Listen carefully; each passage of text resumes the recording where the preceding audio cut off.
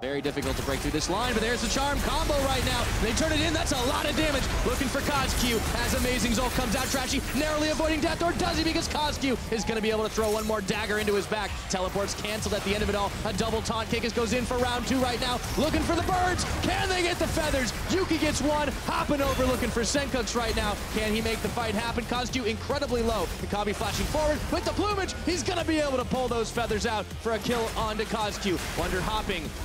Not going to be enough for now. There's no tower. Kikis goes in one more time. He thinks he can delete Senkux, but he gets shoved back, and that's a double kill for the AD carry from Splice. They're in danger of getting flanked, but Kozq, he's got the Shen shield on. Mickey X going in for the big charm. Kabi on the backside, trying to make all the damage happen. There go the roots. Coming out, but Trashy's the first casualty of the fight as Yuki gets one kill. The Dragon not even aggroed in this one, but the monkeys are starting to drop. It's a double kill for Wonder. Dreams caught in the pit, can't get away. Amazing flashing, but he's followed by the birds, and there is nowhere for him to go. He is rooted down like the tree he is, and Amazing's gonna fall. Mickey X with the kill credit, and just like that, it's a 1 for 4. Mickey X has to turn and run right on out. Trashy flag drag. Look for Yuki. He's pushed back. The heel's already burned. Exhausted to Kozq. Down he goes as Kabi is unstoppable this game, and they come right into the pit. Push the monkeys out. Thank you very much. We will take your Baron. Kozq has checked out. Oh, there we go. Twisted advance. They're gonna look to try and delete Mickey X right here, but he's got a big shield on. The Braum ulti, he's able to dash away from it. Now they're able to turn back in. Tagging for round 2. Looking for Kozq, but his health bar was preserved for just a moment.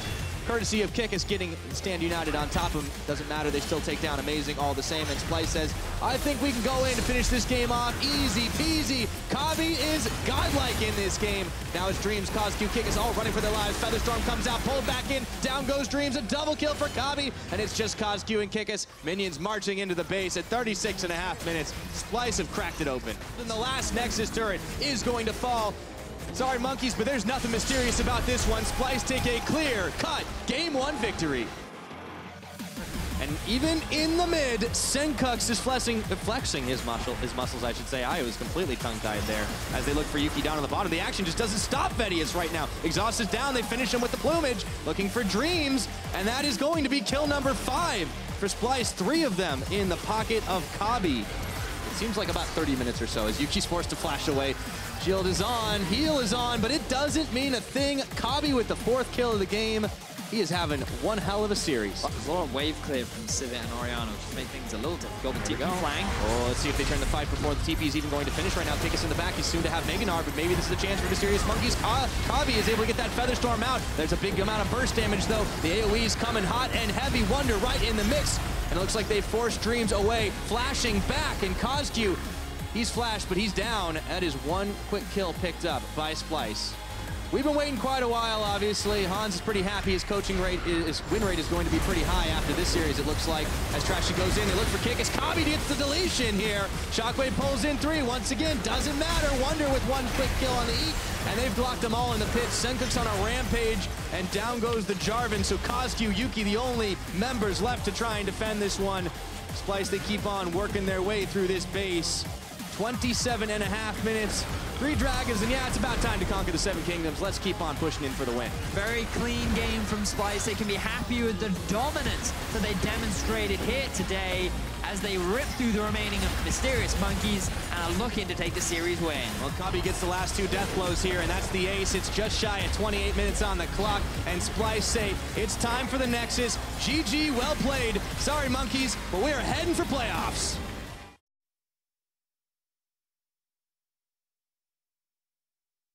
the 1v1 in the mid lane and wanting to put himself back on top. Perks is hungry for the kill. Where's the clockwork wind up? That's gonna do it. First blood for G2. Have to be careful though. Keep your eyes on Maxor. The ultimate, the flash available. Who is he going to go for? Mithy on the outskirts looking for the disengage. Leaping onto Maxor. If they can take down the jungler, they can take the Baron, but Ignar is not gonna let it happen. It's Alfari on the backside. Hansama untouched, dishing out the damage. Misfits looking to turn the fight. Sven healing them all up. Now may not be enough though because Trick is on the hunt. Both teams backing off the 1-for-1. Misfits waiting for their opportunity. Know that they have to contest this one. There's a Kalista. Misfits, you gotta go. Need to go now. They're just gonna be able to take it. Instant pickup from Sven. G2 have the Baron, but Misfits are looking for the fight. Kitty Cats are coming out. Perks potentially in trouble in the backline, but will get peeled out. Mithy is saving everybody. Sven is still alive. The flash, the shield. He is still... There's nothing you can do. G2 are ripping through Misfits right now. No chance to win that fight. Well, it's not over. They want Power Vivo. Moving forward, one more clockwork windup. Ignar gonna make it out with a grand entrance, but it's not even a grand exit. It's that tail between the legs moment. Lower and lower, enough spears in there maybe to secure the engage. Shockwave comes in, Maxwell looking for the fight. Kitty Cats come out, and now the fight has started. Meganar on the way, and that's two knocked into the wall. Expect gets everything he wants in the exchange. Sven untouched on the back line. He is looking for the Superman impression, still alive as they move forward. Goodbye, Hansama. Goodbye, Misfits. G2 absolutely crushed. Oh, Power Vivo didn't actually get him, but he's still alive for now. Perks really wants to kill him. He's on his way. TP from Expect as well. Moving for a bit more. Checking the wrong push. He's at the Wolves. What? No one saw you. What are you? Okay. I mean, at least it looked cool, friend. Slowly, steadily burning this down. Misfits need to pick a fight, and they need to pick it now if they want to stay in this game, or they will simply bleed out against G2. Leap forward, the immediate disengage from Mithy. No chance to keep the fight going. The instant turnaround. G2 showing their dominance here in game one. It was favored for them all the way through. Yeah, well, I'm going to assume it's been a destroyed Mithy. GG to G2. Fantastic game one performance coming in. Gotta ruin that Janna KDA.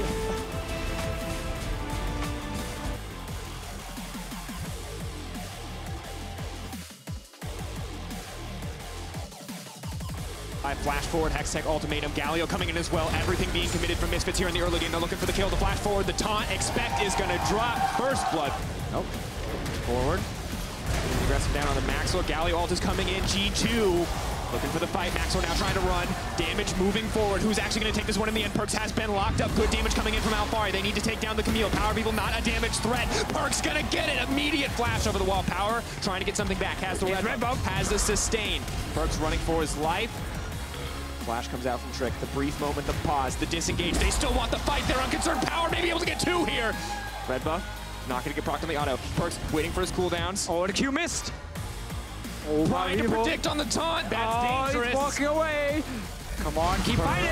Perks, move back, Justice Punch, Red Bull. Dangerous game it is, but it's gonna save the day for Perks. But Maxor moving into two full health members. Galio on the way. Will have the ultimate shortly. They just need to extend the play. Leap forward with the Cataclysm. Galio ulti is coming in, but so is the TP. Perks is on the way in. The 2-0 Kassadin wants to play clean up here. Hectech ultimatum comes out. Perks, have you stayed too long? Yes, Callista on the way. Misfits with the turn and burn. Forward.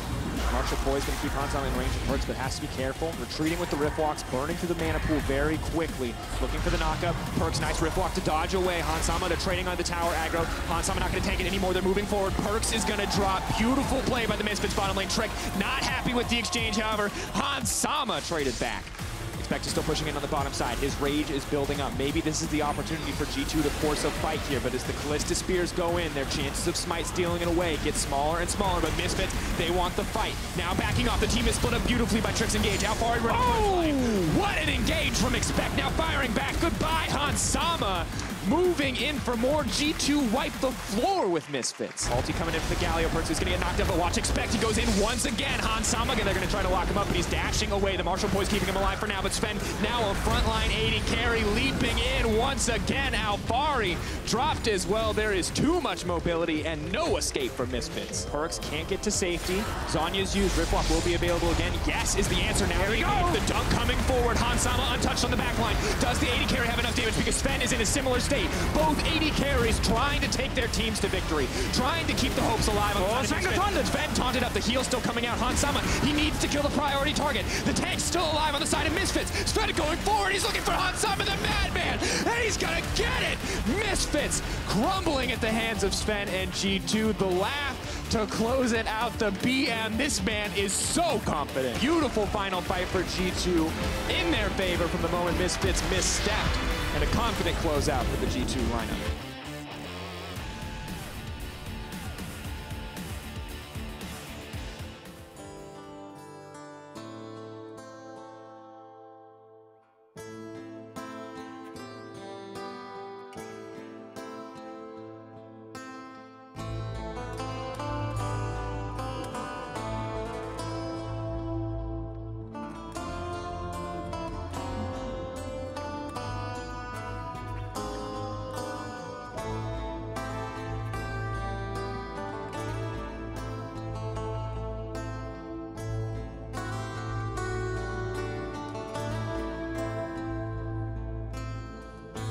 Cut down one by one, no sound remains. Don't fear if death finds you this day.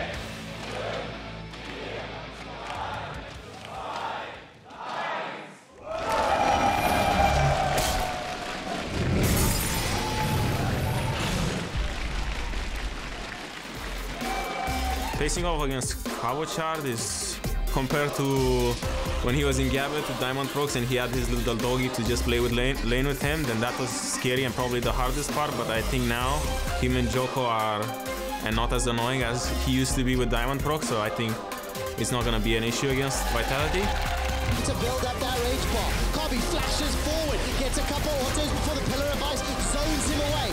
Odo comes out of Hourglass and Wonder's taken down. Senkax is going low and Kobe is running for his life. H2K have won. Oh, the Pillar of Ice and Kobe is roasted alive by H2K. You want me to be a bad boy?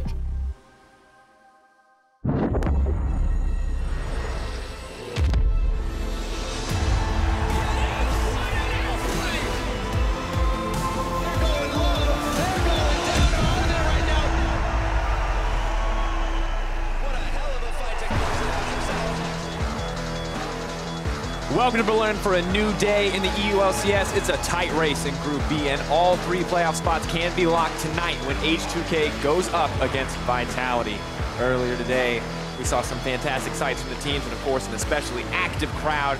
We have pleasure to have everyone out in the studio tonight. We even see Crawley, humorous as ever. Odo doing his best Cabo impression with the shoes on the desk. A friendly Yankos, and a rather serious team moment between top laner and coach. Hello, everyone. I'm Daniel Dracos, joined at the desk today by Andrew Vedius Day. Welcome, sir. It's a pleasure to have you. Thank you very much, sir. It's a pleasure to be here with a fine gentleman such as yourself. All right. Normally we meet each other. This is a surprisingly friendly start to the day. We are professionals. Oh, there, Mr. all right. Dracos. Well, we're professionals, so we'll just get right into it. Well, yesterday, both G2 and Splice came up with dominant performances as they took down Misfits and Mysterious Monkeys respectively. Now, as you look at the standings, one thing to keep in mind is that all of Group B playoffs can be locked today. H2K, of course, have already secured a spot for both Unicorns of Love and Splice can be secured with an H2K victory. And you can see G2 doing their best to catch up to Fnatic in today's series will be very integral as to whether or not they can actually close that gap, and if they are contention taking first in Group A. Yeah, curious too to see exactly what it's going to stack up to the top three, because Vitality, yes, it's an interesting matchup. I don't want to count them out 100%. Yes, it feels like Group A, it's pretty clear who's going to be there. There are some clear chances, but Group B on the opposite side, seeding's a big thing. You don't know who's going to take that second seat, who's going to avoid G2. I think that's the biggest thing, right? You're just like, right? All right, is G2 finishing second or third? Because if they finish second, we want to be third. Exactly. It's an incredibly complicated scenario. However, taking away from standings for this week, we have a brand new tool when you take into account measuring damage dealt, and Pyra is here to tell you all about it. Hello, students of statistics. In today's lecture, we're going to introduce a new stat called damage rating, which is going to show us how effective a player is at dealing damage. Now, you might be wondering, don't we already have ways to show damage dealt? For example, damage per minute and stuff like that. But DPM doesn't take into account some really key things. One, a player's champion pool. What if a player just simply isn't picking damage dealing champions? Two, their win and loss record. Of course, you're going to do more damage if you win the game. And their damage opportunities, which simply put is whenever a player is within range to do that damage. Now, when we account for damage opportunities, we like to use a statistic called adjusted damage per minute. We get adjusted DPM by dividing the total amount of damage dealt by the total time a player is within range to do damage over the course of the entire game. This helps us better show when a player is efficient at dealing damage. So now that we've established why we need a better damage stat, let's break down a big example. No, I mean literally a big example. Last week, the Mysterious Monkeys tried their best to avoid ending up as dinner for the ravenous VIT Chachi in Game 1. The Hungarian top laner's Cho'Gath looked large enough to actually eat the world. But how much damage was he actually dishing out as he dined on the Monkeys? Well, let's take a look. We took all the victorious top lane Cho'Gaths from around the world over the last 10 weeks, and we found that the average adjusted damage per minute was 850. Chachi dealt a whopping 1,566. That means that he dealt 84% more than the average top lane Cho'Gath. And that is our damage rating. This just goes to show that for the Mysterious Monkeys, VIT Chachi truly was the terror of the Void. This should help you to understand what we mean truly when we say tons of damage. Now, I hope you've been writing this down because it will be on the final exam. But for now, class is dismissed.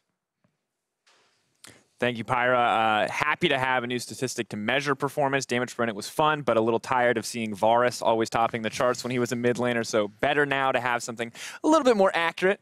Well, we'll check out the damage rating of Fnatic and ROCCAT later tonight when they face off in our second series, and I think that one, I'm excited because ROCCAT, they're the surprise team. Man. They took down UOL, they took down Fnatic, they lose to NIP. You never know what you're going to get with this team.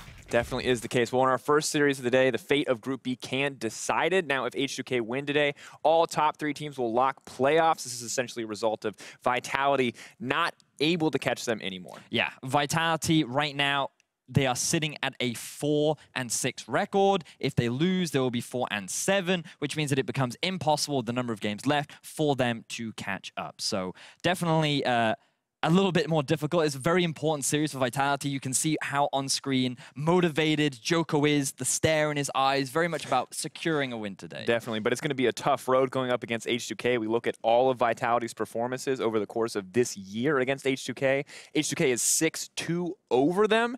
This feels like an incredibly H2K favored matchup. And when you look at their performance against Splice last week, it becomes even scarier because H2K, they looked dominant. They team fought extremely well, they played side lanes extremely well, and it just seemed like H2K looked like the team that everyone expected them to be.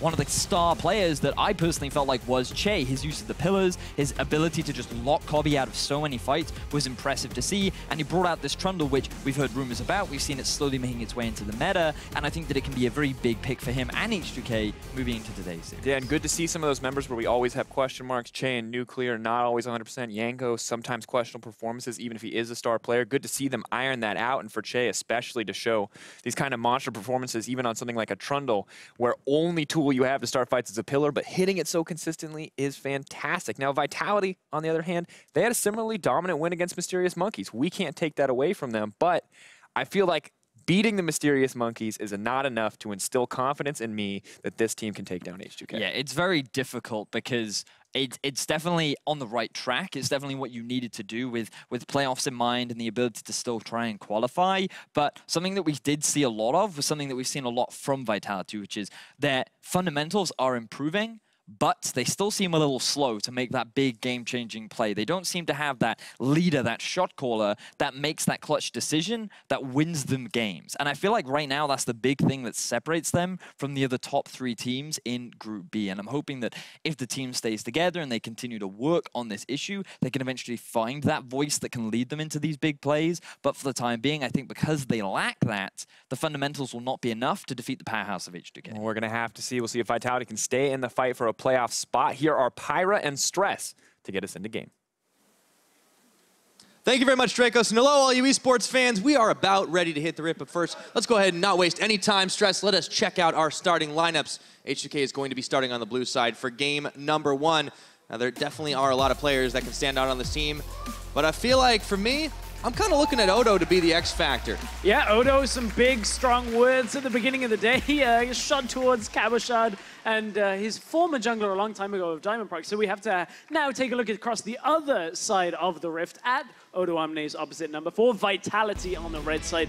It is, of course, Cabochard in that top lane. And I feel like the whole Diamond Procs being Cabochard's little dog visiting topside is maybe a little harsher than Odo Amne normally throws out. I think maybe that was poked out of him a little bit, but I think it is fair to say that Cabochard doesn't get as much attention now as he used to do.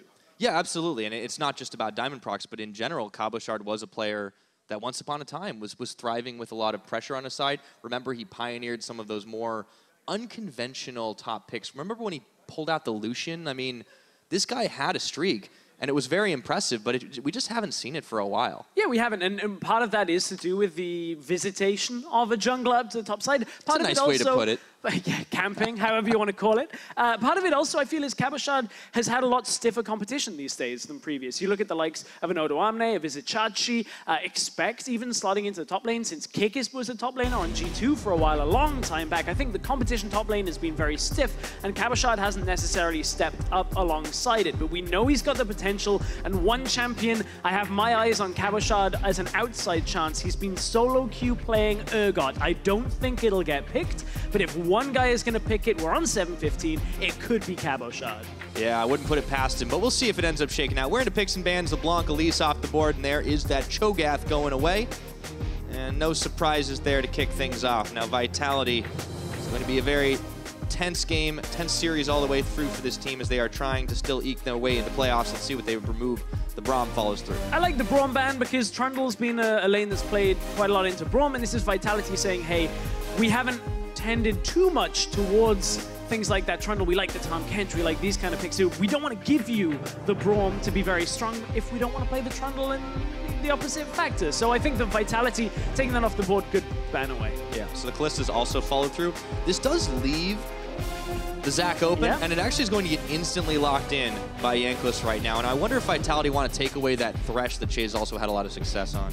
Possibly if they go here, they might take the Rakan or the likes of the Tahm Kench. That Thresh, of course, is very high priority, but when you look at the Zai, you've always got to look towards the beloved in the lane. I think the interesting thing here from Vitality is so much focus on the bottom lane because they always desperately want to try and get Steelback and Vander out of a laning phase. They don't necessarily want to be stuck there against Nuclear and Che, who have been back and forth on strength when it comes to their bottom lane. Sometimes consistently ahead in the lane, and sometimes, like last season's playoffs, not exactly having the best of times. Yeah, consistency is definitely a rough word when you're talking about them, for sure. Now, Vitality do lock in that Thresh at the end of the day, right? So they are getting that takeaway, and they haven't really been doing the Lovers bot lane consistently. I wonder if this is something that they're more comfortable with. Yeah, I have to look at that, but I want to look forward in this draft a little bit now, Pyra. You've got a Zac, maybe we pick up a Syndra for that lane presence, for ganking on top of it. Maybe the Orianna if you want to play defensive, that team fight, kind of denial style that we know that a lot of mid laners have been liking as well. Could be the case. Tristana is already locked in for Nuclear here, so I wonder if they pick the mid laner now or if they do want to round out that bottom lane. You've got to think Vitality will start banning out much more Chase supports. Oh, just for a second there.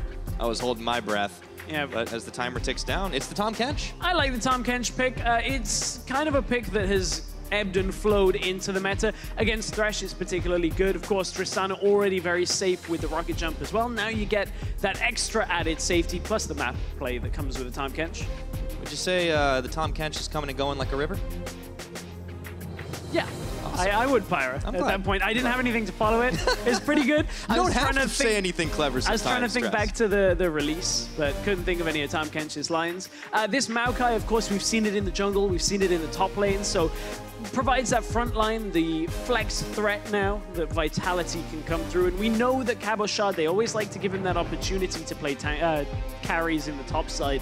This now gives them the possible counter pick for that top lane. Yeah, it's true. I kind of like it. I really hope he does take a carry because I feel like after hearing that, Cabochard's going to want to get some 1v1 kills up against Odo. We got to see what the top laners are, but the Syndra's banned away, so let's focus on the mid lane for a second. Now, the thing is, I don't know whether Cabo actually would have heard that because he was on stage at this point, but we haven't been looking top lane for our band. Syndra band and now Jace band. Keep in mind, Febiven played the Jace last week and did an absolutely immense job on the Jace play. Massive amount of damage came out from him, so obviously not feeling comfortable with leaving it up for Vitality to first pick it, but there are quite a few safe blind picks available. The Orianna, we've got the Talia, we've got the likes of a Corki still available, should they want to go that route. There's a lot of mid lane bans, though. I wonder if H2K take another shot there, and it makes a lot of sense considering that Vitality's success has mostly been around Nuke Duck, but instead they elect to remove the Renekton.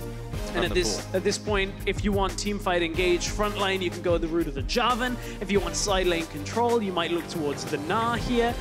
You can see that Vitality already have pick and some sense of a late game already in focus for Vitality. So if they want to round out team fighting, that's where this Rumble would come in a little bit. It tells us that it's Maokai in the jungle. Rumble is going to provide them that magic damage threat that comes from that team fights with the Equalizer. Interested to see how they can face off against H2K, a team that previously has had rumblings about their team fight presence. Ah, that is a good point. But still, it's always risky when you give away things like the Zac, and in the hands of Nuclear, that Tristana can be huge. I want to see what they end up locking in. It is the Gnar for the top side. So now we get to find out at least one side of the mid lane matchup. Yeah, I wouldn't be surprised to see the Orianna here. Very safe blind pick. Plus, you look at the fact you've already got a Zac, you've got the Gnar for team fighting and for the side lane as well. The ability to control other lanes using that Tahm Kench, bringing other people in, means all you need is somebody that can sit mid lane for a while and just hold things together. And that's certainly something that Febiven has been very strong at doing for H2K. All right, so it is in fact that Orianna. Now, do we see the Corki matching? What is Nuke Duck going to go?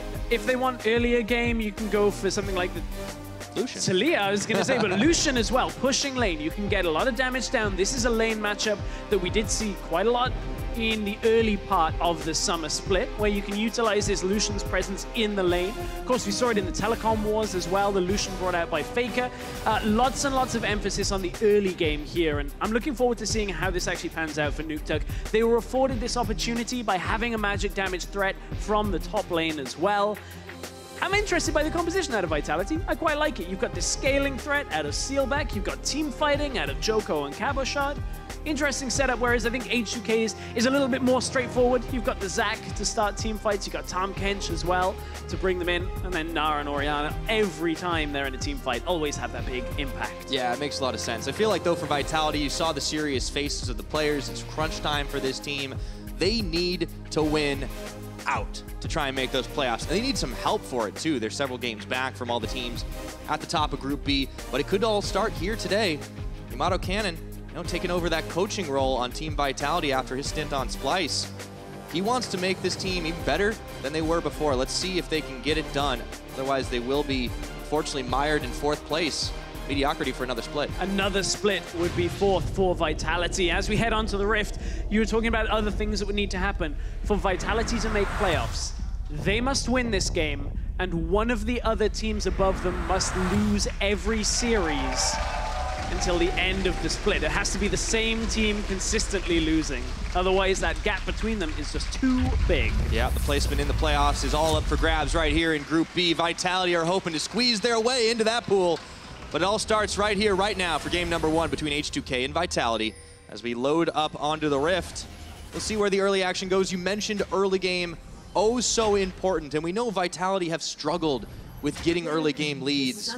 So it seems encouraging that they've decided to draft towards that end. They came into the split with a little bit more emphasis on the early game. Now, I wouldn't say their whole composition is early game focused from Vitality. And Maokai is quite hands-off when it comes to the early levels. Branches, if you will. Yeah, branches out into the late game. The Xayah can have the impact in the laning phase if the Thresh lands the hook.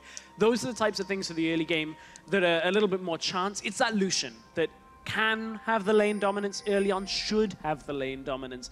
And that's why we got to keep our eyes on that middle lane. Lucian should be able to push in early, punish the Orianna until you get pretty much out of the laning phase. That's when Orianna will really have that presence. So I'm curious if, you know, the Maokai doesn't have to be super active early on, but if Joko elects to take a lot of visits to that mid lane, could that not help their chances? We saw what happened yesterday with Splyce. Trashy was camping that mid lane, and I'll be damned if Senkux didn't pop off. And that's why I want to kind of reiterate on the fact that Maokai can be hands-off. We've also seen people flash into mid lane at level 2 and WP. That's true, yeah. As you said, yesterday we saw a lot of Trashy and Senkux.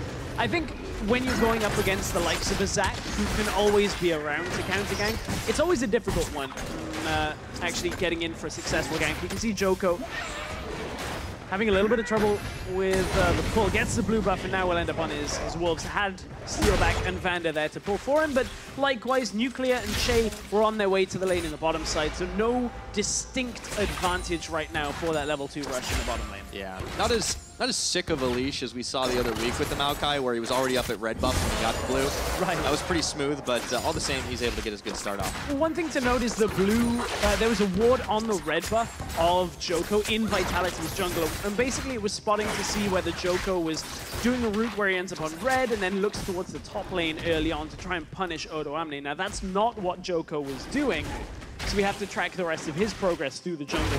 Jankos is basically able to just track him up through the map on similar camps and just end up on the top side roughly at the same time. I mean, you got to think Odo won't be expecting that early gank up in the top side. You heard him say it earlier. He doesn't have his little doggy anymore, Cabochard, for that early pressure. Maybe Joko says, oh yeah? Woof woof. We'll see whether he... Woof woof. Wow.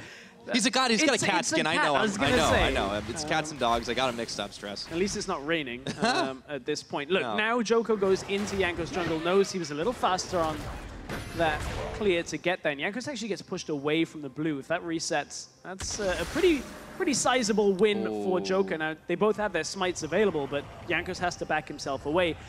The important follow-on here is there is already a ward on the top side, which denies Joko's ability to get into the lane. But look, Joko's full health. He can just stand around here and deny Jankos for a little bit. Yeah, that's and feels bad, man. Look at this. The fact that Febiven is getting pushed in by this Lucian as expected means Jankos cannot contest his own blue at this point.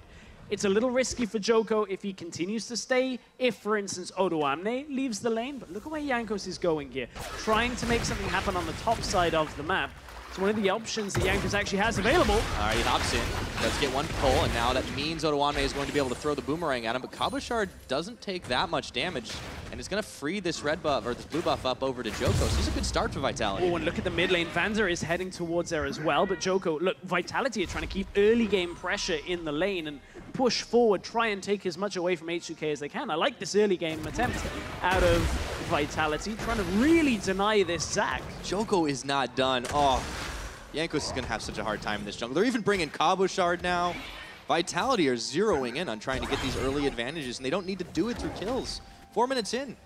It's not a whole lot of gold or anything, but that's going to stack up really quick when the jungler level difference starts coming in. Yeah, you're denying Jankos that ability to get to the level 6, trying to deny him his early jungle path. And look, he's helped out by the fact that because Vander came out of the lane, there's a ward on Krugs, there's a ward on Raptors. Now, Shay, admittedly, is now looking for a mid lane play themselves.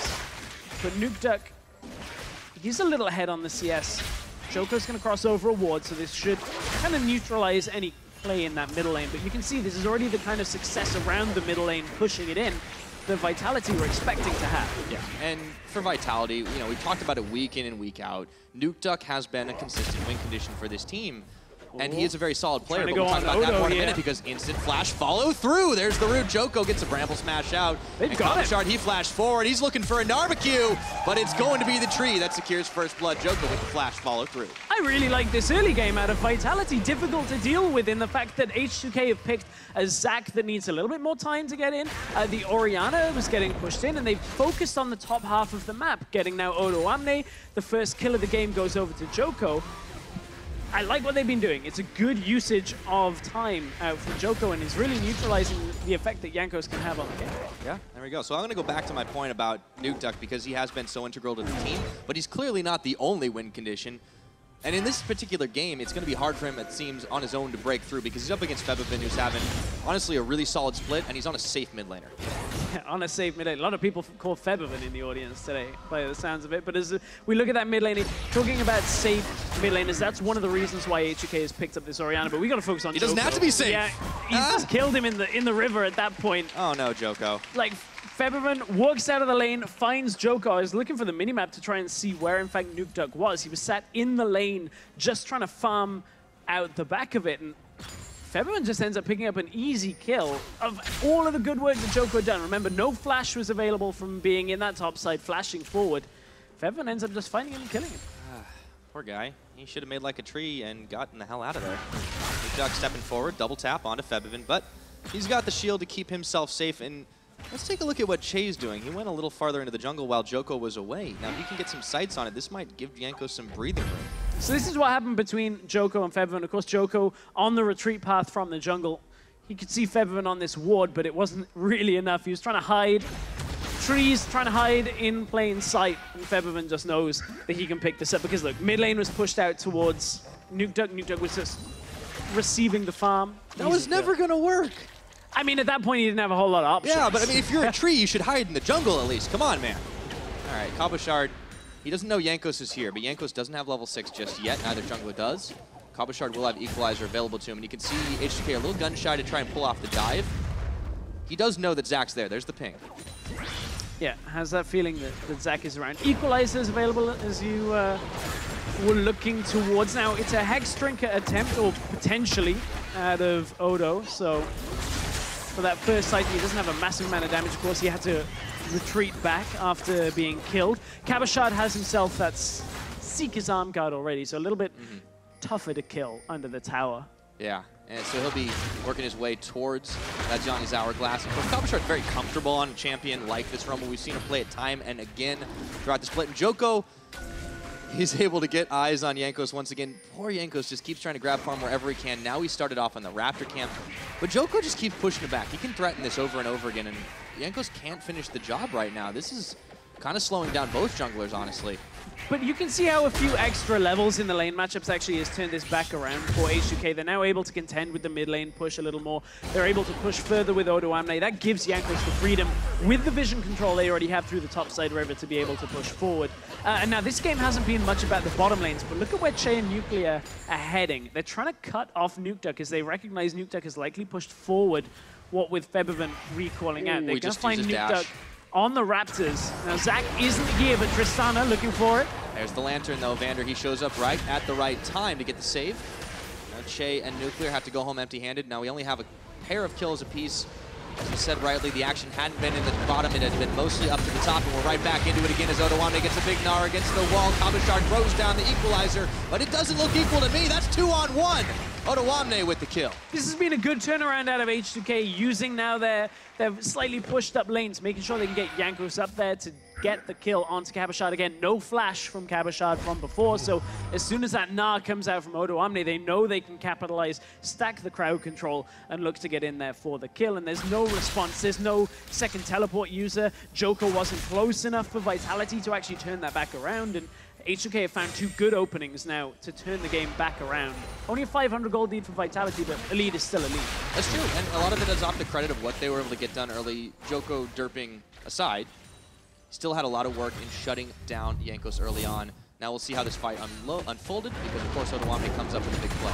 Yeah, Odo with the double hop into the gnar, into the wall from there. It's pretty much easy to finish off. Jankos doesn't quite get the ult he's looking for, but it looks didn't like matter he at the taxied end a few minions on that one. one. Didn't matter at the end. Come Had with enough me. damage. It's all right. Probably not the most comfortable ride. I know we're looking into new technology, like the Hyperloop and everything like that. Probably a lot more comfortable than Zach's Let's Bounce. Yeah, I mean, you know, it is self-driving, so you don't need to worry about going in the right direction. I hope so. It's a tube. The Hyperloop is a tube. If you're going anywhere else... I was talking about Zach. Oh, okay. Yeah, I mean, that's what they have in common. But yeah, no seatbelts on that one for sure. So, Cabochard, Odoamne, they'll continue to trade back and forth. And since the towers haven't been broken yet, my question to you, Stress, is this early attention that Vitality have given, this lead that they've started to build up, it's not huge. Is it enough for them? When does this window close? I mean, at this point, it's only a 300 gold lead, so no, it's not enough at this point. The way they transition this, though, is going to be a little bit through moving the bottom lane around. Now, they don't necessarily want to move out of this lane because it gives H2K the ability to push the tower very quickly. Using the Tahm Kench, using the Tristana, you can actually cover a lot of ground quickly and push down a tower. So Steelback and Vander, they want to wait longer into this game before they can move out of the lane, get the Thresh picks working, get this working in combination with Nukeduck. But if Jankos is giving all of this attention around the mid lane, around the top lane, Vitality have to start moving their own pieces in accordance to try and combat it. You can see that it might be a little bit harder in practice than it is in theory. Febman, of course, this early start on those boots. He's able to move down quickly to this bottom side as they set up for the dive. Jankos jumping in. It's on to Steelback here. There's the flash. Lantern not even taken right now as Nuclear hops in. The Featherstorm is going to go out, but doesn't really matter. Febman, he pulls him back in with the Shockwave. They tunnel the aggro, and they get themselves one quick pick, and that should turn into Dragon for H2K. Really nice setup on the bottom lane. You could see how Jankos was looking to get into the lane, and now Vitality will try and respond in the middle lane, but they don't actually have enough time. And H2K have all of vision on River here, so unless Vitality know H2K have committed to that Dragon, this is not the position they can continue to push in mid lane for Vitality. So we look back at that dive, H2K easily separate out Steelback and Vander, get the Lantern out early, it means Vander can't drag Steelback to further safety. And then from there, H2K know they can pick up the kills 4 versus 2. Yeah, this is something the analyst was talking about, how Vitality just don't have the same level of execution that H2K have enjoyed. It's partially why we see them at the standings they are, and of course the communication. It's just not been on the exact same level, so H2K can punish them for these types of mistakes. Ping just went down on Steelback heading to the bottom side. What this tells H2K is there's no lane swap up to the top side, so they may look for another play like this. This is the play onto Steelback as Jankos came over. Ward goes on top of the Lantern to deny for Steelback. Observers making very clear that attempted denial. Didn't even get the Lantern through. Yeah, that was sick, actually. Yeah, really nice play out there as H2K able to make sure they punish Vitality on the bottom side. All right, 13 minutes into this game, and of course H2K have been back in the lead after they got that kill out onto Steelback.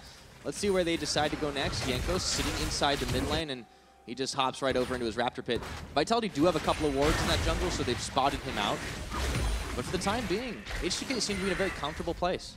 Yeah, they do. They're in a comfortable place. They know that Jankos has the impact to get onto the game. Their bottom lane is doing just fine at this point. Up in CS, up with 1 kill. Orianna's in an acceptable position as well. 1 kill. Only slightly behind in farm, and this composition is starting to build to the point where they're going to come online. Yeah, and those 2 initiators we just saw working their way through the Scuttle Crab. That's been a big part of it right now. The Tahm Kench can open things up as this game goes on. Che, you know, we know him to be an incredible playmaker. We've seen him on the likes of Thresh. We've seen him on Tahm Kench and things like this, where he can set up these big plays.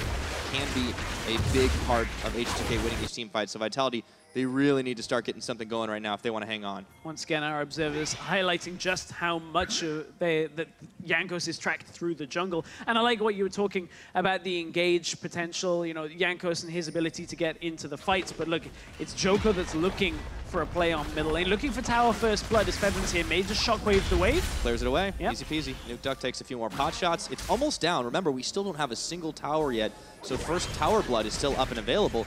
But we might get more kills in a moment. Odoamne stepping through. He hops forward. Cabochard taking a lot of damage. There is the equalizer.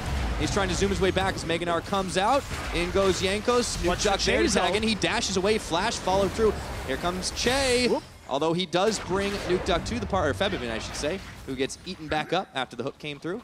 And this is where H2K are trying to utilize this bottom lane to their advantage. Bring the Tristana with the Tahm Kench, bring everybody middle lane, try and push back some of that emphasis that Vitality have put on the middle lane, because Vitality desperately trying to play around this Lucian, desperately trying around cracking the first tower. Now you can move the Lucian around, but that tower stands at like 200 health for now, and it means Vitality have to try and make yet another play onto it. That was pretty sick, Joko. Gets that smite, wins that fight.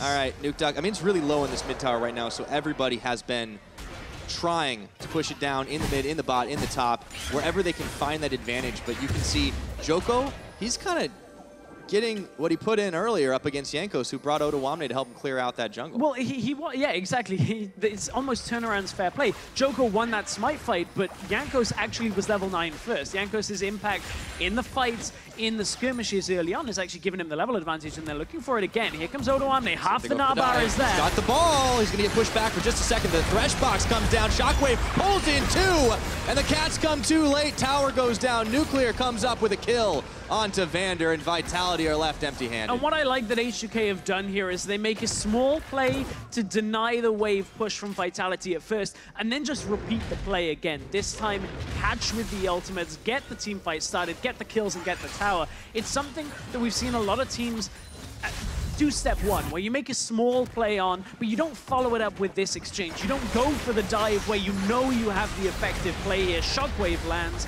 good Shockwave on 2. Jankos is able to get himself back out, and as you said, the Maokai ultimate isn't able to do too much more. H2K get out of that basically unscathed. Yeah, in all honesty, it has been some pretty big plays here for H2K that have allowed them to keep this gold lead going. And crucially, the kills are going on to the carries. Febiven's got one of his own, as we talked about earlier. Nuclear, though, has those too. And you can see that last bit, you know, got him over the hump to grab himself the Infinity Edge and a Zeal to boot. Yeah, Zeal on top of it for Nuclear. And, you know, this is H2K's win condition, is set up a fight like that around a tower. You go up to a tower, you look in with the Zac, you try and get the team fight, you get the Shockwave, you get the tower, you win the game. That's their game plan for the rest of this one. They can very actively do it with the Zac, with the Tahm Kench. On the other side, Vitality, trying to deny that is quite difficult. They're likely going to be looking to get that Maokai ultimate through the fights, but they also want to try and get time with Nukeduck in front of towers that don't have that defensive capability, where he can be out on a side lane trying to push through, but it's not the likes of a full 1-3-1 setup. There isn't always going to be time for Nukeduck to be in the side lane because you're fighting against a very quick-to-engage composition out of H2K. That's true. As long as they're the ones who can set up the fights, it seems like they do have a setup for success. As the Scuttle Crab, or rather the Scuttle Crab's bigger brother, gets taken. Rift Herald by H2K. For Vitality, you mentioned earlier in the pick and ban, they do have a relatively well-balanced team fight, but it seems like there will be somewhat of a window since Nukeduck is so fixated on the early game. Cabochard in the mid, he'll be the one that they're looking for, and of course steal back as it goes later. And Nukeduck is going to end up being some sense of wave clear from this as well. The culling is going to have to be utilized in a wave clear stance.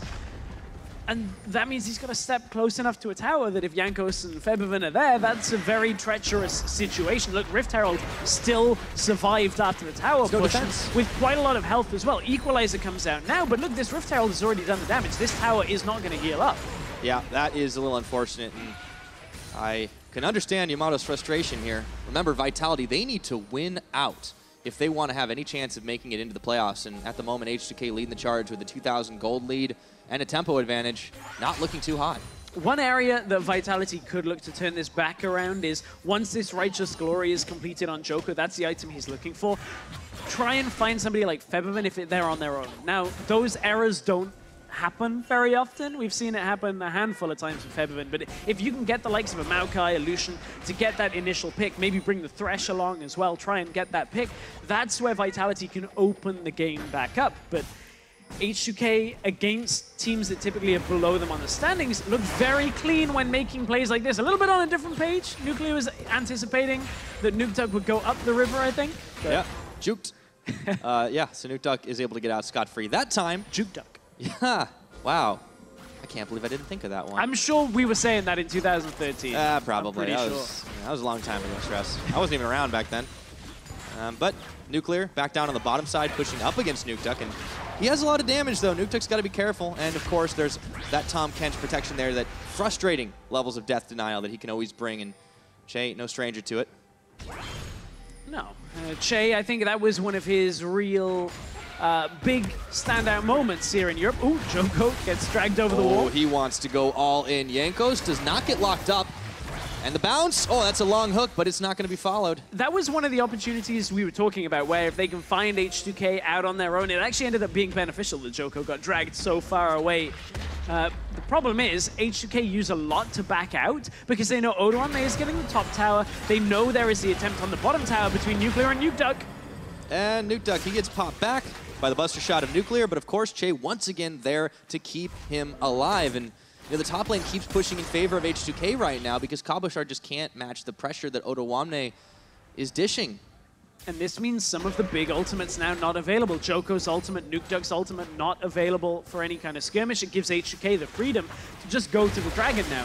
No real impact here can come from Vitality because their big teamfight ultimates that they're going to rely on can't be utilized here. It's a Mountain Drake going in favor of H2K. Only the first one of the game at 21 minutes in. You can see how little focus H2K have had on this because they've been winning out elsewhere on the map. But now that they have it, it's going to make their demolition on these towers even more deadly. You have a Tristana already that is a veritable wrecking ball against towers.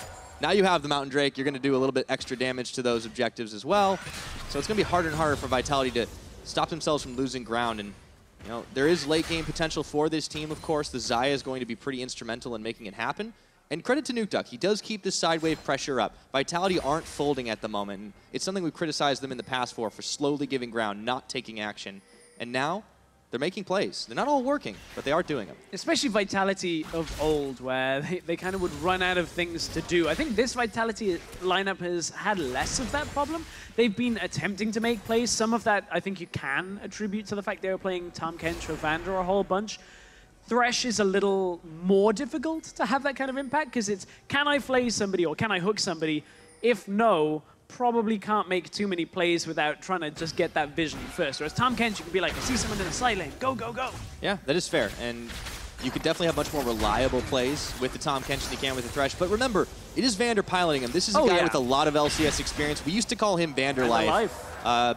Back when, you know, he was really making these epically massive plays back in the ROCCAT days. And that's why it's not a knock on Vander at all. It's just that the champion style, Thresh from ahead, super great. You just hook everybody inside, you just woo, kill everybody, take out anything that moves. Thresh from behind, a whole different story. You've got to really stretch to make plays. It's about trying to punish any small mistake out from their opponents, like if they can catch Febiven or Jankos out once again, but even then, you've got to get through the Zac passive. You've got to try and fight against the Shockwave, the inevitable Gnar teleport that'll come in. Yeah, and I think the thing that really sucks about it is there is a Tahm Kench on the enemy team, so you might be able to hit all those hooks, and he's just like, nope. Technically, they may still be a miss then, right? if you don't get the kill, but that wouldn't be on Vander at that point. That's like the worst thing when you lock in Thresh and your opponent's like, haha, Tahm Kench. It's even worse when you lock in Ashe. Or like the enemy, Morgana. The enemy support is just like, Tahm Kench, great. Okay, deny everything. Doesn't work for me. Whenever I play Tahm Kench, I just end up dying a lot. That's fair. Probably says something about me more than the champion. Yeah, considering your main champion is Singed. Hey, why do you keep telling people that? You keep telling people that. No, I say he's my favorite. Oh, okay. There's a difference. All right.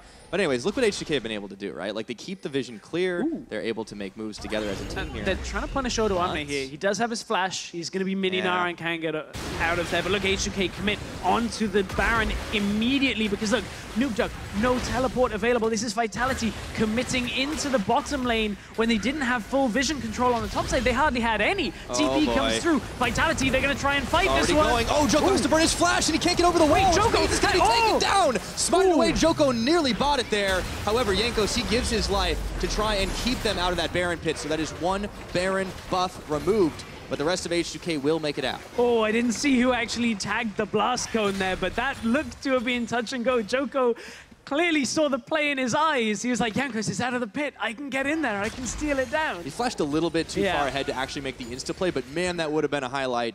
Unfortunately, Vitality just a little slow on the jump, and they lose out on the big purple worm. And it's not necessarily just slow on the jump. They actually just committed bot side. They thought, okay, if we take Cabochard down, he's got the TP, he can come back up to the top side, we can actually get this. But I'd love to see what vision control they had before the Baron play actually started, because as it was in progress, H2K had full control, and there was no way Vitality had a proper read on exactly how far it's going, but it's a nice play out of H2K to just go directly to the Baron, know they can get it. Vitality is stuck waiting around in bushes topside trying to kill Odoamne, who basically knows everybody's still there. So, look at the vision. This is what Vitality can see. Featherman throws out a shockwave to deny Joko and Vander's pathway to the top side. Really well, trying to just deny everything. Then Jankos jumps out. 800 health from the Baron. Joko, ooh. He gets Buster shot away from it. Back. That was beautiful by Nuclear. Give some serious props to him, man. Yeah, Nuclear that's actually has been very clutch in a lot of situations. Very clutch. I thought it was the blast cone. He wasn't quite lined up. Well, Joko's getting caught out again. Yeah, okay. Well, I think this is not going to end well for him. That is 4-on-1, and Nuclear just says, I'll take it. Yeah, give it to me. Into the tower, and unfortunately, H2K now is starting to wind up into this passage of the game where towers are going to fall very quickly in their favor. You got the Tristana, you got the Baron buff, you got the Orianna here in the lane, just able to push with that Mountain Drake they already took. And now Jankos basically just blocks in the middle. He's able to just deny Vitality any shortcut towards their own base. And H2K, they're going to look to push down an inhibitor tower already. Yeah, and Nuclear is nearly at that 3-item Tristana spike where he just becomes an absolute monster. So there is really not a whole lot Vitality can do other than just a master play flank. And Kabashar's got no TP. He's obviously already waiting around here, but H2K are playing on 2 lanes. The siege is proving very successful, and it seems like Vitality's dreams are starting to go down the drain. A lot of this game turned back around from that 7-minute-ish mark where H2K put down the vision, they pushed the mid lane, pushed the top lane out, got the jungle control with vision, and Jankos suddenly found his element. The whole early game, the first few minutes of this game, was all Vitality trying to punish Jankos. But it wasn't enough. H2K, as a unit, turned back around, are able to put the game back in their favor, and now we're 20 minutes later, they're in full control. Yeah, looking to close this one out right now as the tower falls and the shockwave takes down Nuke Duck, although it ends up being a finishing blow courtesy of Nuclear, and he just keeps on the front line. The rest of H2K not far behind. A few Baron-empowered minions will be enough for them to plow through this tower, to break into the base, and Vitality, there is no counterplay. Yeah, this is what the team composition is made to do. You just fight just underneath the enemy tower. You've got enough survivability and great team fighting to be able to take it to Vitality, and you just break every structure that is behind them. Very swift, meticulous composition comes out of H2K, and they execute it beautifully. This is the masterful execution, as you said. So there was the start of it all.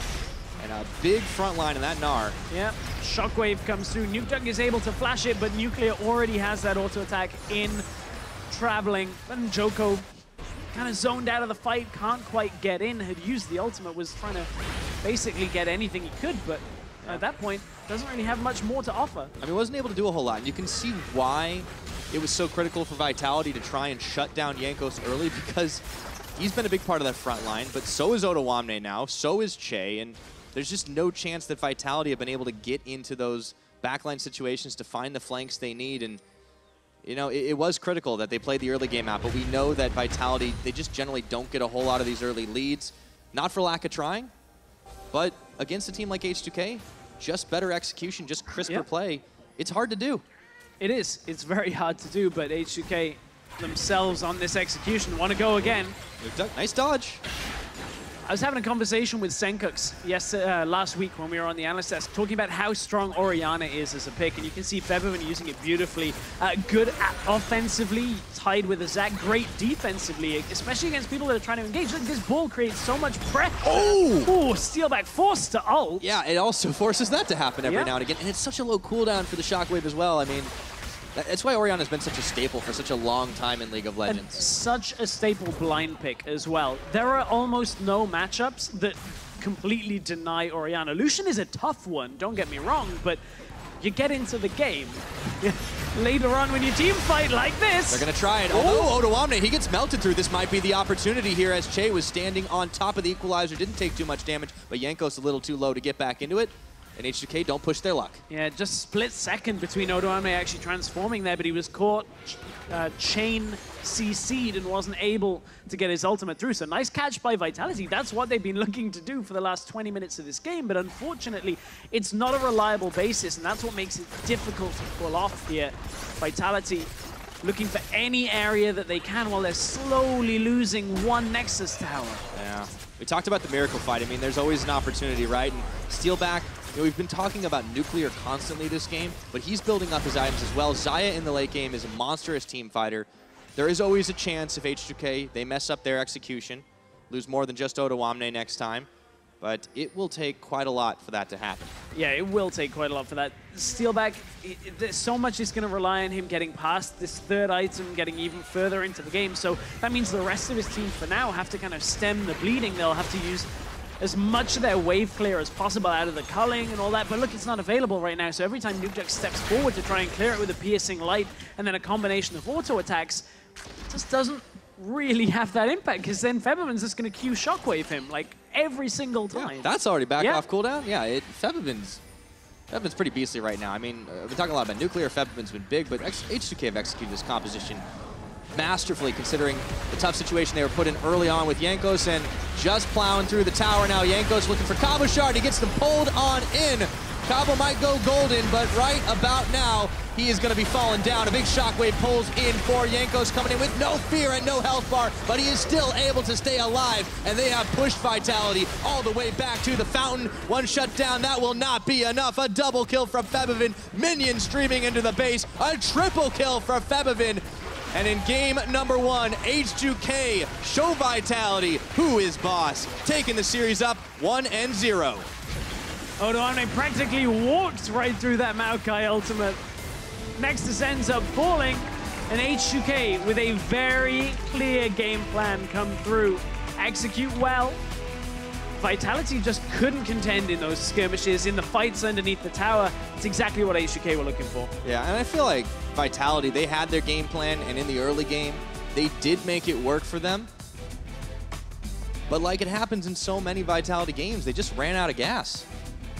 Yeah, especially when Nuclear on the other side had 5 kills, Febiven had 4 kills. Like, the damage threats on the side of H2K just really punished Vitality in this period of the game where the Lucian wasn't having the massive amount of success. They were still waiting for the Xayah, and the team fights were kind of crumbling before Cabochard could actually get into the game. So I can see what Vitality were looking for with the composition. I think it's possible to make it work, but look, when H2K are that clean on their comp, I think it's such a tight window that you've actually got to try and make the play. Yeah, I wonder what Vitality needs to do for the next game. Composition-wise, obviously, we know keeping it simple is going to help, but should they tunnel on that early game in every role, or should they maybe go more towards the scaling side of things? No, I think you should probably keep at least one scaling component, and that always seemingly looks better on Steelback, but I don't think there are any massive issues with that pacing on it, just H2K executing very well. Well, they certainly executed all the way to 1-0 on the series. Now, H2K had full control in that game 1. Let's head over to the analyst desk to break it all down. Thank you very much, Brian. I think it's pretty safe to say full control. There were a few moments in the early game that weren't quite as H2K favored, but after that, it did feel like 100% the classic, well, when H2K is informed, the classic H2K snowball coming in and closing up. What did you think was the biggest factor looking at that early game? Because it was relatively calm in terms of early action for the most part. I think that Jankos was the biggest thing, because what we saw from Joko was we saw a few good early plays. He put a lot of pressure down onto Jankos. I think he took advantage of the recent nerfs that did happen to Zach, where his clear is a little slower, he takes a little bit more damage in the jungle, and I thought that was a good awareness, but he didn't really do anything else, whereas Jankos, he was always looking for opportunities. He wanted to set up a bunch of dives around the map, and I think a lot of them were extremely successful.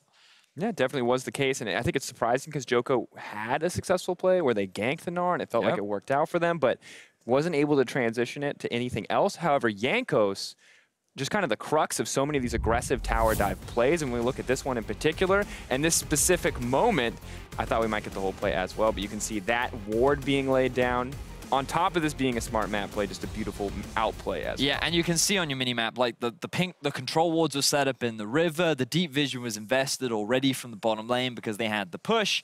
Everything was set up beautifully and everything was well executed. There was no answer because the TP and flash had already been used topside. And this is just a clear demonstration of H2K's understanding of macro and how to play around the map. They see an opportunity in the bottom lane, they go for it, they know that it's not risky, and that's where their snowball starts. And they did this time and time again. They got a good gank up onto the Rumble in top lane. Both Jankos and Odo executed very nicely. And they did the same sort of dive in the mid too. And that's the thing, is I feel like we didn't see those repeat ganks from Joko, but we did see them from Jankos. And it's easy to forget all the ganks that didn't work out in the favor of H2K in terms of Jankos leaping in, throwing down some damage, but not able to get a summoner or any tangible advantage. He lived top lane in a lot of the early game. And when he does get that final gank to get his lane ahead, he knows he can leave and he starts going other places. And I feel like this game, because the laning phase felt so even between the individual players, was pretty much all about Jankos. Yep, it really was. And then when they moved towards the Baron, that's really where they closed things out. I was a little worried when they did start off the Baron. I'm hoping we get the opportunity to talk to Prolly at some point and ask him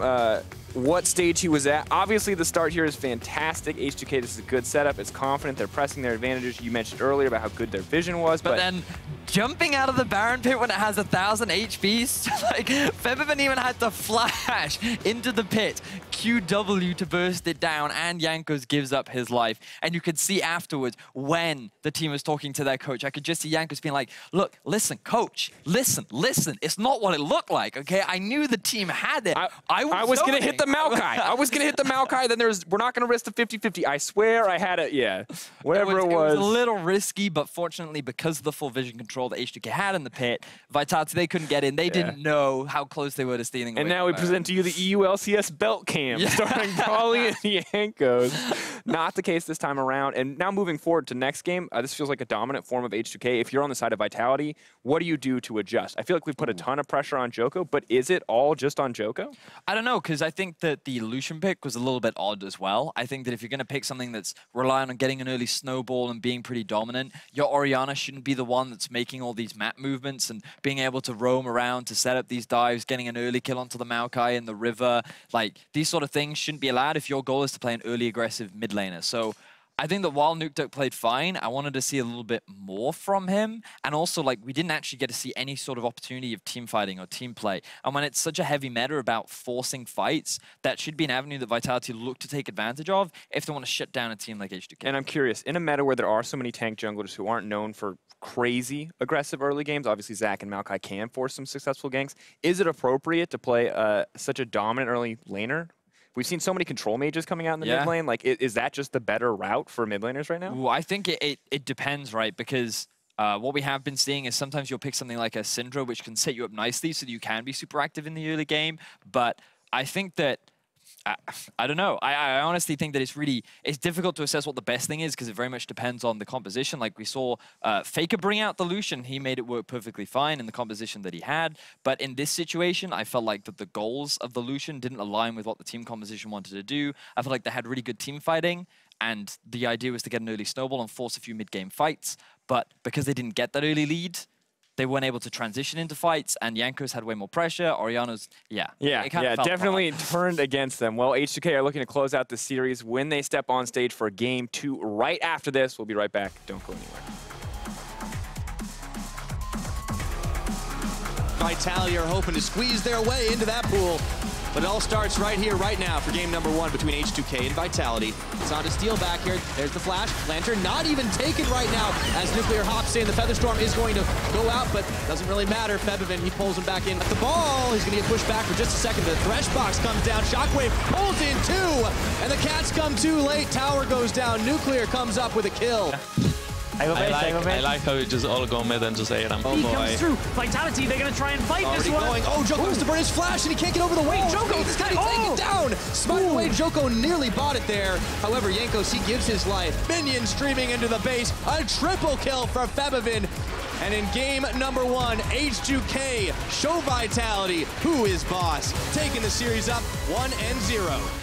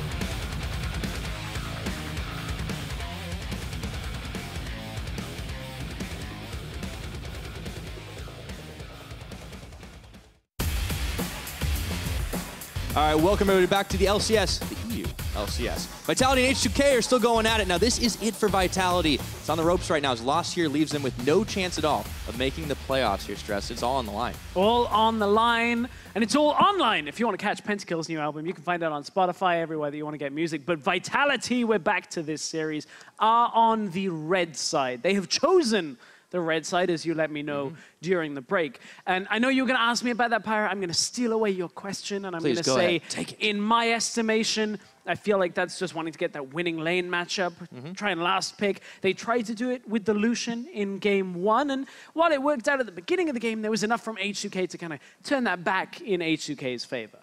Do you think that Vitality need to go a different route in the mid lane this time around? I mean, the Lucian trying to counter up against the Orianna was one thing, but it seemed like if it didn't prove to be enough, as NukeDuck trying to carry has not been enough over the course of this split for Vitality, what else can they do?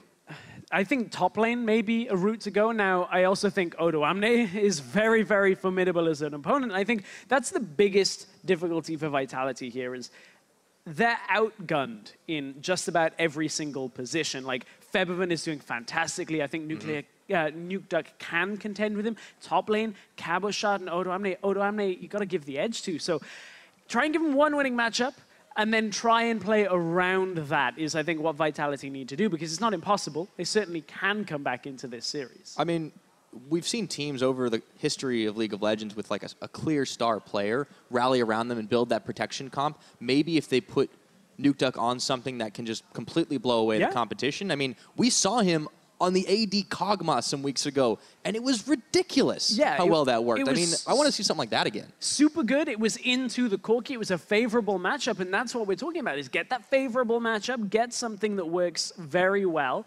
I think the difficulty is if it doesn't have some sort of a scaling component to it for NukeDuck, or at least that team fight emphasis, it's very difficult for that to kind of ripple effect through the rest of the team, because even if you get an individual lead in that lane, then you've got to kind of carry out the rest of the team fights, and that's something that's difficult to do against H2K. Both teams dead serious right now. Obviously, for H2K, already locked in playoffs, can only improve their chances, but for Vitality, it will all come down to this game, and there will be no second chances. H2K starting off the ban phase, removing LeBlanc once again. Yeah, I think it's a good takeaway. Of course, blind pickable mid laners. Now, Shen wasn't banned in the previous games. Wasn't picked either. Wasn't picked, but we've seen a lot of Shen priority. It's one of those picks that I personally feel like doesn't have a massive impact, but look, it's Odoamne's most played champion for the split, so take it out of there, get away from some of that global presence.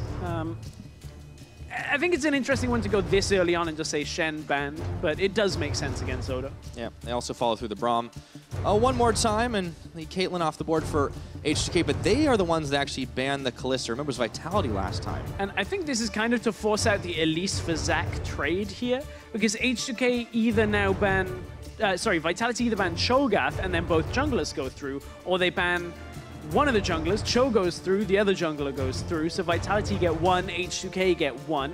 Will Vitality pivot and just say, okay, we'll not ban any of that, ban something different, you get one, I'll get two. There we go. Well, yeah, that's exactly what they do. All right, good prediction.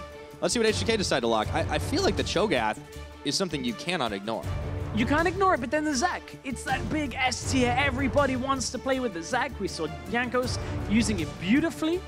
You can then ask, like, Cho'Gath top with Elise in the jungle kind of shows Vitality's hands very early on. There we go. It doesn't allow them to pick a top lane winning matchup, quote-unquote, because H2K could just take something like the Na, which can survive through the laning phase.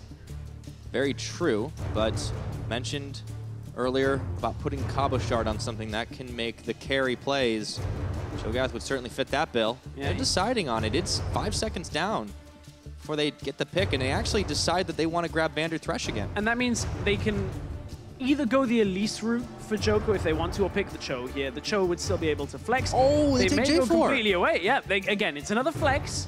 They're allowing the potential for an Odoamne top lane Cho'Gath, which would be an interesting one to see actually somebody let Zac and Cho'Gath through. If we go through this whole first pick phase and nobody picks Cho'Gath, We've had that type of thing before. Yeah, we have. I think it was like a Kha'Zix one game, and we were like, oh, Kha'Zix is super OP.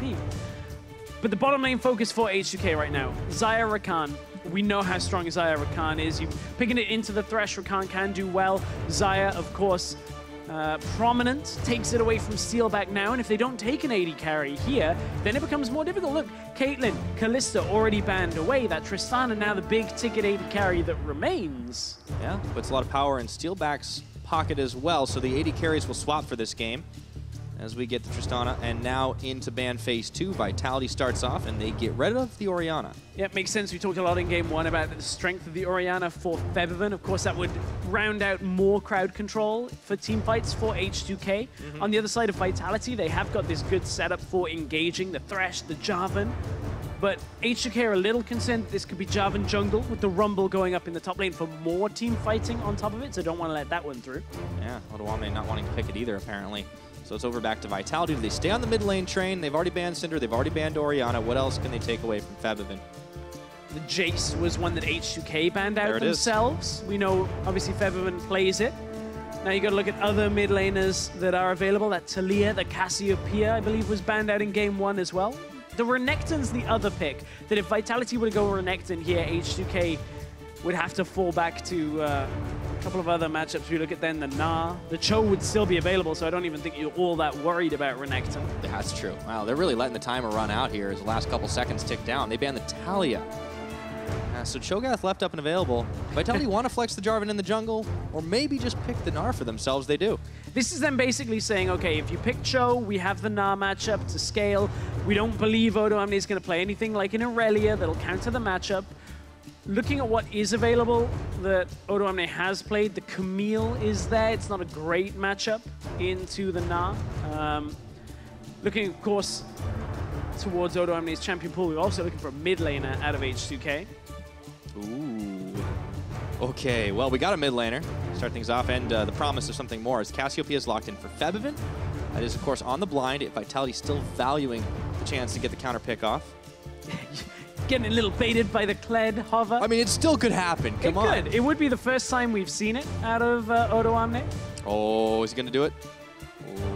Come on. Come on. You're not going to watch Chase is baiting us a little. Yeah, there we go. First time we're seeing the Kled come out up against the Gnar. Of course, if you focus up that Gnar in that top lane, bring the jungler up, Kled, you can very easily take over the lane. One of the actual champions that can actually run after a Gnar in a side lane up until, of course, that frozen mallet. I'm looking forward to seeing that 1 versus 1 up top side. We know we've got a scaler in the middle lane. Is that Cassiopeia? All right, so that's going to be the Victor that they swap it around to for Nukeduck now. So we will have a matchup that might be kept at arm's length as well. And yeah, you know, in the top lane, it will be an unusual matchup, I think, for both of the top players. Cabochard hasn't really brought us a whole lot of Gnar, none in the summer split so far. Yeah, first outing on both of these top lane champions here. It's been a little while since Victor every so often drops into the games here in Europe. Of course, good team fight, good wave clear, good presence later on in the game. You've already got the rest of the team fight. You've got the Jarvan there. You can lock the disco ball in. Nobody's allowed out bar the doors. Gnar comes in, throws everybody around. So again, good team fighting on the side of Vitality. On H2K's side, a lot of scaling. You've got that Kled to try and take over in the side lane. I'm interested to see whether Jankos actually spends as much time over there as he did in game number 1. All right, a very different draft out of both teams in this game, and obviously Yamato Cannon giving some last words of encouragement to Vitality as they have one last opportunity here to try and grab themselves a win. Stay alive for the summer playoff race. If not, they will be falling down to that 4th safe spot. For H2K, looking to improve their pole position in those playoffs, already locked in. See if they can close this one out cleanly with the 2-0. Will the Bees start coming back buzzing? We will find out very shortly here. I think there is one thing we can be absolutely certain of. They will not sit idly by and go away into the night stress. Vitality are going to be bringing the pain early and often. If they can get themselves up an early lead, they've got one hell of a team fight to fall back on. And I want to see what they can do. Let's see it. Come on, Vitality, as they take on H2K, kicking things off in game number 2. So we were talking about what Nukeduck could play, get him a decent matchup. I said give him some scaling, that'll give Vitality some insurance. Well, Victor will do that. Victor absolutely will do that. Scaling matchup in the mid lane, of course, Febiven always deadly on the Cassiopeia, so that's what we got to watch out for. As good as Nukeduck is, Febiven arguably even better. Yeah, you know, and he's got scaling too. He actually has scales, funny enough. Yeah, I could see where you go. You are way too far down the rabbit hole. I'm waiting for your Game of Thrones references to come out about scaling. Oh, no, I'm saving those. Scales we'll see. And all that. Yeah. Well, we'll see later. But I also want to see what Steelback can get done on this Tristana, right? Like, last game, Nuclear really popped off on it. But it is a reset champion. Once he starts getting those levels under his belt, if he gets a few kills, maybe Vitality can start getting their siege on. The 5-man line that they have is definitely not something to sneeze at. No, and it's got that safety aspect that Steelback enjoys as well. Won't have to rush QSS. I was going to say, he does enjoy not dying, doesn't he? He does, and he can sit further back. And the later the game goes on, the further back he can sit, because he's Tristana. He'll buy a rapid-fire cannon, it'll be great, he'll go late on. Should have some sense of presence in the lane as well when it comes to that push. Zyra can have good push as well. But of course, Tristana's push is basically always existent here. You can see H2K helping out Jankos on that first camp. On the top side, a little bit of a different start out from Joko and Cabochard. We saw in the previous game starting on blue buff, now starting up on the red buff for Joko.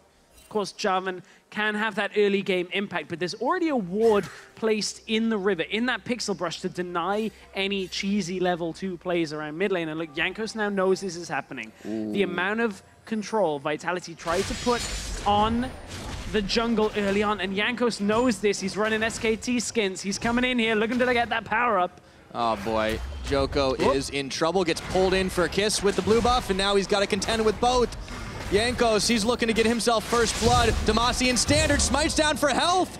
Oh boy, let's see if he can make this play happen. A lot of pings flying right now, but Joko, he is on the wrong side of this map. Yeah, Cassiopeia now trying to come back in the lane. Joko's trying to buy enough time without getting hit so that he can look to execute. Oh no, he gets pulled in by the goo, and that's first blood. It goes over the way of Jankos, who gets his revenge from last game. That's a nice play out of H2K. Knowing what happened in game 1, just how much focus Joko put on the early game, trying to take out this slightly weakened Zac on 7:15. Of course, had some of his early game reduced when it comes to his ability to clear safely. And look, now Joko tries for the invade once again. The ward was already placed by H2K. Good counterplay to exactly what happened in game 1. Oh yeah. So H2K already off to a good start. 700 gold the lead now courtesy of that first blood and the farming, Che takes an opportunity to place down a ward inside the Vitality jungle, which of course means they'll be able to spot out where Joko is once again. And tracking Joko seems to be a key fixture in H2K's game plan. They were able to eventually do it in game 1, and now they're doing it again, and it's going to allow them to play with a lot more knowledge and be able to execute once again. So we look at the bottom lane, you can see early on Nuclear and Che have the advantage when it comes to trading in lane. We mentioned how Thresh early on, reliant on hooks. I think we're looking at a trade that happened during that invade when Jankos was going in. Oh, that's why he has no summoners. Yeah, that's why Nukeduck doesn't have his flash available, so that was an early trade. You can see Featherman then backed away, but look, now we're in the bottom lane, looking at that trading from Nuclear and Che. That's what's got them this gold, the CS lead in the bottom lane. Difficult to trade onto Isaiah and Rakan without hitting a hook. Yeah, you got to be really, really good at the predictions, of course, and Nuclear and Che, just showing that they were cut above last time against Steelback and Vander combo, but on the Xayah Rakan, there are just so many benefits playing that together now. We haven't checked in as much up in the top lane. Hasn't been nearly as action-packed as the rest. Of course, that jungle was something to contest with, but Odoamne, you know, he had a lot of stuff to say about his opponent, Cabochard. Kind of switched a little bit around on this matchup, and Odo really does like taking these champions that can go all in on your face constantly. I feel like that is still something Vitality can punish. Yeah, it is something absolutely Vitality can punish. And in this matchup specifically, look, when Cabochard's in Mega Gnar, Odoamne has a little bit more free reign on the lane, whereas Cabochard in Mini Gnar is difficult to contend with. But bottom lane looking for the stun. There's the hook. It was at point blank, but Steelback is already taken down to half his health, and that means the gold gap, or rather the CS gap, is going to keep on growing as he's pushed back. Now he has to back away early on. Jankos still tracking on Joko, and this is a jungler's worst nightmare right now. Joko does have his flash available because remember, he did not burn it in the exchange early on, so at least Joko can get away, but now he's getting so much stolen out from Jankos that it's difficult for him to contend with. Cabochard knows he can punish on the back end of this, but look, got to be careful of those trades coming from the Kled on the tail end as well. Yeah, although he is hopped off Skarl right now, and there is the Rage Bar building, but Jankos, he might fancy a dive. He's already forced Joko back and away. It's a bit of a tense moment. Both mid laners even want to get in on the action right now. Up here. Che's coming. Oh, he gets a knock-up right now. Flashing forward from Febivin. The grounding is there, and so is the gravity field. And Nukeduck burning down means Febivin is going to be able to find a kill on his counterpart. H2K very well reading the early game. No flash on Nukeduck means that Nuclear is safe enough after the recall to make sure that Che can go in, up into the mid lane, capitalize on Nukeduck not having his summoners, and now we talked about how scaling is part of this game for Nukeduck. Now he's got to contend with the fact that his lane opponent already had a lead, now has a kill on top of it, and look, H2K is doing a good job of trying to just push this early game to its limits. Yeah. Checking back in on the bottom side, too. We're already starting to see some of those leads manifesting in item differences. Nuclear on the BF sword compared to the double daggers that Steelback has. And, well, last game, Nuclear, he was doing insane damage. But his damage rating wasn't so high. Yeah, damage rating, of course, you broke it down at the beginning of the day when you look at compared to the other Tristanas. But still, the fact that that game basically wasn't necessarily Nuclear dealing the damage in all of it, it was Orianna dealing the damage. Yeah. Febiven's damage rating stole a lot of the kills, ring. to be completely honest. Yeah. Like at the very end, the Shockwave would do like so much damage to everybody, and he's like, I'll get that, I got a reset, I got that, and then keep going. I don't think Nuclear is all that fussed right now about that, because he's 20 CS up in his lane. He's like, I don't care what I did last game, I'm crushing this game, everything's gonna be great. Yeah. Don't even need my support next to me. I mean, the gold difference is like it's 400 at 7 minutes just off the farm. That's pretty big deal. It is. It's a massive deal. You can see that Vitality are trying to focus bottom side with their vision this game. They attempted to do this in game 1, but H2K ended up pushing them all the way back.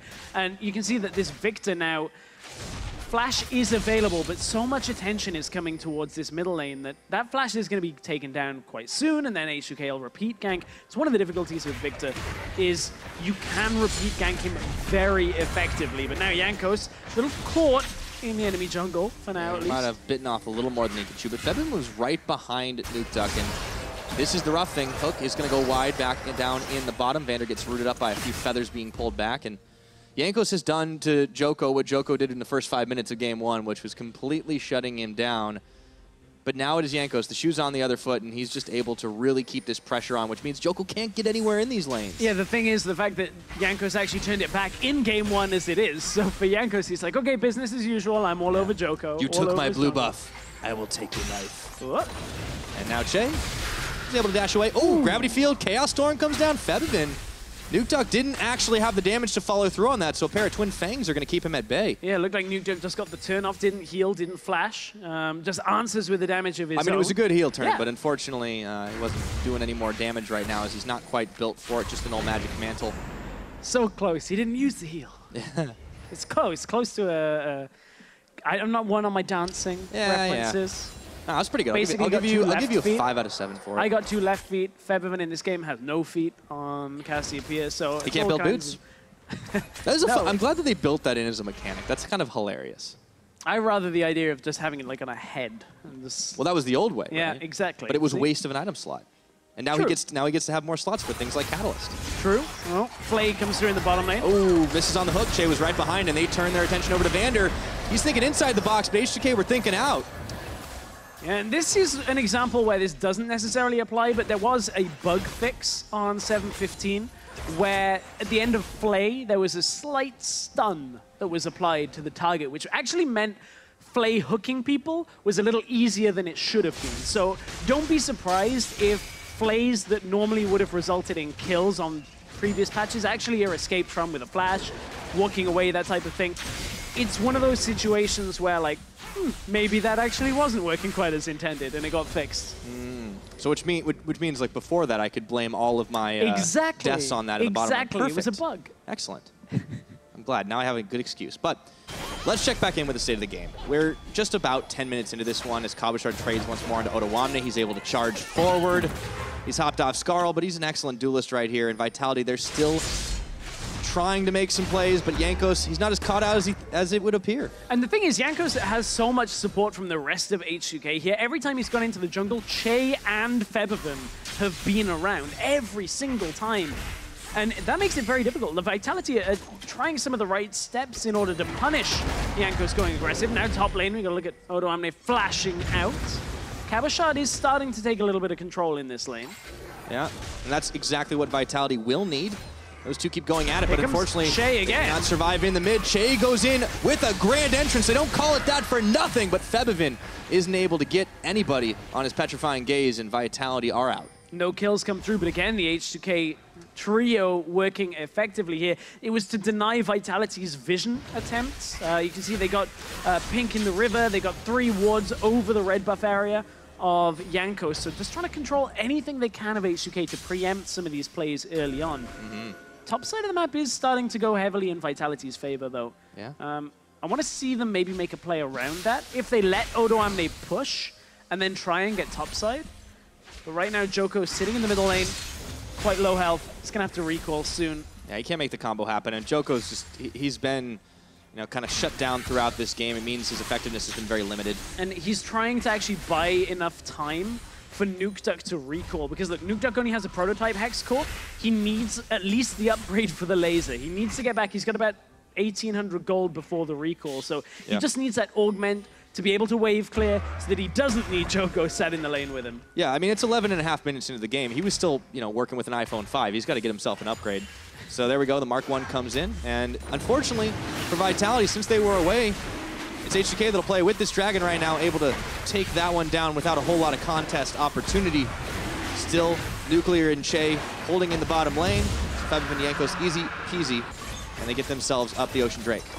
Yeah, H2K going from strength to strength. Of course, at this point in the game, a little later than Sven from G2 was talking about. There was an interview published this week talking about how early on, Ocean Dragon's good. Febiven forced to flash out the middle lane. Ocean Dragon's not going to do anything about that. Doesn't help him when he flashes. Yeah, well, that'll be down. I mean, now we want to see that return gank, right? Like, if Vitality do want to get Nukeduck ahead in this game, like we talked about the last time around, it's still relevant on this Victor, even if he can play very defensive.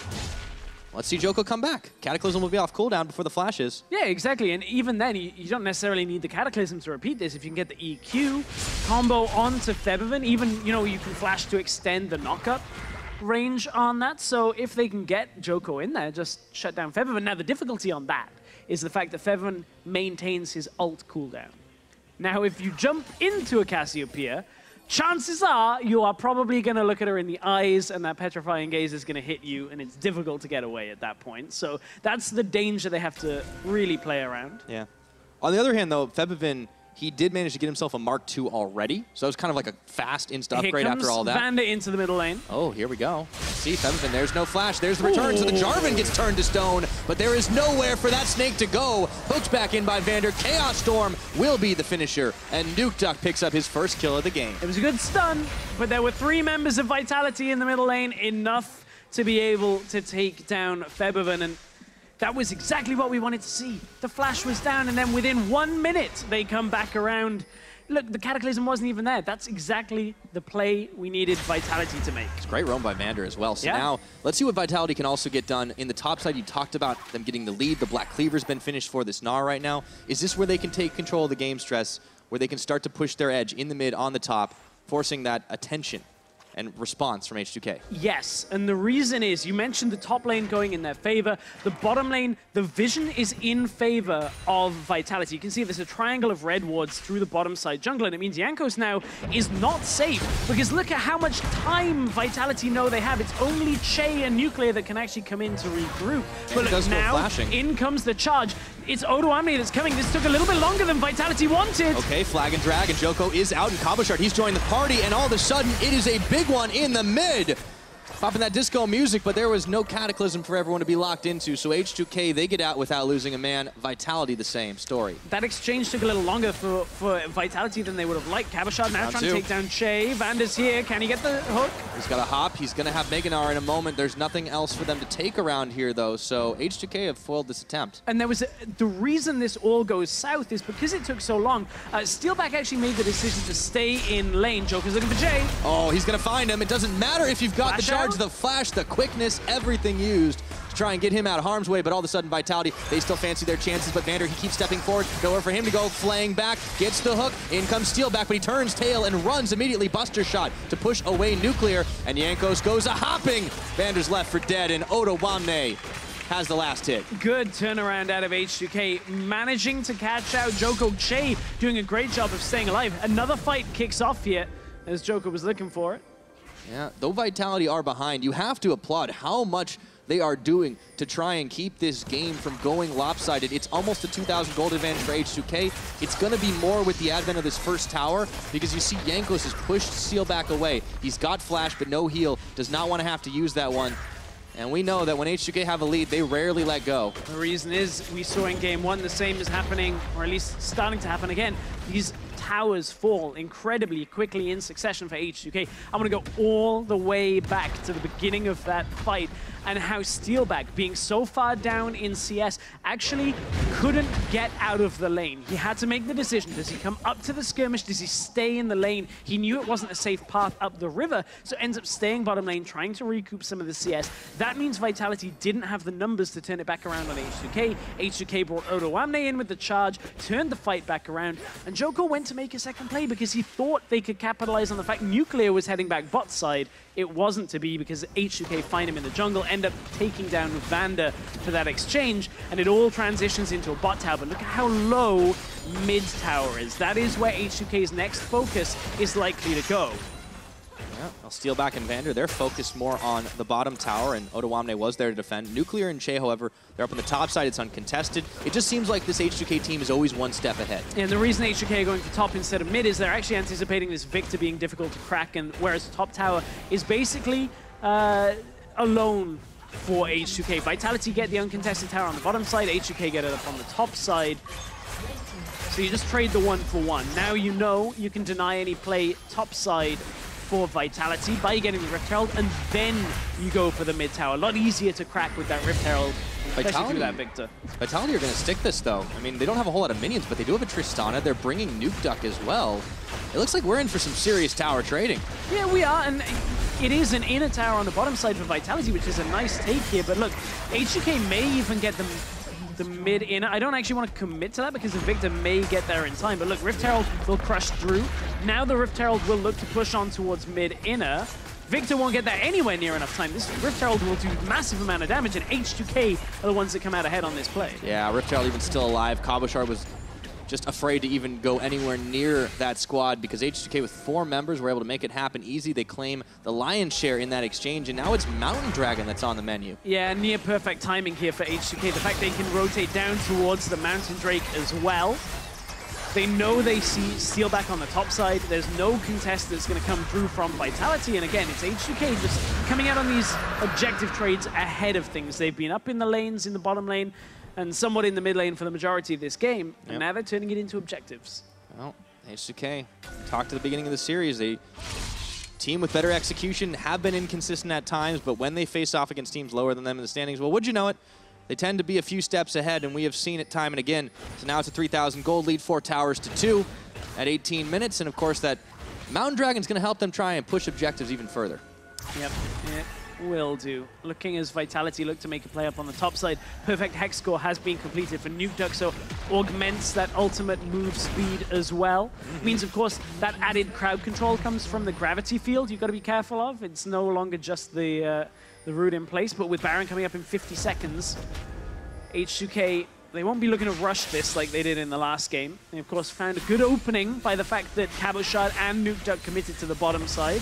If that were to happen again, H2K likely would make the same decision. Yeah, and they're able to play on these side lanes pretty effectively, but some credit to Vitality, too, because they have been able to match at least some of that tower attention, so keeping up with 3 towers comparatively. You see Cabochard moving down to clear away the wave.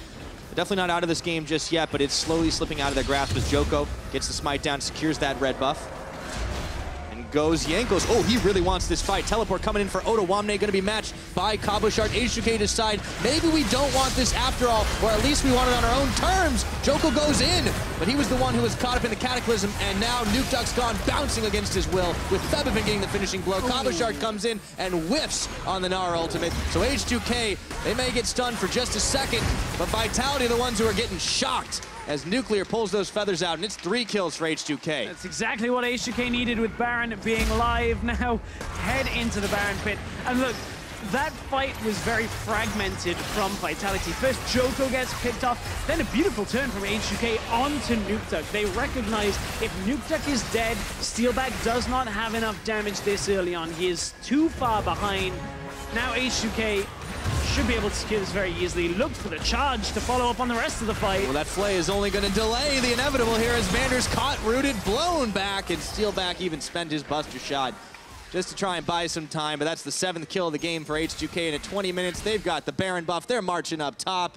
Vitality scattered to the wind. And this is the exact time that H2K want to be fighting. Look, they've got the Zac tanky enough. They've got a good enough damage source from this Cassiopeia, from the Xayah. It's only going to get stronger. They have to fight this one out. Vitality cannot afford to drop a game anymore, but they are looking on the back foot, looking to get shut out here in this second game, and that means the end of their playoff ambitions. Vitality desperately need to find a fight to turn things in their favor, but it's getting so much more difficult. Yeah, a loss here would lock Vitality in 4th place in the group. And looking at team fights like this, beautifully done from H2K, makes it hard to see how Vitality can fight their way out of this. Look, first they go on Joko, as Joko puts himself in the fight, no backup, and then Shay instantly, as soon as he sees Nukeduck, gets right on top with the knock-up, the quickness. Ottawamne barely survives the rest of the fight, but is able to recall out and regather himself from there. Cabochard, he's already whiffed the Gnar, and from there doesn't have too much more presence.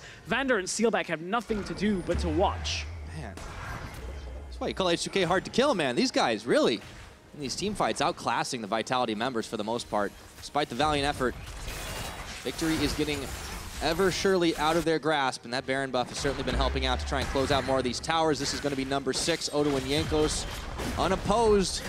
Now Febevin's even going to join. Vitality, time is running out for this team. H2K picking up where they left off against Splyce, looking very dominant, knowing how to make these fights work for them. And you have to feel like Nuclear and Shay are coming into their own now. As we get later on in the split, they start ramping it up. They did it on the lead up to playoffs in spring, and then unfortunately for H2K had that kind of disastrous series. but now you have to somewhat be convinced by Nuclear and Che. They are looking very strong as a bot lane duo. They're always there to follow up on when Jankos goes in. Yep, and he wants to go bounce, and the team says that is perfectly fine. We're invited to this dance, and Nuclear's going to grab 1 kill. Meanwhile, Oda Wamne had his eyes on Steelback and was able to shut him down solo. Even with a couple of guards around, Cabo and Vander couldn't do a damn thing. H2K looking to march into the base, and as you said, Stress, they are looking hot for playoffs. This puts them in such a better position to try and get themselves up in that first place spot. They would not have to then play in the quarterfinals. Let's see what they can do to try and close this one out. Febvin not even here. He's going to be slithering into this base, and H2K inside of it can easily start to shred through this tower. Baron buff still ticking for 30 seconds as Vitality have not managed to take it away from anybody. And this inhibitor is going to fall. The one in the mid already down. Vitality backs against the Nexus, trying to make a hero play. And H2K, they will not push their bounds just yet, but Joko says, everybody get in the pit. And he has to immediately bail out. Yeah, no real follow-up from the rest of Vitality. They're trying to bide as much time as they can here. Nukedug looking to try and get damage off. He knows there's still damage in his kit. There we go. Instantly charmed Joko. He went in on a Dragon Strike once again, but Nuclear pulled the feathers out. And this will be the final fight, it looks like, as Jankos finishes off Nukedug. The rest of Vitality are falling. It's Cabochard, Steelback, the last member standing. And H2K do not lose a man. Only 1 death in this entire game so far. The only death was that repeat gank on Febvin, and from there, H2K have looked absolutely dominant in this series against Vitality. Looking to close this in. It's under 25 minutes right now, and they're pushing onto the Nexus tower. Flexing their muscles, H2K, 1 Nexus turret goes down, looking for Cabochard before the Mega Dar can be completed. It's gonna go up, but they're going bouncing, and now Febvin is going to get 1 kill off Joko one last time for a desperate charge, but he just didn't even can't get it done. They pull in the snake, doesn't want it. It looks like as Steelback hops back, trying to save the base, but H2K only have eyes for the Nexus right now as they look to push this one in and close it out. It is not even 25 minutes into this game, and Vitality's hopes and dreams are being crushed. Playoffs are out of reach, and H2K take the sweep. H2 what?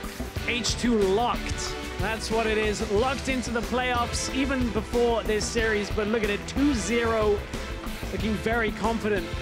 H2K are on the same page. Individually, they're looking very strong, and they are working well in these team fights as well. And this has been so incredible to see for a team that throughout their history and various iterations, that has always been a huge criticism, that they aren't always on the same page in clutch situations, in engages. But today against Vitality, they looked like a well-oiled machine as Jankos gives his old buddy Vander a hug. Got a smile after that one. It does suck to lose, but for Vitality, they will be locked into their safe 4th position. Yeah, as you mentioned, Vander and Jankos probably saying, oh, I nearly had you in that game. You say it, they're locked into 4th spot. That means no promotion tournament at all. They just are safe. They come back in the spring split. Vitality will now still have 2 more series, I believe, to finish off the split. Good practice. Yeah. Unfortunately for Vitality, though, it doesn't have any kind of playoff standings impact. Whereas H2K, they're in the playoffs. We don't know where and what seed they're going to take. Unicorns and Splice are hot on the heels, of course. Remember, those 2 teams will play each other tomorrow, so that will be instrumental in seeing how the playoffs in Group B shake out. Of course, it's definitely heating up. And you have to look at it almost certainly. This should mean H2K will avoid G2. Very unlikely they'll be in that 3rd spot right now. Still mathematically possible, but considering the form H2K are on right now, they do look like the strongest team in Group B. Yeah, so long as they can keep that one up and finish out the split strong and look to avenge what happened in the playoffs last time around. And everybody has to be happy on the H2K side with that performance. He's probably given his team a round of applause. Well played all around. I mean, every single player did exactly what they needed to throughout that series. Yeah, it was very convincing. Very convincing. And I think as we were talking a lot during the game, Nuclear and Che kind of coming into their own again. Glad to see that, as a lot of the questions about H2K have been around how do they play around their bottom lane? Do the fights work out? I feel like a lot of the questions we've raised about H2K over this season in general, when you take spring into account, like the team fighting, I think have actually been somewhat answered by H2K. I feel like the faithful maybe Deficio getting rewarded he's already by the back on the train. performances. But he's on the train. I feel like if there are doubts about H2K, like right now they are definitely looking to silence them. I want to see how they are able to do against some of the better teams, but all the same, like masterclass performance against Vitality. Yeah, and individual level as well. H2K stepping up. I mean, Featherman's stepping up. I kind of thought he was not having the best split to begin with, and then crushes everything for the last few weeks. So individually, Featherman, Odoamne, Jankos as well. Yeah, speaking of Jankos, he's going to be our player of the series, and honestly, leaving Zach open a couple of times to a player like that, yeah. Holy moly, man, that's a mistake you don't want to make. And I think you can see where Vitality were trying to play around it. Say, hey, how hard did 7:15 changes hit the Zag? How much can we punish there? Not hard enough. Yeah, not hard enough. Jankos was able to very confidently come back in game one and then play just with one ward, saving him in game two. Beautiful start to that game. Yeah, I mean, and that's the adaptation too. Like H2K are a smart team. They know how to adapt to situations. When a team's going to try to throw the same strategy at them time and again, and that's going to be the difference maker in the early game. Yeah, I believe we are setting up for an interview. Looks like with Prolly. I spy with my little eye across the studio. So I'm glad your eyesight is good. I wasn't able to see it. I'm glad. Although sometimes it's still really bad. So. All right. Well, with that result, the playoff teams from Group B are all decided. Let's hear from H2K's coach for more. Thank you very much, guys. First and foremost, Prolly, you just made playoffs. Guaranteed yourselves, Splice, and the Unicorns of Love will all make into the postseason. Did you know that was on the line today? I did not know.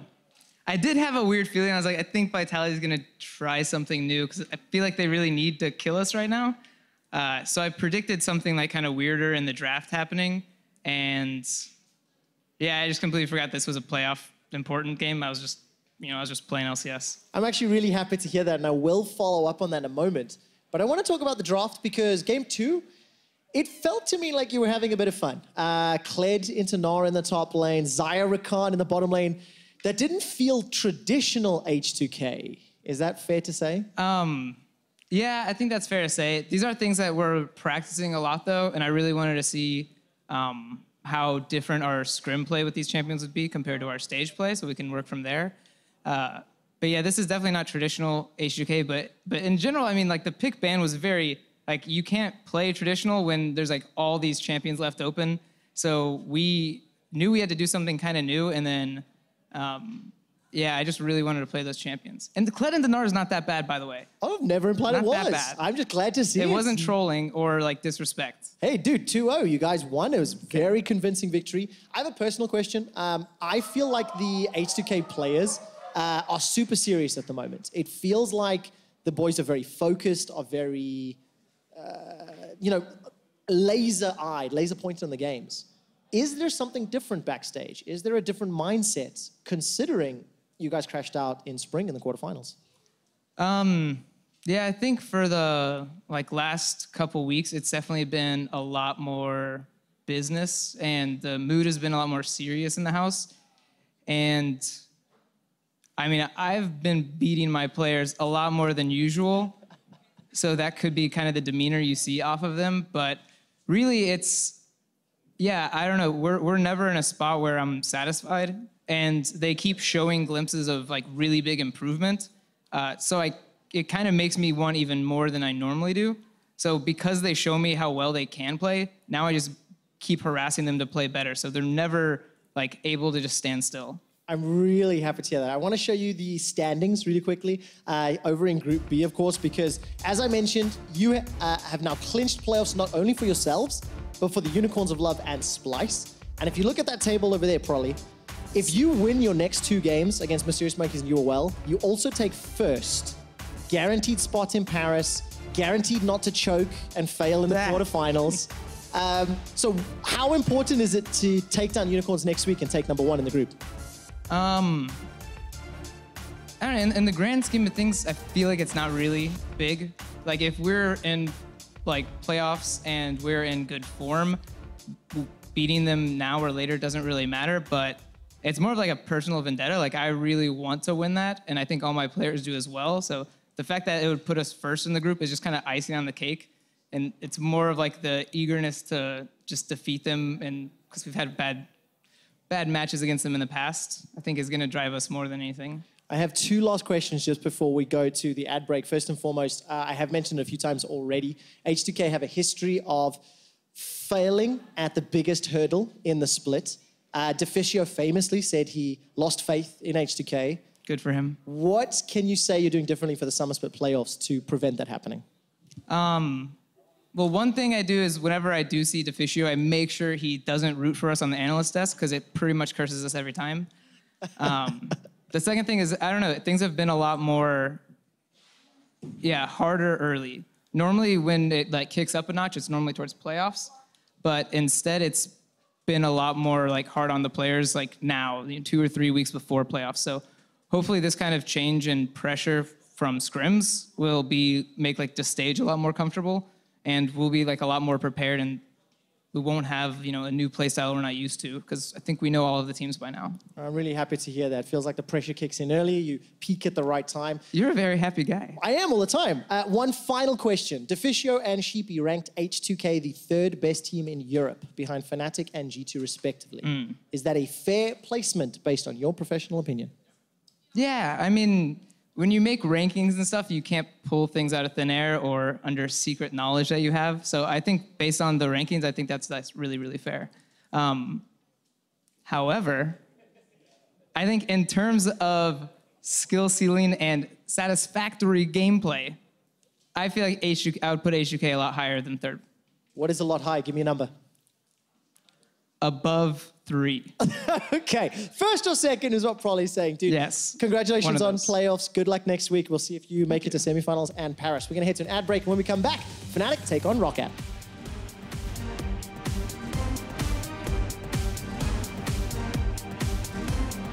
To Vitality as they have one last opportunity here to try and grab themselves a win. He can look to execute. Oh no! He gets pulled in by the goo, and that's first blood. It goes over the way of Jankos, who gets his revenge from last game. See, Thumpin, there's no flash. There's the return, so the Jarvan gets turned to stone, but there is nowhere for that snake to go. Hooked back in by Vander. Chaos Storm will be the finisher. Or at least we want it on our own terms. Joko goes in, but he was the one who was caught up in the Cataclysm, and now Nuke Duck's gone bouncing against his will. It is not even 25 minutes into this game, and Vitality's hopes and dreams are being crushed. Playoffs are out of reach, and H2K take the sweep.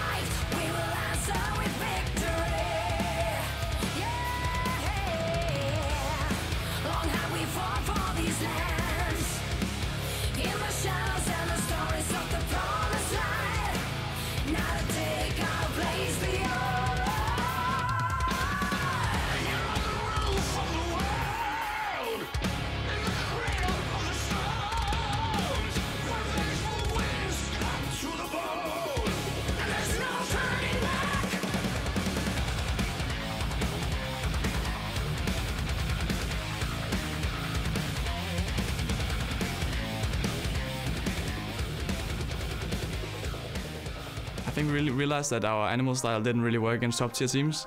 But luckily for us, there's no other top-tier teams in the EU than us. So. Zelfar, just like that, the Umbral Trespass is on, but Maxlor is here. The babysitter can't keep the baby alive. I think it would be like a complete meta change, or it would be a lot of tilt or something like that would happen, or make us not go to Worlds. We have a really good grasp of the meta, what we have to pick right now, in drafting wise and like how to play. Both Vladimir and Swain are not meta right now, so I don't think I will have any problems against VIT. Yeah, perhaps this is Unicorns losing a fight in the mid lane. I can't believe my eyes as ROCCAT take down 2. ROCCAT did beat us last time. That was more ourselves beating ourselves, so I think this time we'll just not disrespect them as much, and it should be 3-2.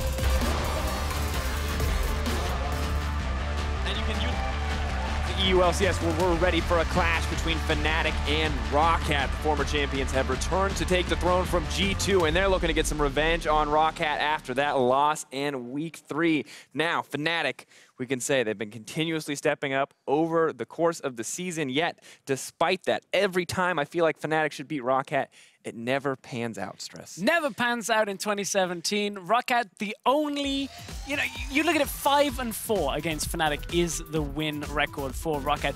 The most important line to look at is the blue line that goes all the way up to the sky, and then that's a loss. That was the loss in Game 2, where it was 13 deaths for Faxi. Suddenly he's out on the side lane, Fnatic commit to him, and with a massive gold lead, Fnatic lose, and ROCCAT end up taking the series off a crushing Game 3. Like, ROCCAT have done so well when they shouldn't have against Fnatic, and I think that's a surprising thing when you look at how good Fnatic are right now. How do you win with a 13-death Jarvan? I don't know, but ROCCAT found a way. However, Fnatic just keep getting better and better, and they're also not just playing standard meta as we might have expected post-Rift Rivals. Reckless is now, but now Caps is the guy who's mixing it up in the mid lane. He's been trying out some very interesting stuff. And I think that's such a big key here. We saw his Kayn mid last week and how devastating that was against Misfits. I don't think that means he's always going to be bringing out these crazy picks up in the mid lane. What I wanted to hear. Sorry. I don't think he's going to bring out anything like an Urgot this week, but I think just on every level, Caps is better than Betsy in this matchup. And I think that's a big difficulty that the ROCCAT are going to have to overcome, is just how much better this guy is.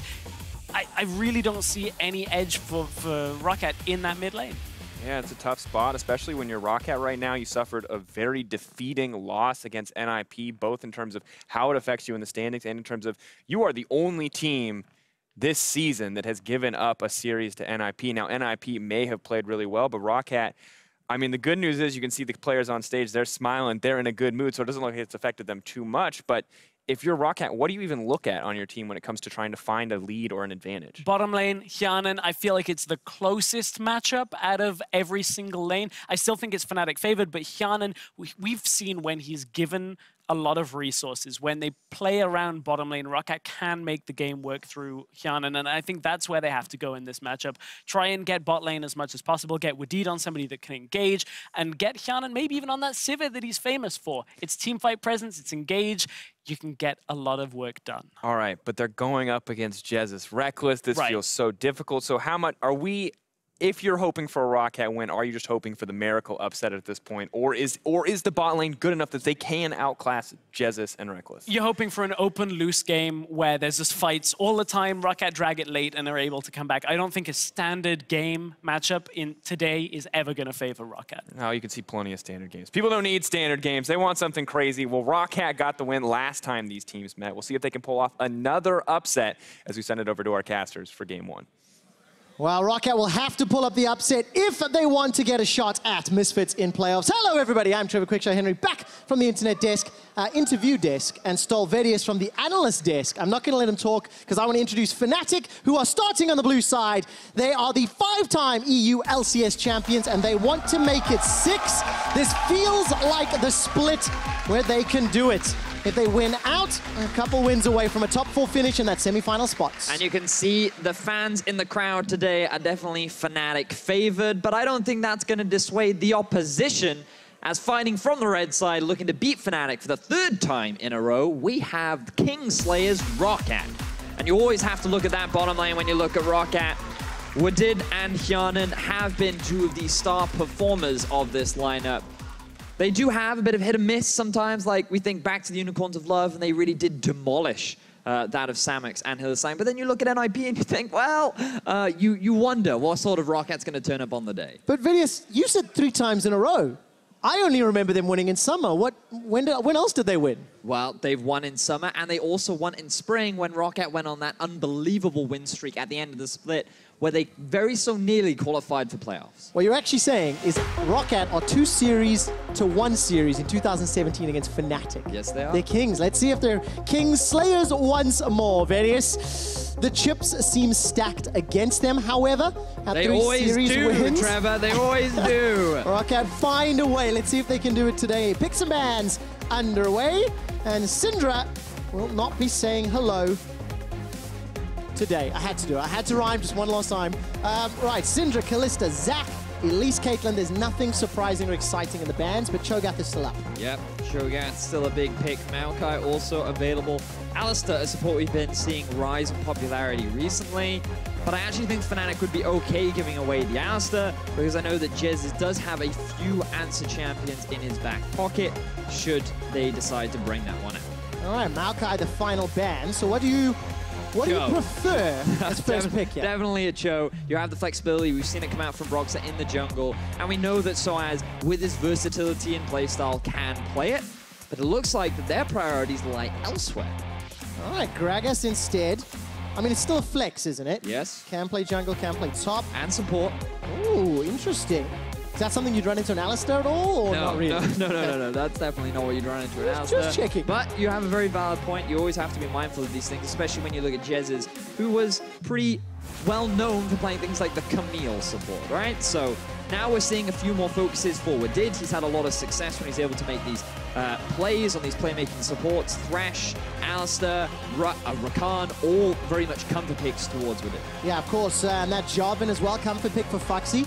Both Foxy and Wood have a 50% win ratio on their respective champions thus far.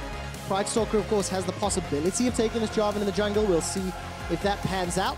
Safe Orion here for caps. I don't suppose you remember the last time ROCCAT played Jarvan into Fnatic to you, Quick Shot?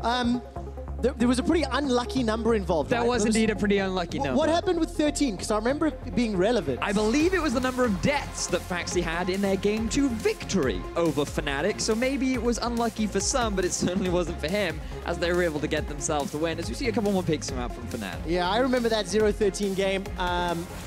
But as we heard in that pregame video, Fnatic kind of outdid themselves. For anybody else that remembers it, they dilly-dallied and dawdled and went sightseeing on the Rift. It is a good-looking Rift, but it allowed ROCCAT the opportunity to get into that late game, win a fight, and then quite literally win the game.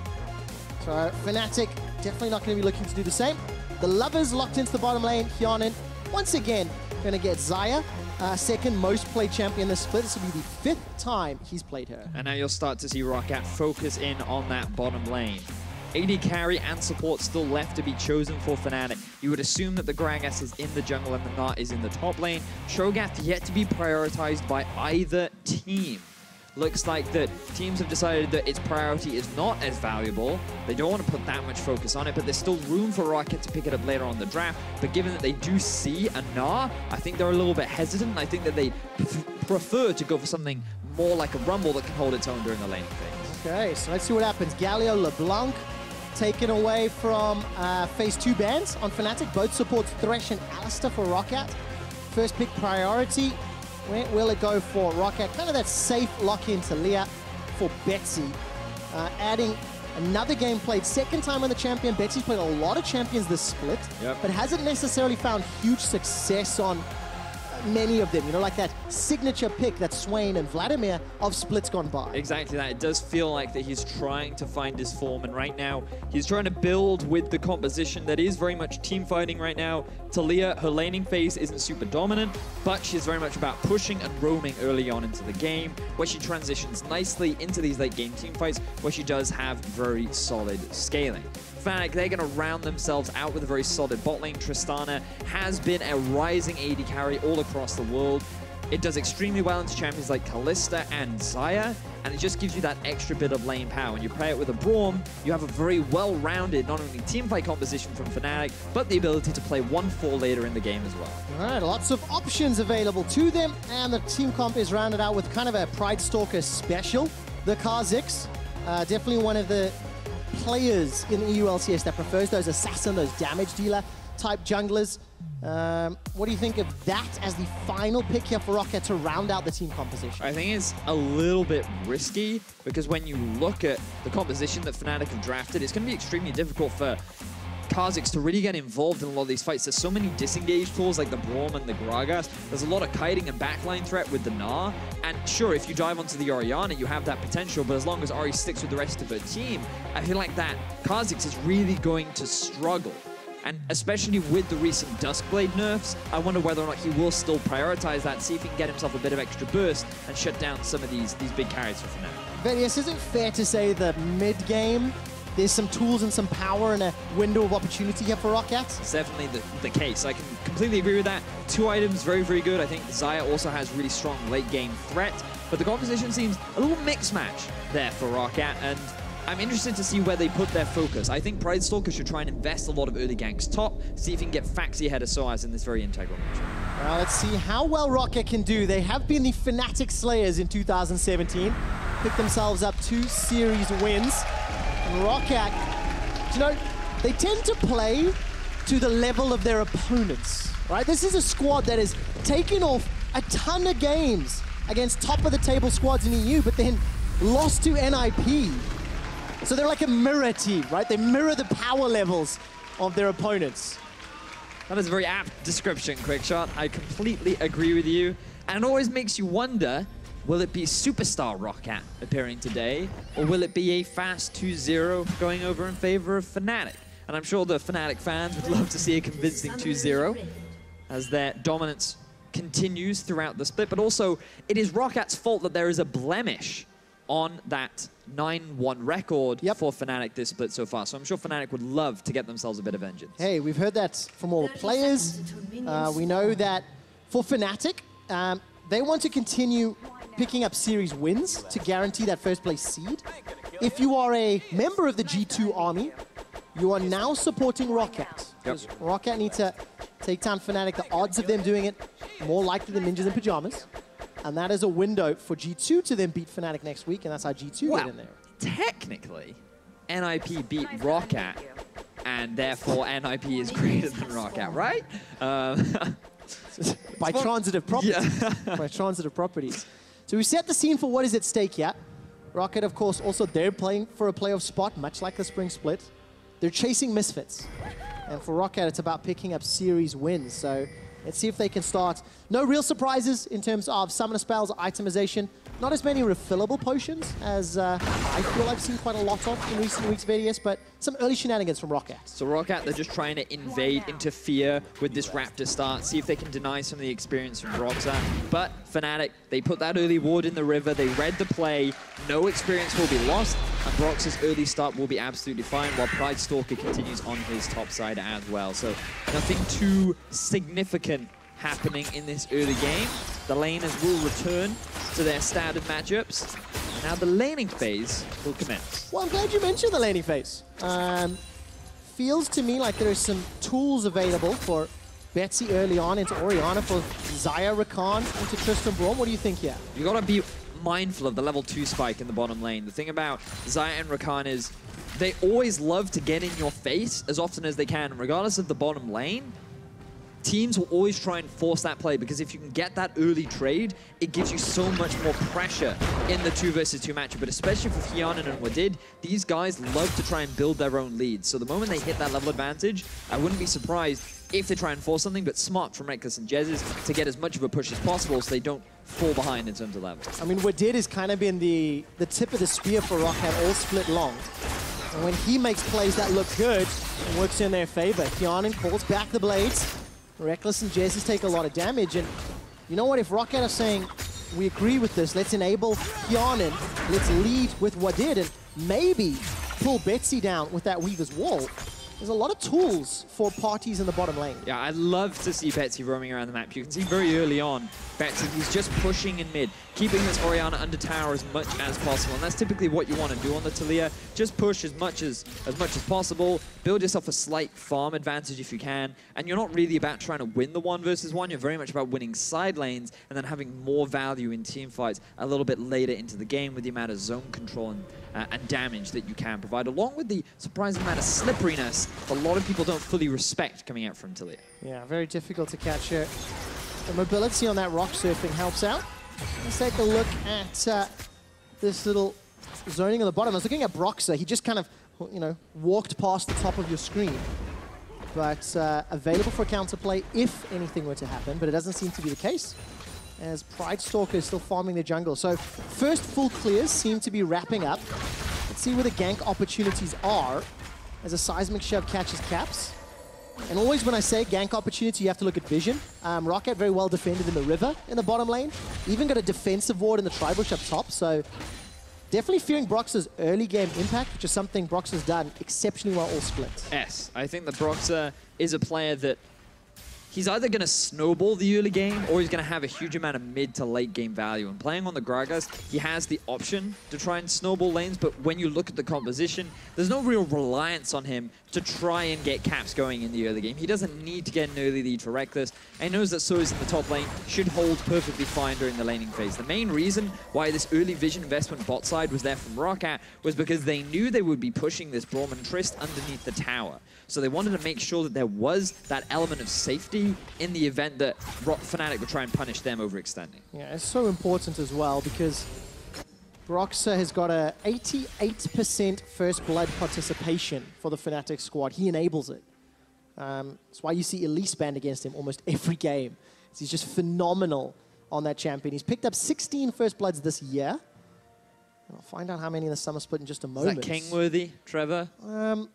The problem is the title has been assigned. It has. It has, you know, and Brox is challenging for the title. We'll see whether or not he can steal that one away from Jankos, because Brox is definitely in the contention for all pro team #1 jungler.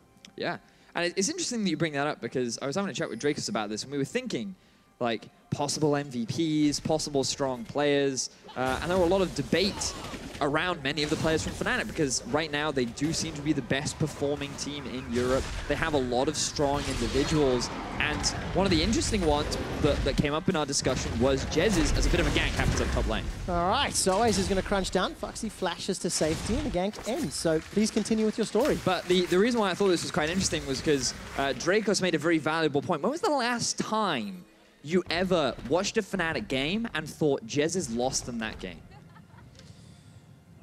Not for a while, not for a long time, and I can't think of any other example. Remember we said the party in the bottom lane, teleport's available for Fox if he wants to join. First blood secured onto Reckless. ROCCAT denied that opportunity. Jesus is the next target, he's tagged up, down to 100 HP. Pride Stalker flashes for the fear taste, and that's a double kill to ROCCAT. So ROCCAT trying to shut down this bottom lane of Fnatic, utilizing the roaming power that Betsy has on this Taliyah. And I love the fact that they did it immediately at level 6. We talked so much about the vision from ROCCAT, where they were set up defensively first, but then they turned it into aggressive vision. Look at these red wards that are littered across the entrances of Fnatic's jungle that allowed this roam to happen. No vision from Fnatic. They didn't see this coming until it was too late.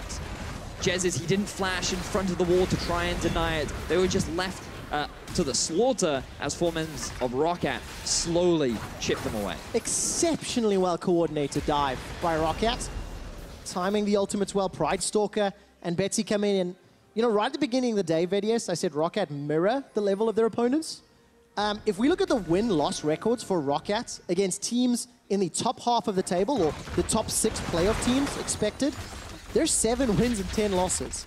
But against bottom tier teams, there are 3 wins and 9 losses. It's mind-boggling that ROCCAT play better against good teams and worse against worse teams.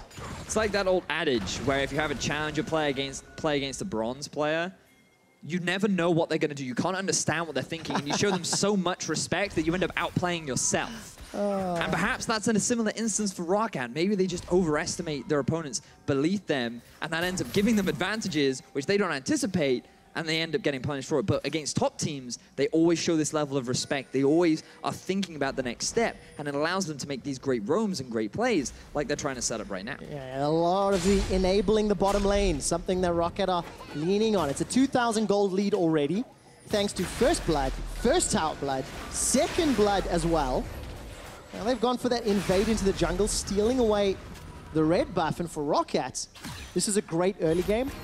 I am going to put my little like tinfoil hat on and say kind of the team comp feels like it should get advantages early. Yes, you definitely want to be pushing your advantage early on into the game. The thing about Kha'Zix is once he hits the level 5, 6, 7 mark, that's where he can be super active on the map. While Gragas can match it, he's mainly a utility bot that relies on the success of his laners. Now, what Fnatic are anticipating is the swap from ROCCAT, because they've already taken down the bottom tower. They now want to send their 2v2 lane into Soaz, who has the pressure advantage over Faxi, and Faxi will hang around the bot side and just soak up as much of the farm as possible. As long as ROCCAT can take this top tier 1 faster than they lose their bottom tier 1, another advantage gained over towards ROCCAT. ROCCAT need to keep pushing those advantages. Don't slack off.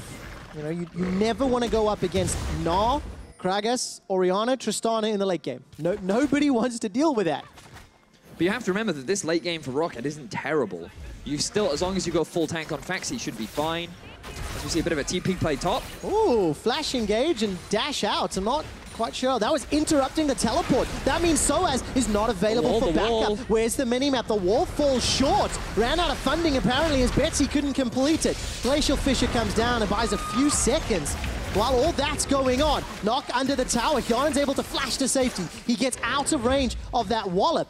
All right, Soaz defends his tower and ROCCAT pick up the 3rd kill. A lot of summoner spells being burnt from both sides, but it's ROCCAT that end up coming out on top. They get another kill down onto Jez's, whose flash was not yet available from the previous gank.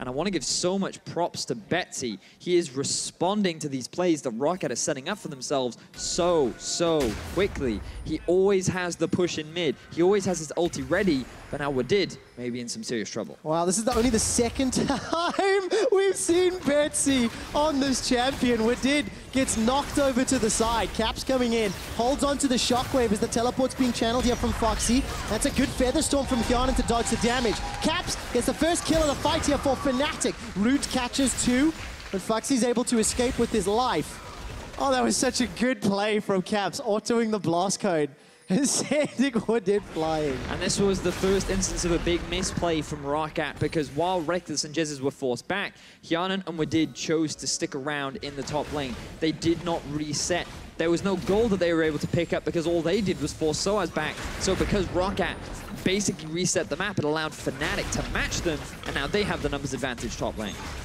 All right, so tower under pressure here. Where's the support? No Weaver's Wall for Betsy, no teleport for Foxy. You saw those used a few moments ago, and Vedes, you talk about resets. Despite losing that pressure in the top lane, look at the minimap. ROCCAT still have a lot of vision inside Fnatic's jungle, so they can reset their play, reset their direction, where they want to go, which lane they want to prioritize, and make very informed decisions.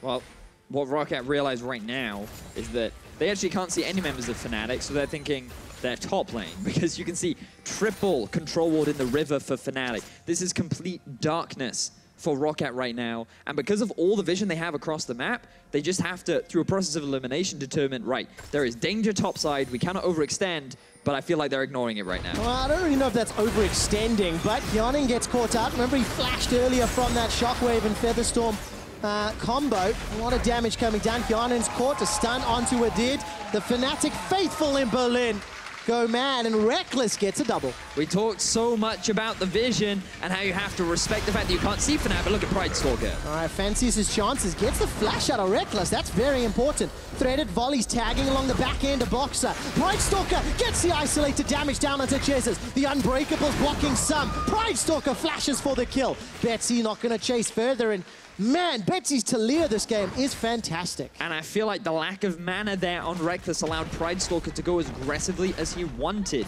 He saw that there were no disengage tools left, so many ultis would be used to get that 2 versus 2 kill. They felt confident enough that they could win that 2 versus 2, and if Betsy was just able to land that knockback, he could have actually turned this back in his favor. So here, look, again, they have no vision of where the jungler is or even where the Gnar is. So I feel like them overstepping was just a big misplay. They should have respected more the possible positioning of Fnatic. and they end up losing 2 members. But the crucial part here is, look, no mana for Reckless. It's super dangerous for him to be this close to a tower, and he doesn't respect the burst power of Pride Stalker either. So Reckless, he's forced to flash straight away. And Betsy's also pretty strong at this point in the game, so they can just keep on chasing. And right there, he can't quite get the knockback, so it becomes a little harder to get the kill, but they end up getting it anyway, and they get their tower in topside, which is what they wanted overall. There's 3 kills to 4 in favor of ROCCAT. 2 towers to 0 in favor of ROCCAT, and a 2,000 gold lead. And you know, coming into today's games, when we were prepping for this match and researching, one of the big points that we had was Betsy just kind of sucks in lane. He's not super great in the 1v1, has struggled a lot this split. So what I love about this game is Betsy may have also realized this and went, screw it, I'll just use my ulti and go bot lane and top lane on cooldown and just win the game from the side lanes. And it seems to be working. It's all well and good, Caps, when you can say I shouldn't have any problems against Betsy. And I'm sure that becomes even easier when he's not in your lane. But I'm sure that your side laners don't appreciate the fact that they don't have their mid laner when he shows up and is making all these great plays and has now been involved in every single one of ROCCAT's kills. Yeah, the cost is, of course, a lot of CS. Advantages for all of the solo, all of the laners, rather, for Fnatic. So as Caps and Reckless being up. And I think that CSing is definitely keeping that gold lead close. All right, Shockwave is going to tag Betsy down. Caps will be happy with that one.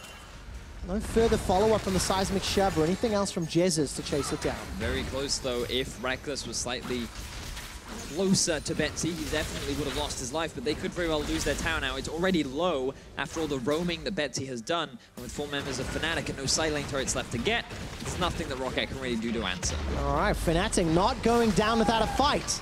They secure their first tower of the game. It's a crucial one, mid-lane tower. And now I want to see some investment from ROCCAT into this Rift Herald. You can already see a few pings coming down, but if they want to be able to take that mid tower of their own, they're going to need something a little bit extra in order to break through, because there is a lot of wave clear on the side of Fnatic that will stymie the push that ROCCAT tried to set up for themselves. Okay, ROCCAT, they're onto the Herald. I'm looking at what can Fnatic do to challenge. His teleport's available and both top laners are split up. But Fnatic may be just a little late to this party. The burst damage is coming out. No, Fnatic are here just in time. The barrel splits up ROCCAT. They're caught in the pit. Ulti comes out from Hyun and he's running for his life. Fnatic remain grouped up. So as is channeled on the back end, and the Rift Herald is gift wrapped for Fnatic. Tower in the top lane going low. So as his Boomerang Blade will not find anyone, but the explosive charge sidestep. Soaz continues to take tower damage, forced to flash away. Oh! Reckless isolated by Pride Stalker. ROCCAT, they're able to get themselves a return kill because Fnatic stayed too long, and now Soaz is in trouble. What dude's going for the solo kill, and he gets it. Nope, there's a support from Hyanin. Jezzes is caught out as well, and Fnatic are completely undone. ROCCAT find so many great picks onto Fnatic. But arguably, this can still be a big advantage gain for Fnatic because they denied the Rift Herald from ROCCAT. It is still very difficult for them to push onto that mid-tier 1. And as long as Fnatic hold on to it, the number of options for playmaking becomes limited for ROCCAT as the game progresses. Regardless of that, they still hold a very strong gold lead. And let's just see, like, the problem you have is you have 3 members cramped into this little pit, a flanking TP from Fnatic as well. And there's no reliable way for ROCCAT to get a good fight here, even with the TP and Betsy coming in from behind. The mistake from Fnatic is they think they can get these kills. They do not respect the damage output from Pride Stalker, especially onto an isolated target. So when Reckless comes underneath the tower, and Soaz is already taking all these tower shots, they do not expect that amount of burst to come out from both Hyun and Pride Stalker. Remember, the feathers were already set up thanks to Soaz earlier on. So that ends up in a cheeky kill. And then Wadid goes, haha, I am here. Everybody started looking and talking about this series, looking at Reckless, looking at Fnatic, talking about the fact they lost to ROCCAT. And let's be frank, let's be 100% honest, we were kind of not expecting ROCCAT to be able to win this. I knew that they're the Kingslayers for a reason. But 20 minutes in, nearly, ROCCAT still have a gold lead. They have a fairly fed Pride Stalker. This will be an uncontested Mountain Drake. I mean, you have to start to believe that ROCCAT have the tools to win game number 1. And the most important thing, ooh, Fancy. All right, manages to escape. The flag, drag, and flash to safety. to me, the most important thing to recognize here as well is, while Fnatic have made a few mistakes here and there, the majority of these leads have been built from ROCCAT's own proactivity. They have been the ones trying to make stuff happen. But Fnatic, they are doing what they can to answer. They still are a smart team, and they are getting themselves some essence of control across the map. Tower trade, though, and we're well and truly into the mid game. That gold lead that was substantial 10 minutes ago, less substantial now. Great verbiage, Trevor. That really did not do a lot. But look at the itemization, because I feel like Pridestalker's about to complete the Duskblade of Drakthar. He has, and we are on patch 7.15, so he did receive a few nerfs. The slow, gone. Range champions, bit of a damage nerf, but for melee, more or less the same. A little weaker, but more or less the same. So remember that burst that you saw from Pridestalker earlier? Yeah? Yeah, it's going to be worse now. It's going to be a lot worse, especially after he ulties. He comes out from the unseen, and he will obliterate. The synergy of the Duskblade and Pridestalker's ultimate is just fantastic. It is. Really, really works well. It's a pity that cooldown is just so high. I'm not going to lie, I was a dirty Duskblade solo queue abuser. I admit it. I also used Black Cleaver when it was OP back in the day. I admit it. I'm not ashamed. You're a Darius main, weren't you? Get that LP. No, Misfortune, yes. triple Black Cleaver. Yes, that was the way to go. The classic. Works equally as effective even now on 7.15. It does. At least in my elo. But taking a look at the minimap again, we're 20 minutes in.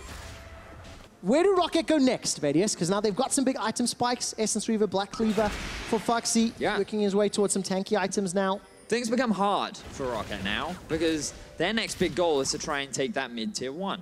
But, as we talked about, there's a lot of wave clear on the side of Fnatic. They have the Orianna, they have the Tristana. You even have a Braum shield that can soak up a lot of like the poke and the Talia damage, so that you can get to the minion wave first and you can wipe it out before it even gets to the tower. So they were a little reliant on getting that Rift Herald, and now that it's gone, their options kind of become limited, especially with the side wave control that Fnatic is setting up for themselves. And what it comes down to is you need strong lane assignments coming out from the side of ROCCAT, but they're hesitant, because if they put Hyanan in mid, it is super easy for Fnatic to just walk on and force an engage 5v5 in the lane with the Gragas and the Gnar with a potential flank. So I feel like the next best option for them is to start playing around the Baron. Start getting full vision control. They know they're much stronger right now with the items that they've picked up, and force Fnatic to come to you so that you can get a fight before Fnatic is in a prime position to really challenge you. So I've learned over the years, in order to play around Baron, you kind of want to push that mid lane. Ideally, you want the tower to be down as well. You can see ROCCAT, they're grouped up. They're going to force this teleport. Caps is the target. Defensive moves there from Wadid to get out of the shockwave. ROCCAT easily pick up a kill, although it took a couple of ultimates and a teleport. Can they commit to the Baron? It's definitely risky. The TP is available for Soaz, and there's a control ward ready and waiting for Fnatic to get the flank. Oh, the Narbar is about to go mega. Soaz can teleport in. Hasn't pulled the trigger yet. We'll be able to get this 3,000 HP on Baron. Fighting. It might be too late. Baron's down to 2,000. Soaz gets the boomerang. Pridestalker, what are you doing? Pridestalker, Void Assault. He's looking for the tank. Almost gets chunked down by Soaz. Now the damage on return. Hyanan is the target. Reckless has already got Wadid. The barrel sends Hyanan away. Winter's Bite slows him down. Rocket jump forward. Reckless gets dunked though. That's a threaded volley to the face. So far, Rocket's Baron has been interrupted and they've lost 2 members. Such an uncoordinated fight from ROCCAT. They were all over the shop right there. They had no idea what they wanted to do. Was it focus the Baron? Was it turn for a fight? Which target did they want to go on? Fnatic, all they had to do was be patient. They just had to wait. And the moment that ROCCAT was split up, that is when they pounced. They were able to get themselves 2 swift kills. They were able to deny the Baron. And just keep your eyes on what Pridestalker is doing. He's the initiator here. Faxi is still in the pit. He is your Jarvan. He should be your frontline, and he's forced back because he has to tank up when he's expecting you guys to rush it down. This means the Pridestalker's zoned away. Hyanan and Wadid are sitting there trying to kill the backline in a 2 versus 3. Hyanan then gets left to the slaughter, and everything just falls apart because ROCCAT were just not clear with what they wanted to do in that fight. It's just so tense. ROCCAT have all the damage in the world. They're just got to find the right target. You see a lot of it being put down. Betsy continues to have a great performance. He's got that Leandri's Torment now. 205, unkilled thus far. he was largely responsible for dropping Reckless. I think he hit nearly everything in that fight. But Reckless, of course, he's now got a Knight's Vow to back him up from Broxah, Infinity Edge and a Static Shiv. And Vedius, Baron seems to be the name of the game. Without teleports, we're going to have a good old EU dance, I feel. Top laners can't really afford to play the side lane because you run the risk of just the opponent rushing that Baron down. Yeah, you always have to be mindful of that. The Baron becomes a very big point of contention, especially now that Tristana working her way towards that third item.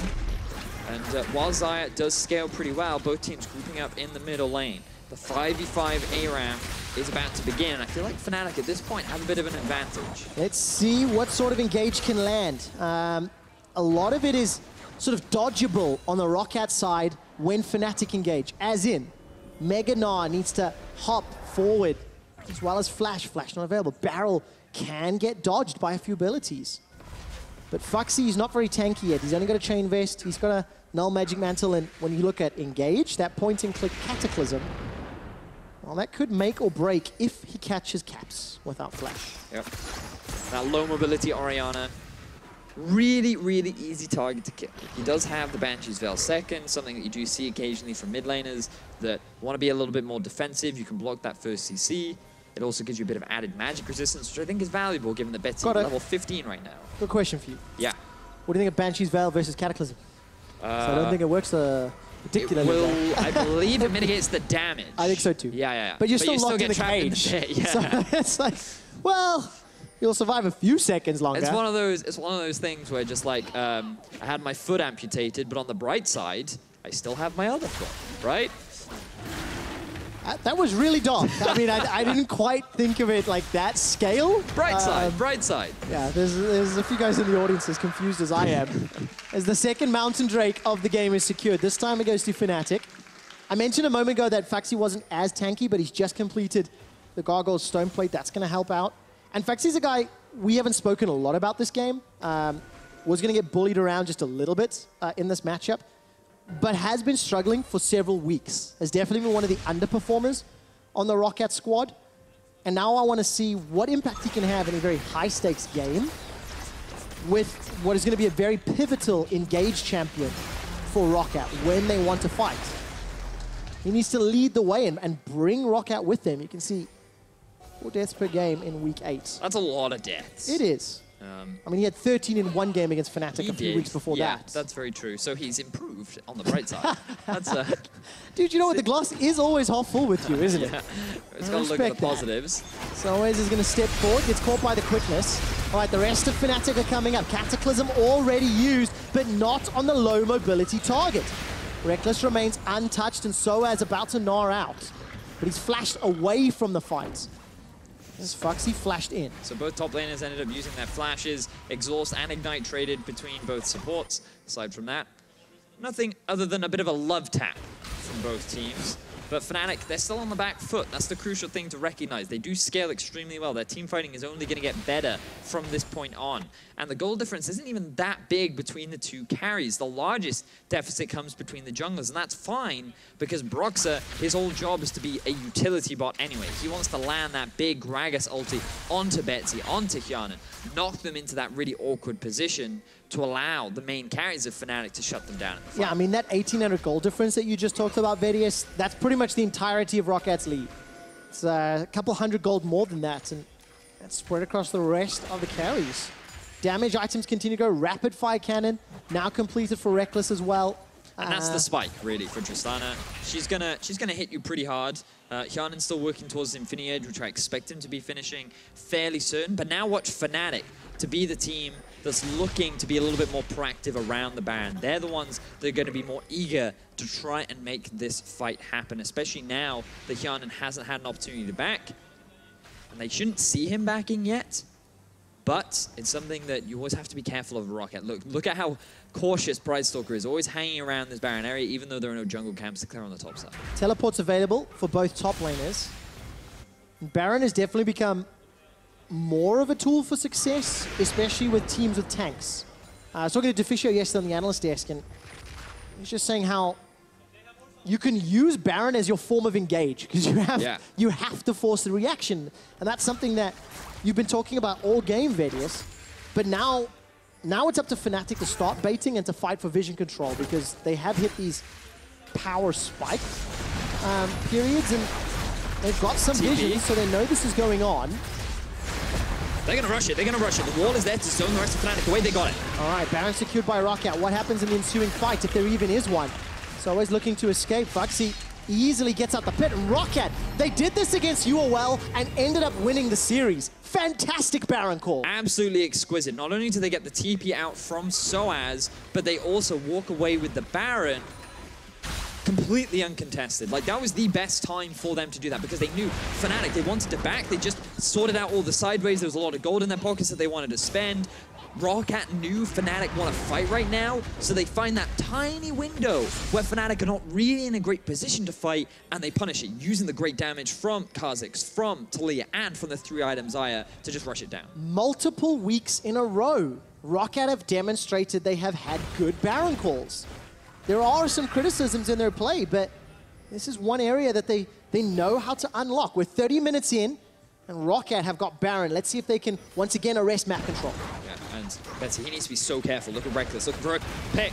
All right, Betsy, got Flash available, does Flash. Reckless insta-follows, gets charmed by the quickness. The Shockwave comes out. Widid's able to escape. Nobody dies yet. Here comes Pridestalker. The Cataclysm down from Foxy. Reckless continues to wail away. ROCCAT now routed, running for their lives. Caps has killed Foxy, and that's 2 for Fnatic. And this is another classic ROCCAT move where they just go for the bad fight. They just lost Betsy because he just had to use everything to survive Reckless. And the baby cage from Foxy ends up doing more harm than it does good because Pridestalker gets locked in the pit and the rest of Fnatic just wail on the bug. So many good things going in favor of Fnatic right now. Even with the Baron against them, they could very well break into the base. Roxar throws the barrel sideways. Hyanin forced to ult to safety. Clears out the wave as best as he can. That will buy a few extra seconds. The explosive charge pops. That's going to do a lot of damage. Betsy down to 150. Survives a few seconds longer. Soaz gets tagged by the turret and he's forced to retreat. And ROCCAT now turning around. Remember, Foxy has teleports. 2 seconds, 1 second. Will he commit? Bottom lane is the target. And ROCCAT, let's see what they can get with this. I don't know if Fnatic will take long enough for this tower to go down. Just shoving the wave in, that was a waste. That was a bit of a weird TP. Not sure what Foxy was trying to do right there. I guess apply a bit of pressure so that ROCCAT could get this mid-tier 1 in return. They will finally break it down 31 minutes into the game.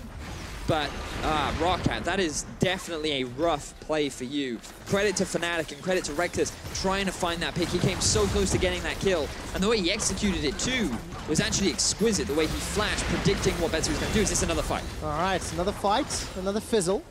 Not this time round. 7 kills to 9 at 31 minutes in. Fnatic still have to defend a little bit of this Baron buff.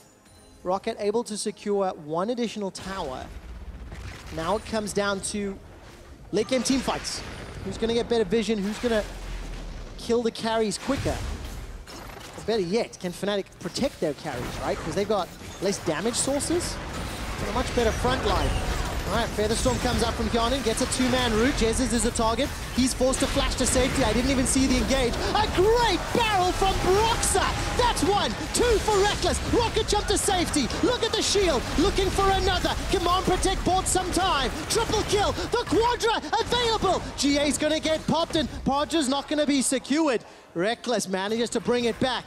Caps looking to run him down. Ghost was used.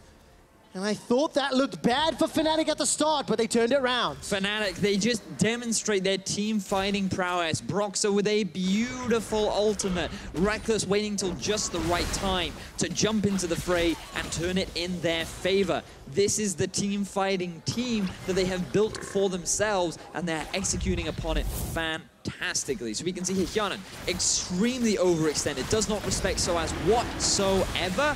And at this point you think, oh no, this could be bad for ROCCAT. But no, they separate the rest of Fnatic off, and you think this could be well, but then another great ulti from Broxa, splitting them up. Reckless dives in, shuts down very, very quickly the low health Hyanin. And the rest of Fnatic know that with the numbers advantage that they have, they can just keep on chasing. The GA does go down, Betsy with a small victory at the end of it. But at the end of the day, it is Fnatic that come out ahead in the fight. And that was just in the last fight. That is ridiculous amounts of damage from actually everybody, to be fair.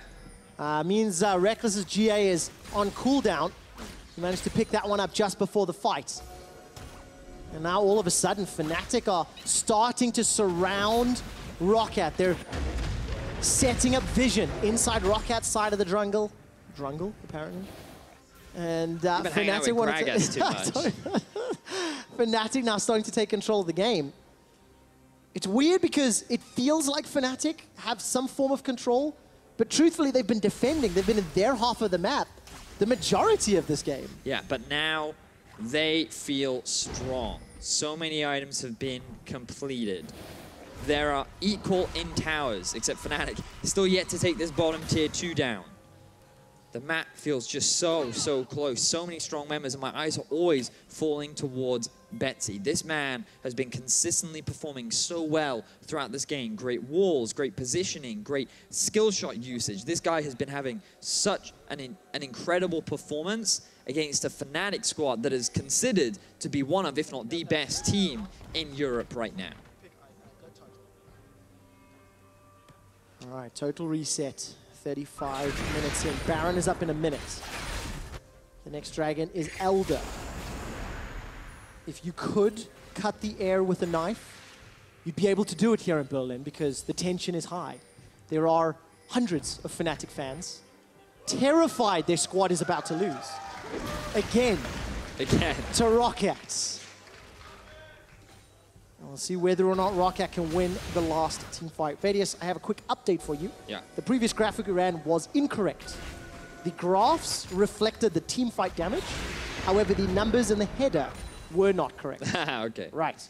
So, apologies on that incorrect graphic. This is the correct one. Total damage dealt this game. And you can see who's over-indexing right now. Great performance from Betsy, still unkilled. Hyanin putting the deeps down, despite being in the wrong place, sometimes. And now those damage dealers need to fend off Baron. It's about to spawn, and look at all of these wards in the pit. The flanking wards are available for Faxi. He's not TPing yet, though. Dude, that's being melted. Baron's already down to... Whoa! Pride Stalker's hopped in. He's got a flash. Void Assault and flashes out. Weaver's wall comes down, and this is getting messy. The shenanigans are about. Blue team secure Nasha. Fnatic have it. The charm connects onto Soaz, and a flash goes in. Pride Stalker's looking for Reckless, but he's untouched. That's a double. The triple's available to him. Looking for more. Rocket jumps over the wall. A gigantic crit onto Hyanin's face. Gets stunned in place. Reckless not going to find his triple. Rocket jump to the reset to safety. Putting a wall between him and Betsy. Foxy forced to run away. Fnatic get Baron and 4. Beautiful use of the jumps from Reckless to get a convincing teamfight win over ROCCAT, who just looked lost once again. We talked about how they seem so convincing when they go towards the Baron, but for the second time this game, they just had no idea on how to fight Fnatic. They lose the Baron, they lose the fight, and they may very well just lose the game. I think that's a safe call if ever I've heard one. Reckless gonna be pushing through onto the Nexus turret to the support of Fnatic, but Broxa unkilled this game. Reckless gets himself another as Fnatic turn to the Nexus. It was a close fight, but Fnatic secure first blood in the series against ROCCAT.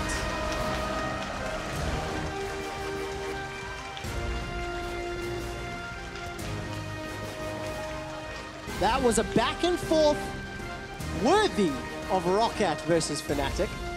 It is becoming an interesting rivalry here in EU LCS. With that man on your screen, Broxa, the end of the game 1-0-13. Game-changing ultimates and just always seem to be in the right place at the right time in team fights. But I also feel like that was largely ROCCAT's game to lose. I felt like they had good setups. They had good options to be able to close out that game. So many Barons looked so good for them, but then the execution just did not hit the mark. When they tried to make the fights happen, they didn't go to plan. I don't know if they even have a plan based on what I saw from their fights. And I just, like, in that final fight, the fact that Faxi didn't TP in, that he walked, it just makes me wonder, what is the communication like in this team during these extremely tense moments? I wish I could answer that question for you, Vedius, but I cannot. So, Fnatic get the win despite a great start from ROCCAT. Here's Dracos and Stress to break it down. Sadly, Vedius, I can't answer that question either, but I want to take a look at picks and bans to start it off because we were wondering why Fnatic might opt to pick Gragas so early on, and Stress, I think we got our answer. Right, it's very difficult to deal with when you look at denying fights, not taking bad fights is one of the other strengths. I don't think a lot of teams are going to jump back onto the Gragas first pick train, but in this situation, with the rest of the draft, you can see where it starts to make sense. You've got the Braum to deny fights, the Orianna to play a little defensively again, and Broxah looked fantastic on this Gragas. It might not be everybody's S tier, but Broxah looks like you got to ban it away from Definitely was playing it to that S tier, at least on an individual level, even if it doesn't have that place in the meta. Now I want to look at the first replay because despite us praising Broxah, and I think it is well deserved to praise Broxah, this was an incredibly ROCCAT favored early game, and the execution here from ROCCAT I think was fantastic. Right, it's a great setup. Look, Reckless is already chunked in the lane, and we said we wanted to see ROCCAT play around the bottom lane as well. This is what needed to happen, and yeah, okay, one kill goes to Pridestalker, Wadid picks up the other, Hyanan doesn't get any, but it's still the right kind of start for ROCCAT, utilizing their vision and getting out of the lane for Betsy. I think the interesting thing is, I kind of said I didn't see a world where Betsy would beat Caps, and I still maintain that, but ROCCAT played out of the lane very well. They didn't keep Betsy in a lane against Caps and actually gave Betsy opportunities to thrive elsewhere on the map, and that's one of the good advantages that ROCCAT created in the beginning of the game. Yeah, definitely was the case. I think from ROCCAT's end, it wasn't the clean snowball that maybe they wanted to see for themselves, as they were able to find a lot of those early game advantages, but the other thing that you brought up, ROCCAT, they want to win, they need to play a chaotic game. They need to fight. ROCCAT definitely capitalized on that, especially in some of those mid-game plays. Right, and it felt almost like a little bit of the hubris we heard coming into this that Fnatic said last time ROCCAT beat us, it wasn't ROCCAT winning, it was us losing the game. And Fnatic come in here, they take away the Riftchild, great play here, and it seems like Fnatic end up going a little bit crazy on this one because, look, they go towards the top side, look for a play, and this looks very convincing, and you can see why Reckless gets a little baited in here. He gets so many autos down on Pridestalker from range that he's not actually anticipating the tower actually swapping to him. So Soaz backs away from the fight, he has to. Reckless now thinks, okay, I can get it. Doesn't realize that between Pridestalker and Hyanan, remember, Pridestalker has 3 kills at this point, insane amount of damage on an isolated target.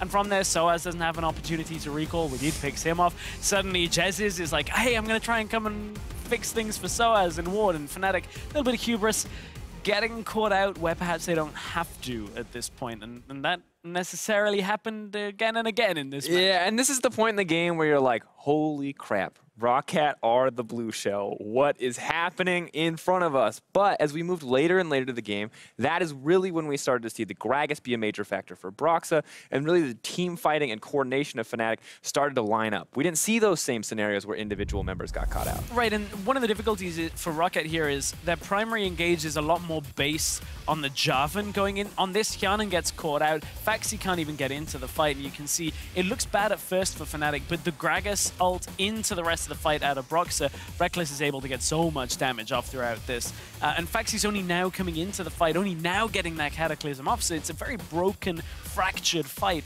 out from ROCCAT, and this type of thing keeps happening throughout the entire game. Wadid actually had a lot of good charms with the quickness in this. The flash in, getting 4 people, I think this is the fight where he actually gets this massive set of charms. It's just not enough for ROCCAT, but these open games, I feel like this is the way they have to beat Fnatic, just taking fights like this. And this is the issue, right? It's because I feel like ROCCAT had the lead. Fnatic, of course, were fantastic in these fights. We can't take that away from Fnatic, but on the side of ROCCAT, the coordination didn't always feel like it was there around this call initially. Pridestalker having to get out of the pit, having to flash away, and that didn't quite sync up in the same way. That said, I still feel like this is well above the initial expectations that we had for ROCCAT. Yeah, you consider ROCCAT lost to NIP last week. You say, hey, is this the same team actually giving Fnatic a competitive game? And it's a good thing for ROCCAT. Look at how far, or for how much of a percentage of the game they were ahead. Like, almost all of this game, ROCCAT were in the lead up until a couple of fights at the end where Fnatic turned it back around. And that's not anticipated, but ROCCAT, as we said, this weird aura of being able to play well against the top teams. Like if ROCCAT come out with that early game from this game against any other team, I think they actually probably convert this game into a win. And my real question is, how do you think Fnatic feel about this game right now? Because they definitely were outclassed to a certain degree in the early game. Maybe they feel like they just lost it and threw it away, but you can't knock ROCCAT because they found those opportunities. They punished Fnatic, and you can see some... Well, he's got a smile on his face. I was going to say stern review of previous plays, but both guys appear to be pretty happy. And I feel like Fnatic won't be too angry at that. I think that'll probably be just the reminder that, hey, we got to take these guys seriously. We actually have to just make sure that we are playing around any areas that ROCCAT have that they can punish, like those early game plays where Reckless was already low and ROCCAT created a play. I think it'll be a bit of a kick up the backside where Fnatic will say, okay, game 2, let's just try and get a lead early. Let's try and close it. But what is the faith in right now? Is it that Fnatic are going to come back, they're going to say, hey, this is the team we have to respect, or is it that ROCCAT, hey, we can snowball better if we find the lead again? Who, at this point, after that game 1 for ROCCAT, do you think there's a chance that ROCCAT can take it to that game 3? I think there's an outside chance. My faith is in Fnatic. I think they are still likely to take it, but I'm impressed by ROCCAT. I'm impressed by the fact that they could take an early game advantage against Fnatic. Definitely is the case. Well, Fnatic have a chance to avenge their loss to ROCCAT earlier in the split. Well, we'll be right back for game 2 right after this. You have an extra minute.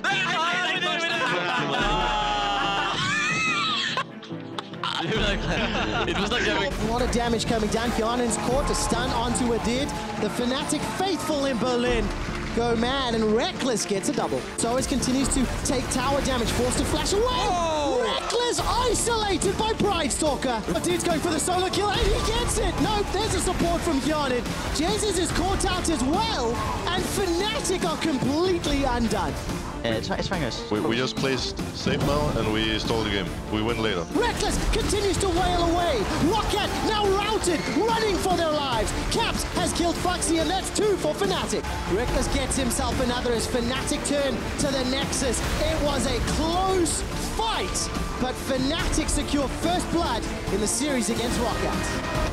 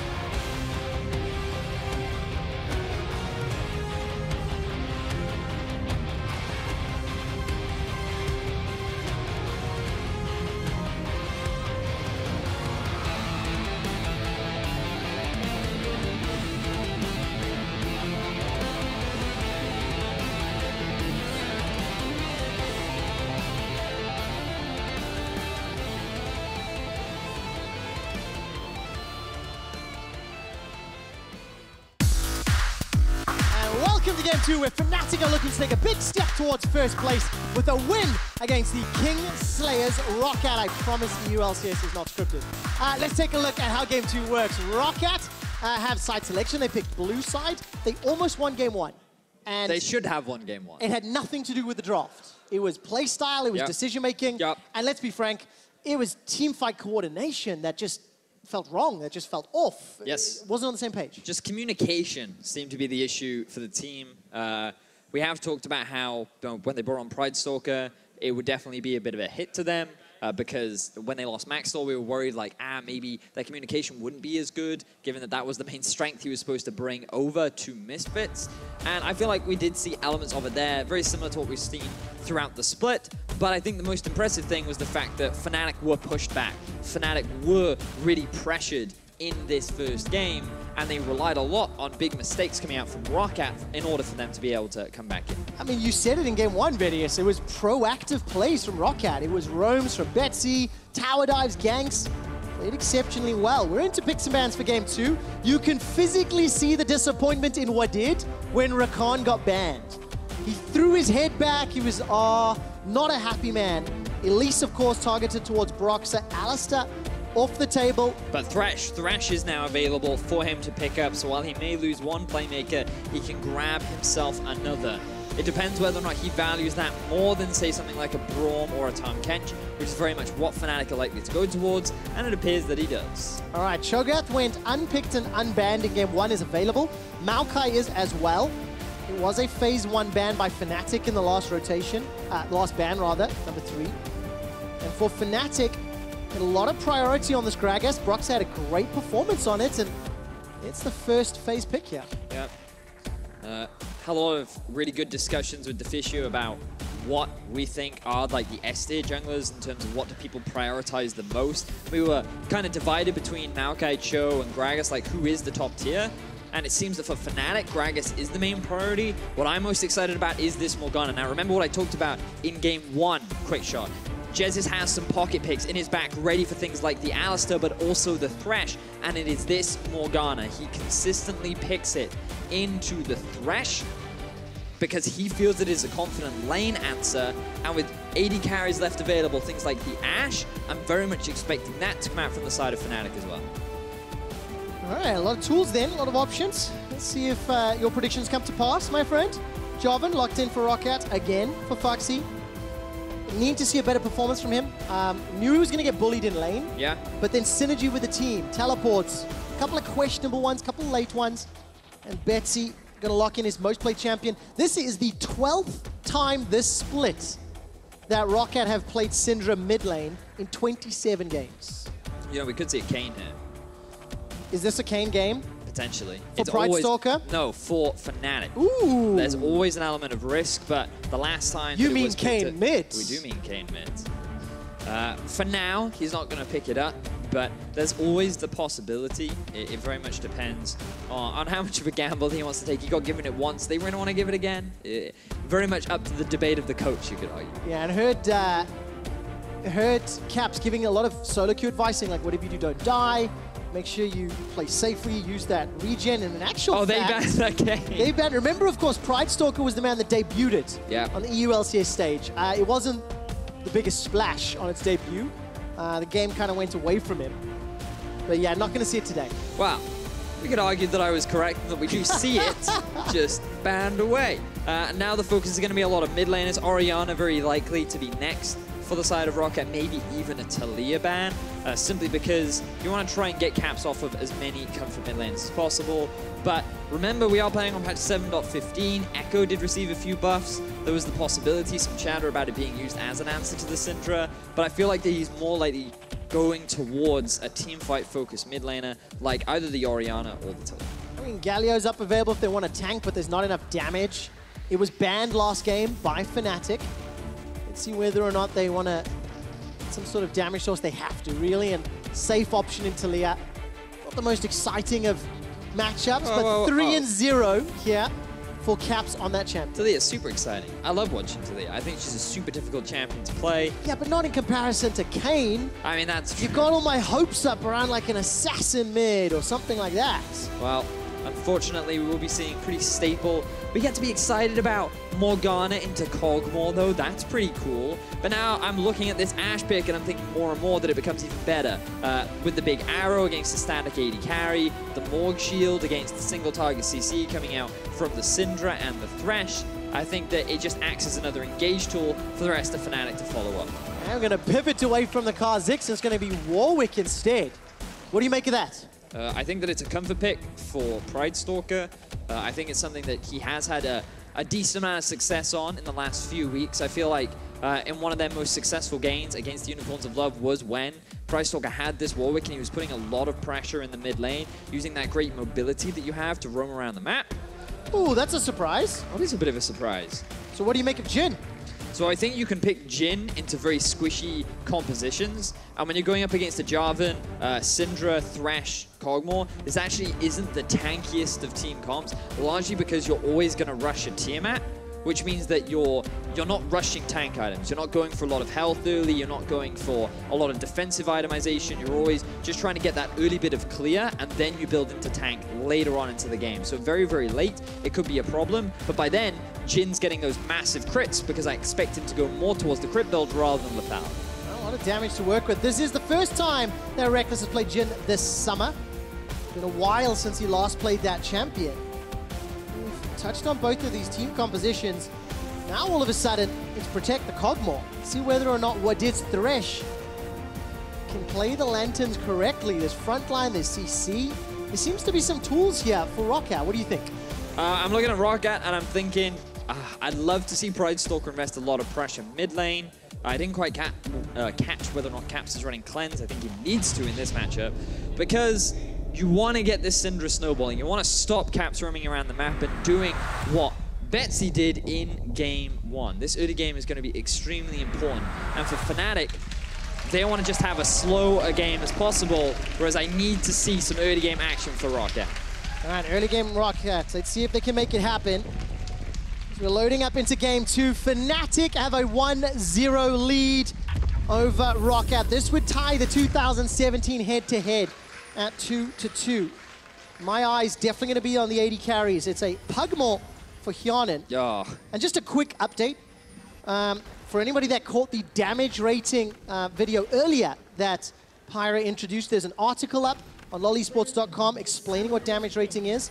Reckless's Tristana damage rating was plus 70%. That's big, by the way. That is gigantic. Let's see whether he can put up some big numbers. All right, Dark Binding onto Wadid. This one's guaranteed. I'm calling it. It lands. Look at the threaded volley as well. And Wadid forced a flash. Is anything going to follow? Yes. Reckless with first blood. Damage rating advantage. That's how you want to start a game on Jhin. He's gotten himself the early Doran's Ring, typically used to help you have more pushing power, more trading power, because of how well it synergizes with his Q, the Dancing Grenade.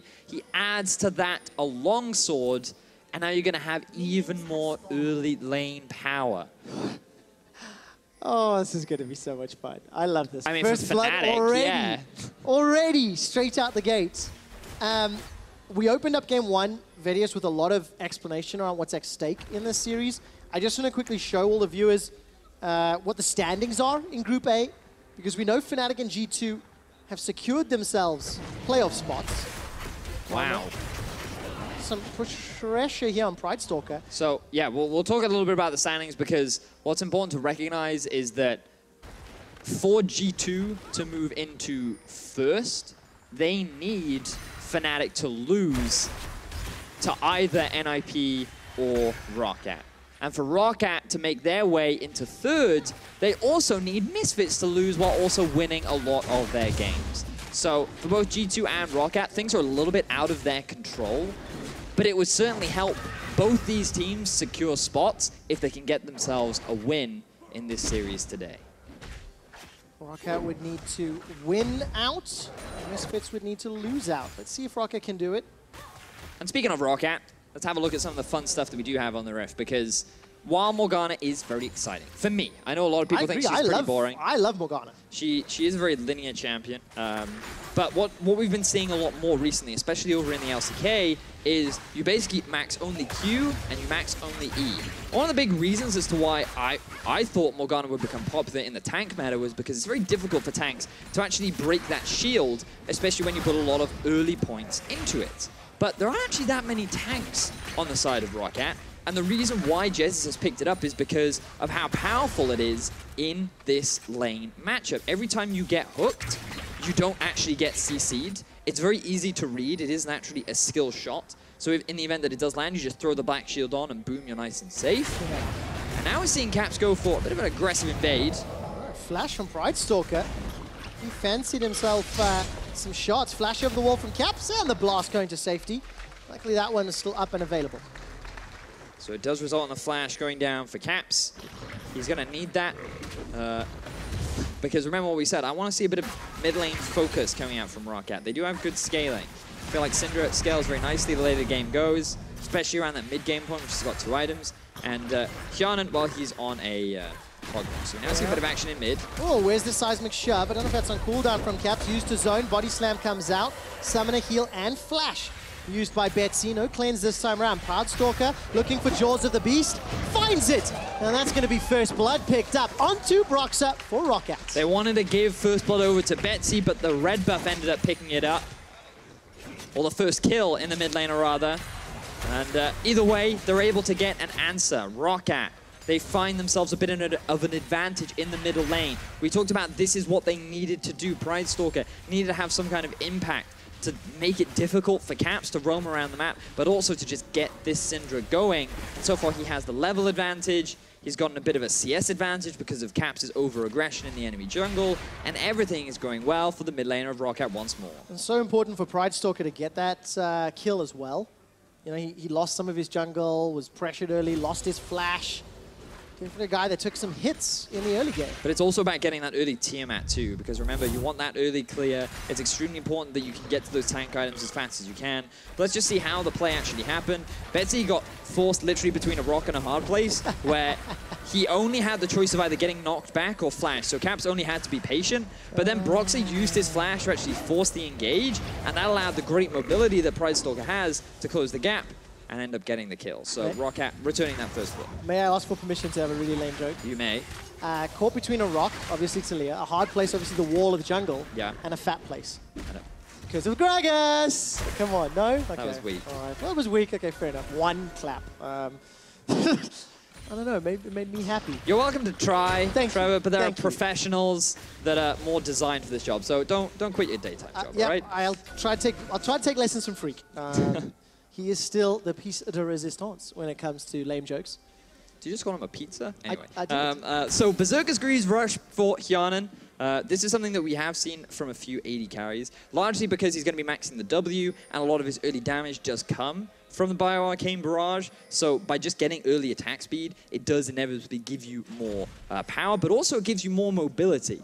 And that's something that's really important to recognize against big skill shots like Morgana Binding, because as we all know, you could rewrite the Bible in the amount of time that you are locked up in that small bit of CC, so it's important that you're able to avoid it. A lot of crowd control to Jesus, as long as he's hitting those skill shots, as long as he's hitting those targets. If you look at the mini-map, we're dead being supported by Pridestalker on that invade. He's 6. Soaz is getting dunked on. Ultimate advantage there for Foxy, but with Flash, as well as that hop from the mini-gnar. A lot of tools for Soaz to escape. But a much stronger start here for Foxy. He's +9 CS, starting to win the 1v1. The game hasn't been played around him yet, because of course by this stage in game 1, ROCCAT had already tower dove because they had the Talia. Yeah, and also remember that once Soaz gets that phage, this matchup starts to become a lot more difficult for Foxy, because then Soaz can start kiting him around. He's also level 6 now, so there's the risk of a Gnar ultimate too.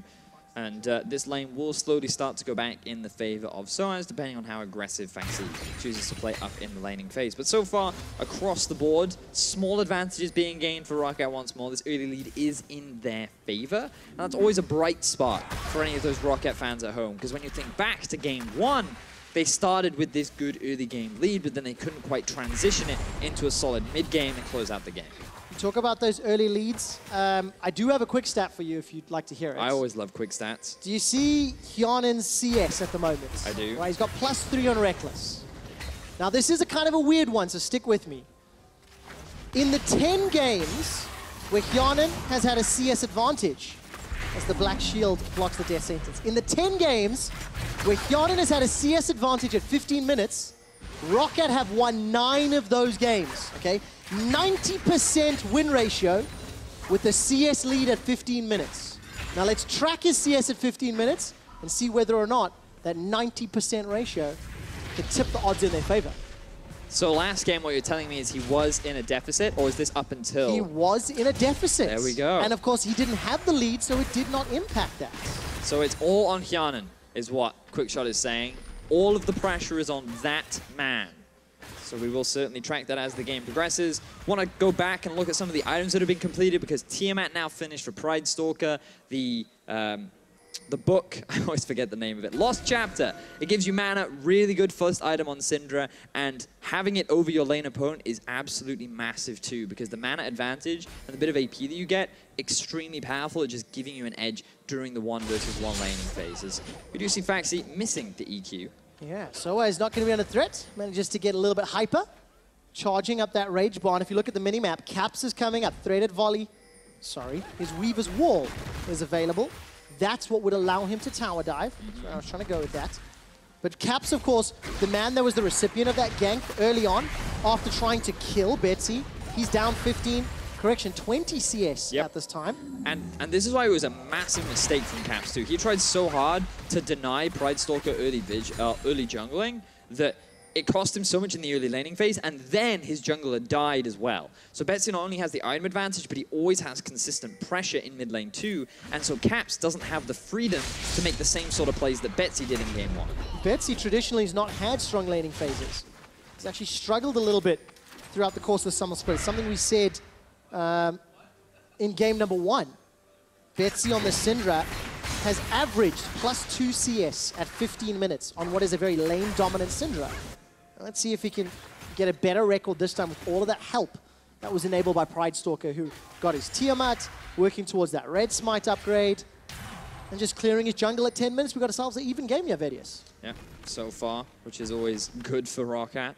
I feel like they do perform better when they have that early lead, but then it always comes down to that point of how do they close things out? And for ROCCAT, that has been a large part as to why they are so far behind in making it towards that playoff race. So with kind of a non-traditional comp on the side of ROCCAT in some ways, what is their win condition? What is their win condition? So they have a few, actually, because their team fighting is decent. Once Kog'Maw gets to a certain point, 2-3 items is where he'll really hit a strong spike. But they can also snowball through this Syndra. If they invest a few more resources into getting it going, that could be another avenue with which they could win the game. But he has to be very mindful of the lack of vision that they have around the river right now, as Pride Stalker is aware that Broxah and Jizzes are setting up a lot of deep wards. Well, let's see whether or not ROCCAT... No, let's see which win condition they invest into. Yeah. That's a better question to ask. Where does Pride Stalker go next? What does Fuxi do with his teleport when it becomes available? Because Soaz currently has the TP advantage. And the Morellonomicon just being finished for Betsy as well means that this is a good point for ROCCAT to try and force a skirmish or a fight. Ocean Drake, we've heard from some of the pros that is an extremely valuable Drake early on because of the lane advantage you get. And if you do want your Kog'Maw to eventually outscale this Jhin, that is a great opportunity. So that's the thing to take into consideration. But we also have to take into consideration itemization of Reckless, who's going for more of a lethality build path, rather than the crit build path that we've seen a lot over in North America. Well, Ghostblade completed, probably thanks to that very, very, very early First Blood. Could help. You know, rushed that one down 11 minutes in. Hyanan, of course, working towards that Blade of the Rune King, no doubt. And we've got a very extended laning phase. If you look at the HP of really all of the towers, it's only the top tower for ROCCAT that's taken some chip damage. Other than that, it's just the farm alarm for days. So this will be good for ROCCAT scaling, well as Fnatic. Both teams have got a lot of headroom to grow in their compositions. So now you can see Broxah, he's just hanging around the middle lane, but wants to see if he can get some kind of a gank onto Betsy, who does have all his summoner spells. And with the stun down, this could be a big window. Or not. Or not. Cap's going to just throw a couple more rocks and disengage, move with his jungler. They have a lot of deep vision around the bottom side. Was Broxah waiting for a counter gank? Because he didn't look to flash body slam or any of that sort of shenanigans. What do you think? I think he was very much just waiting for Betsy to overstep slightly. You have to remember the thing about Syndra is right now she's playing towards top side because she's similar to Orianna, and that when her flash is down, it's super easy to get that punish on. So I think that just hanging towards one side of the lane, if you overstep a little bit, you're at a big risk of a gank or losing all your summon spells. Come on, Bridestalker. Throw down the infinite duress. Going to walk into Fnatic vision very, very soon. Dancing and skirting. Oh, just on the outside. Oh, manages to walk into the Tribush ward. I clenched because I thought he was going to get spotted. Caps finally uses the Weaver's wall. The target is Foxy. Cataclysm comes down. Tower helping out for now. Soaz forced to hop out to safety, and Foxy stays alive a few seconds longer. Dragon secured by ROCCAT as Foxy flashes over the wall. The Caps follow suit. And now you have Betsy coming in. Ooh, okay, that's a counter kill. Didn't even see him sneaking up from behind. And so that ends up being a 1-for-1. Foxy played that as well as he could. And the fact that they're able to get themselves a return kill, mid lane kill for mid lane kill, is the best case scenario for ROCCAT, given the situation that Foxy was put into. All right, Vedius, Foxy down 13 CS in that top lane. And of course, he lost a huge wave thanks to this dive. The big thing to note here is how Foxy uses his ulti to lock both members in, but his focus is actually on Caps to get him as low as possible. So then the moment Soaz goes out of tower range, he was hoping that Caps would get tower range and maybe he could turn it around, but he took more damage than Soaz did, and he ended up losing his life. And while Soaz was trying to avoid getting stunned up, he ended up losing his life. All right, as we come out of the replay, I want to draw everyone's attention to the scoreboard at the bottom of the screen. Look at those CS numbers. I can't talk about the top and the mid lane, but what I want to talk about is Hyonin. He's got +2 CS, but the wave is being pushed away. There's 35 seconds for him to increase his win percentage chance to 90%. But he's waiting in base.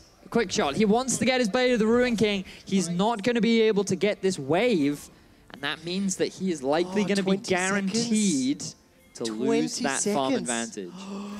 Oh. This is a tough position to be in. You had the possibility of a 90% win ratio. The Lantern, though, is going to pull him in. I don't think he can pick up 10 CS that quickly because it's not that much. This is it. Hyonin has spelt the doom for ROCCAT.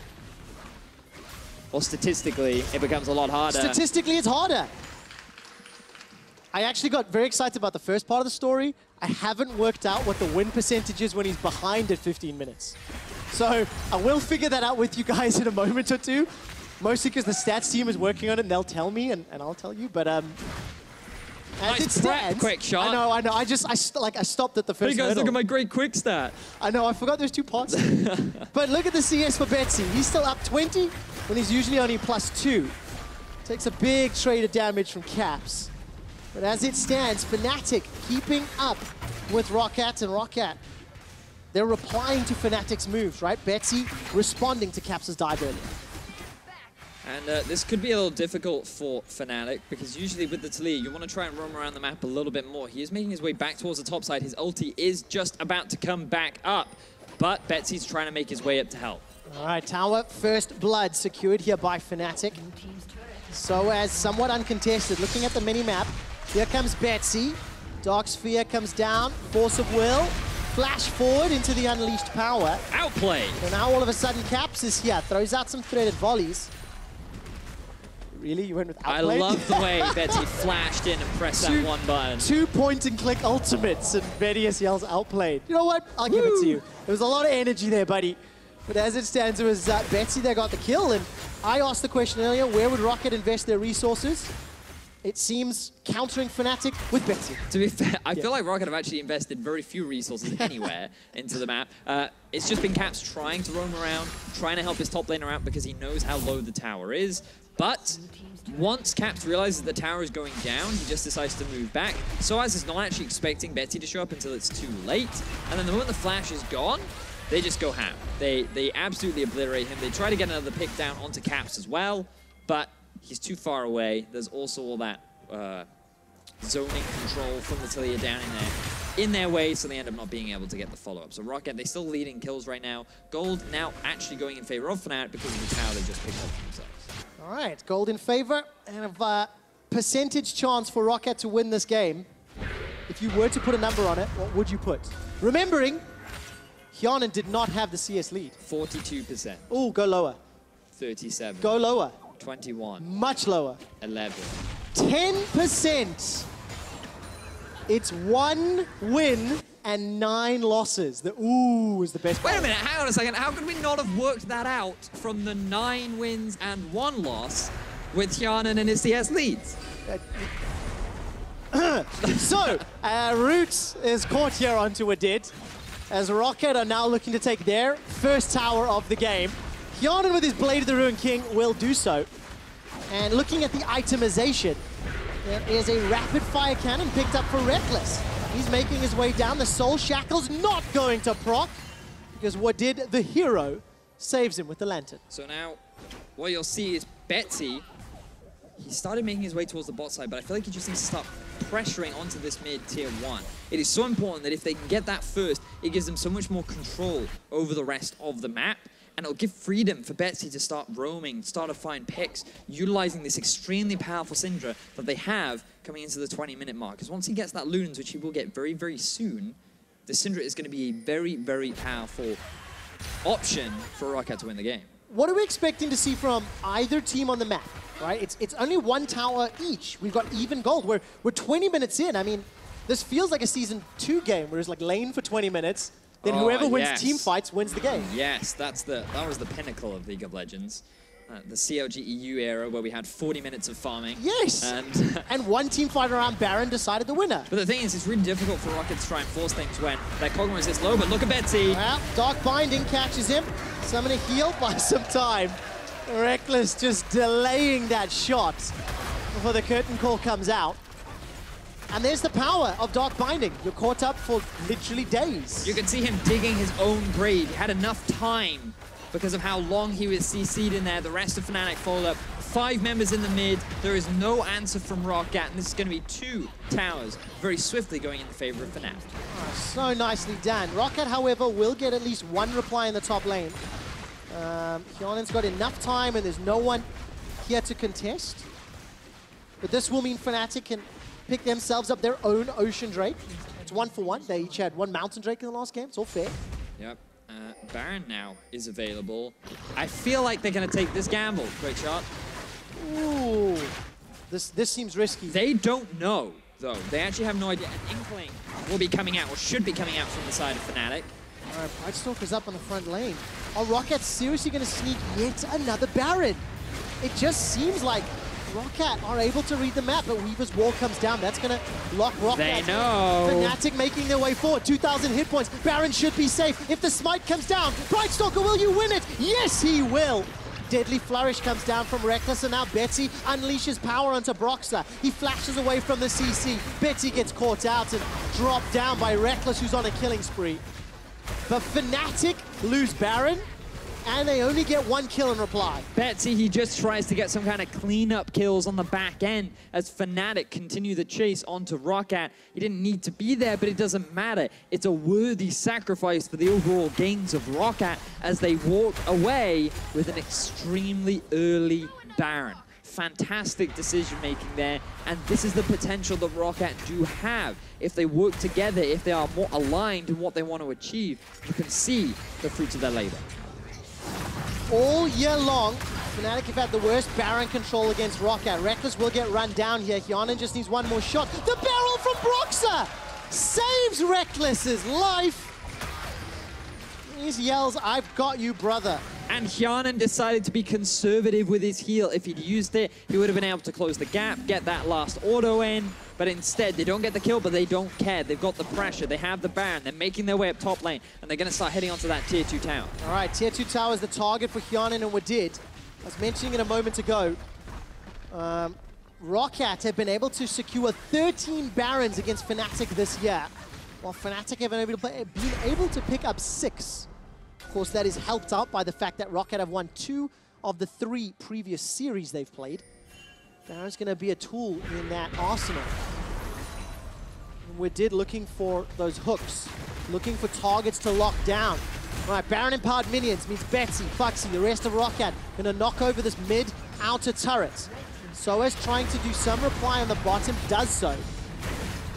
That Rift Herald being summoned, I wasn't quite sure what that was, or teleport, couldn't see. Either way, Betsy gets chunked down by Caps. That threaded volley doing a lot of damage. Leandri's Torment chunking him down. And as it stands, ROCCAT backing away. This time the death sentence hits, but there's no damage, Vedius. There's no one to follow up. What doesn't have the support of the rest of his team. And he's tagged by a bunch of skill shots before Jesus finally takes him out. Teleport comes down from Foxy. This is getting weird. Infinite duress, not going to be able to lock down Caps. Jesus is going to get killed as the Soul Shackle stuns too. Now Pride Stalker's running for his life. Soaz hops over Hjarnen's head, looking to get that Mega Gnar bar firing up. Hjarnen, no flash, remember. He's going to get rooted by a deadly flourish, and Reckless gets his 4th kill of the game. Fnatic, they find another great fight as ROCCAT tried to utilize this Baron to push down more towers than they could. Every time Fnatic are finding these great fights, they did it in game 1, they're continuing to do it in game 2. They will always punish you every time you try to make something happen because they're so good at being able to trade things with their great ability to read the map. Just feels like game 1 again. Baron for ROCCAT, they get caught out in some team fight scenario they didn't expect. And Fnatic just do a great job of punishing ROCCAT. So they get their 2nd Dragon, they push that gold lead, and even the game is still close. Look at this setup here. And look at the rest of the team of ROCCAT too, because they don't decide to follow up on that. They don't decide to fight until now. Like, that was a great hook from Wadid. The rest of the team could have just followed up on it, and instead, they wait till after they lose their support. They wait until after they've already hard committed, and are now in this awkward situation where Fnatic still have 4, well, reasonably healthy members, aside from Caps, and they can just continue on with the chase. And look at Reckless propping that 4th crit up. Easy follow-up to allow them to get their 2nd kill. And it's just time and time again, this lack of communication from ROCCAT. Like, I just don't understand why they're not talking to each other about what they want to do and when they can make these plays. Well, that is the difficulty of teamwork, and something that many, many, many teams struggle with at times. And it's just interesting, right? Whoever the shot caller is for ROCCAT in terms of reading the map or sniffing out those Baron opportunities, when it happens once, cool, good call. When it happens a 2nd time, okay, you're starting to see a trend, but multiple weeks in a row, different opponents, multiple games, different team comps. You know, ROCCAT have the ability to read a map, sneak a Baron, do the risky call, but it pays off, you know, a good percentage of the time. They never translate it into anything. It's always the close from ROCCAT. Like, they're almost there, and it's just like playoffs, they're almost there. And just like last split, oh, they're almost there. But they never quite get over that last hurdle. They go through many trials and tribulations, and up against Fnatic, they've put up a good fight, and the game is not over for them yet. They still have the Kog'Maw win condition. They still have the ability at the late game where Pride Stalker will get super tanky, but Fnatic, they're going to try and force things now. All right, Lantern will get Betsy to safety. The teleport comes down from Soaz. Infinite duress, I think, was dodged away from there by Caps. The barrel splits up ROCCAT. Reckless gets yet another kill. Wadid has shut down Caps, and all of a sudden Reckless is down. Jesus, Broxer, Soaz trying to turn this around. The death sentence comes backwards, and Pride Stalker, he can fight for days. So much healing in his kit. Eats a boulder to the face, and Fnatic, they end up trading 2 for 2. Death sentence almost tagging Soaz. Ends up being carry for carry in the end. All of the front lines still available for both squads, but they're not able to turn it into any objectives. Really impressive how both of the front lines of each team can get onto the backline, but they can't peel for their own backline. And when we actually get into the replay, we can see how they were able to dissect it, because one of the big things was really good sidesteps from Caps, but because of his positioning, it made it super easy for Pride Stalker to dive onto the backline. And this is why Betsy's forced into a really difficult situation with another great wall from Caps. Look at how easy it is to get onto the backline. He doesn't have the support, but neither does Hjarnen or Betsy. So they end up dropping on the back end. Really good flank from Faxi once again. And then you just end up in this tank versus tank situation where no one's really going to die. You think that they might, but they can't really turn it into anything significant. And we still have a super even game. Even on gold, nearly even on kills, dragons as well. You can see at the bottom of your screen some of Fnatic's records this year. Great goal difference at 20 minutes.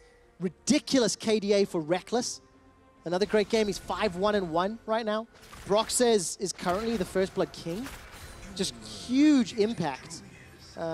This series, not so much, but up till this series, he's had a great record and great early game. Yeah. Fnatic, they certainly hold a lot of records, and they have had a fantastic split overall. We talked a lot about how they want to make up for the blemish on their records. ROCCAT did hand them their first loss of the split, and they want to make that their last as the Baron is being kicked off by Fnatic. All right, the seismic shove catches out what did. He's able to get the box down. Baron not being focused yet by Fnatic. Teleport's available for Foxy. Do they decide to fight 4v5? They've lost their support. They've lost some of their peel. Betsy's coming in. Foxy TPing in north of the fight. Looking at the river.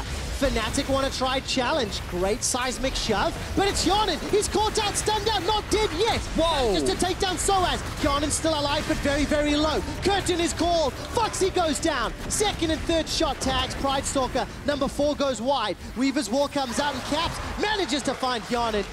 The Acafian surprise won't kill anyone today. And Fnatic go 1 for 2.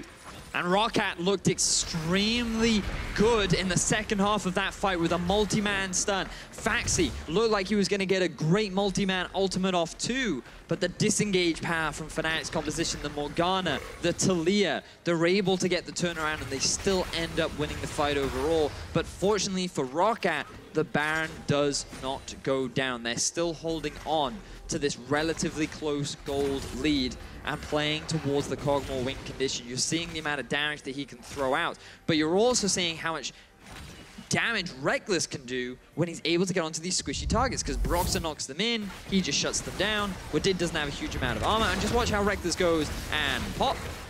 Picks himself up his first kill. They have 5 members, and they're very mindful of the fact that Soaz also has his ulti ready. So TP, definitely very risky. Really good predict from Caps as well, where he's going to get this really good knockback. But then you're going to see on the backline this great stun coming out from Betsy to just dissuade the rest of Fnatic. You think, oh, this could be really good here, but Hjarnan is too low to get involved in the fight once more. Betsy is zoned away because he doesn't have anything left in the tank, and then Fnatic end up cleaning up. And just 2 things I noticed there as well. I missed during the original call, Soaz catching Hjarnan against the wall. And also, we talked about communication and problems on the ROCCAT side. Fnatic, that TP came down and they swarmed. Yes. They absolutely swarmed. No confusion on what to prioritize. All right, Dark Binding finds Hjarnan, gets caught by the shove, barreled backwards as well. Man, that chain CC is... Oh, I hate this word. It's disgusting. It is.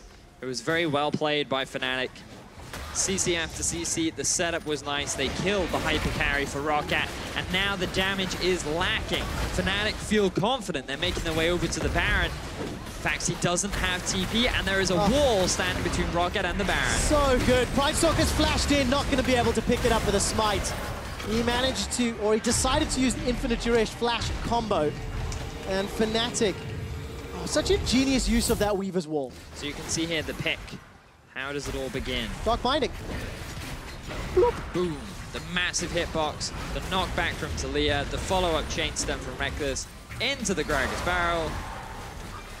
It's the combination. I actually want to play it. I actually want to play Morgana Jhin. It looks so fun. Because a Deadly Flourish or a Dark Binding. Ridiculous range, ridiculous route. And then you just deaded someone. Yeah, it's a great combo. And especially when you're this fed on a Jhin. 8-1 and 3 right now. The thing about this build is, remember, very squishy targets. He's got a bit of a combo between the two of the early game power from the Ghostblade and then transitioning more into this scaling build. And this really works because he gets so much bonus AD. Right now he's sitting on 538 attack damage. Those crits hit hard. Oh, and it's not just the 4th shot that crits too, like his other attacks can't crit. But that 4th one, that's the real kicker. Damage on the other end, of course. Hjarnan's got his 3rd damage item, that Rage Blade, gone for a QSS. Definitely needs it against that CC. Black Shield will protect Jez's life for now. There's Fnatic, Baron buff, 2 minutes remaining as they're sieging out the base. We're smelling a 2-0. Remember, Hjarnan did not have the CS advantage. Their win percentage down to 10%. Soaz gets caught out. A little bit out of position. Yeah, interesting play there from Soaz. Not sure what he was trying to accomplish there. Will slow Fnatic down a touch. There's no minion wave for them in the top lane. They did push out mid, but things definitely looking a little rough. See the Deficio tweet. Remember when Reckless introduced it IEM? In actual fact, Reckless played Jhin 9 times in the spring split. The last time he played it this year was in March. And we're seeing it for the first time in summer. He's only 8-1-3. An average. You know, I mean, just, you know, whatever's, like, no biggie. And it also comes back to a great conversation that we were talking about in game 1, which is very much like MVP of the split. And you sit there and you wonder, like, evaluating who you think is one of these strong players, and it's really curious as to, like, could Reckless be one of those contenders? Hey, it's a great question to ask, right? The team played around him, they enabled him. So did. do you award the carry that for the first half of the split was protected by every other team member? One of whom is Soaz. Soaz, of course, played a lot of Shen. We know how much he loves that champion. A couple more wins. Fnatic guarantee themselves a spot in Paris. Minimum, hence the French flag.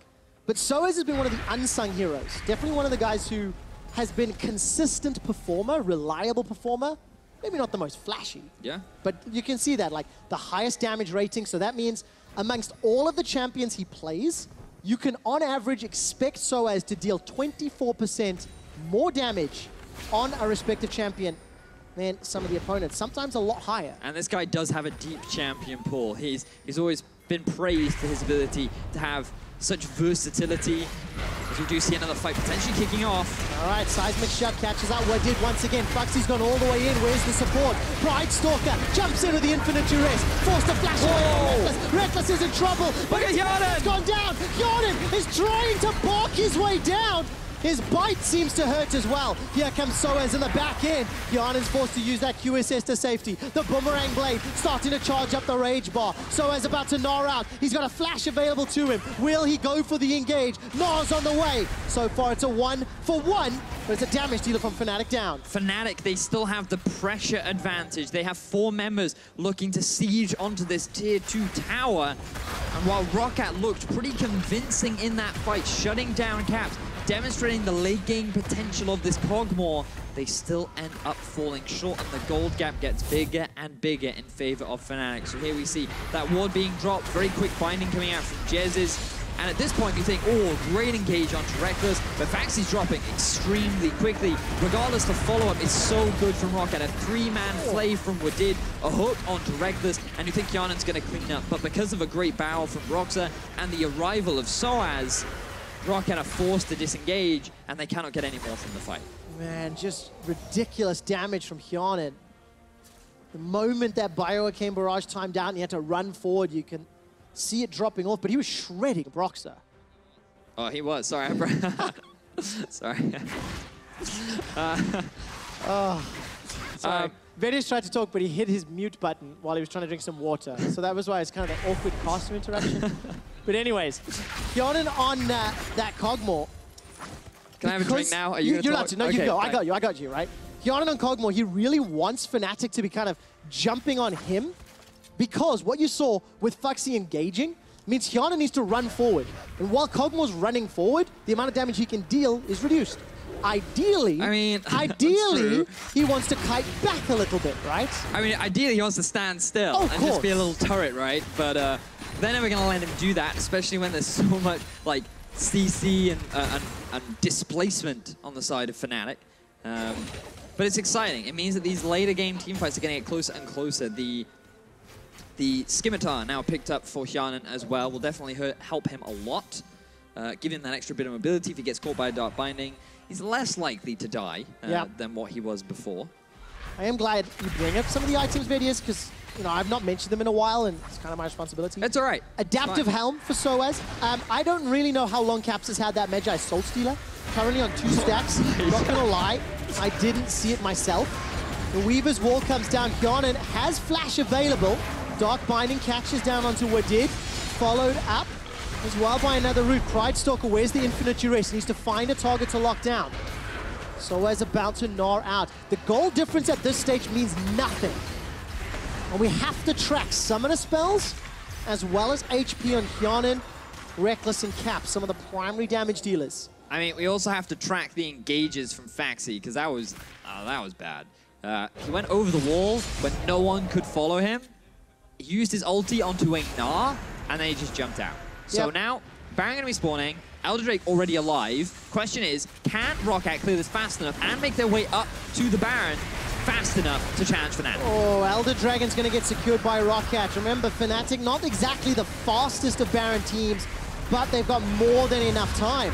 Trading Baron for Elder. What do you prefer and why? Go. I much prefer the Baron. I think it gives so many more sieging opportunities. It's so much harder to forcify onto a Baroned up team because of the Baron empowered minions. And it just means breaking into the base doesn't rely on you winning a big fight. That's why ROCCAT right now is just trying to force it as they set up a bit of a trap in Fnatic's jungle. What about a 4-item Cogmore and Elder and Hurricane? Yeah, that's a 5-item Jhin who's level 18, and he crits a lot. Like, Aaron, let me check how much bonus AD he has, because it's 762. Bonus AD? Well, he has a lot of AD. Sorry, that's his total AD. I apologize. He has more AP than Caps does. Like, that's insane. That's a lot of AD, Quickshot. That's a lot. How much AP does Caps have? He has 574. What you're saying is they hurt. He has a death cap, and he has less than the Jhin. Well, Jhin is pretty much going to one-shot anybody if he can get in range. And there's so many tools for Fnatic to defend Reckless. I asked about 25 minutes ago what the win conditions were. How has it changed now? It's the 2 AD carries. It's pretty much all about who can kill the front line first, who gets the better engage, who dies, Reckless or Hyanan. You just said 3 things, man. Well, all right, Roots catches on Pride Stalker, but the Dark Binding doesn't. And can I summarize, if I summarize correctly? Yeah, go. Which AD carry can stay alive in the fight longer? Yes. Okay, let's see whether or not Fnatic can surround and swarm ROCCAT. Look at the minimap. Capped with the Weaver's Wall. He has the ability to close the gate on ROCCAT. The Lantern will pull Betsy forward, and Pride Stalker's the current target. Infinite Duress is available to him as he gets caught by that 4th crit. Teleport coming down from Foxy. He's now backed away. Caps has closed the door. Foxy engaged with the flag and drag. Hyanan moving forward. Flash and heal available to him. Soaz gets chunked down. He flashes to safety. Mega Gnar up. Nobody's died. Seismic shove. Tags onto Foxy. He flags and drags out. Deadly flourish. Rooted. Flash. Binding. Still not dead. Death sentence onto Chisholm. That's a 2-man play. Caps flashes on the wall. Hyanan's going forward. He hasn't got anyone yet. He's still alive. How is he still alive? ROCCAT get the 1 kill and they get away. Not yet. Hyanan survives, 150 HP. Cabs with the threaded volleys. Betsy, look at him! Not gonna find the kill though. Threaded volley falling short. Oh, the lantern! Over the wall! How is nobody else dead? But look, Fnatic, they have priority over mid. They have the Baron buff too. They're just gonna try and run it into the base of ROCCAT. Vedius, the win condition. Whose AD carry survives longer? What if both AD carries are alive? Soaz looking for what did. Reckless, no flash available. He crits down. That's another kill, but it's at the cost of Caps' life. AD carries are still alive, Vedius. And Betsy, he gets away with his life, but a lot of damage was done to the base of ROCCAT. Both AD carries live after that insanely drawn-out fight, but it is still Fnatic that come out on top.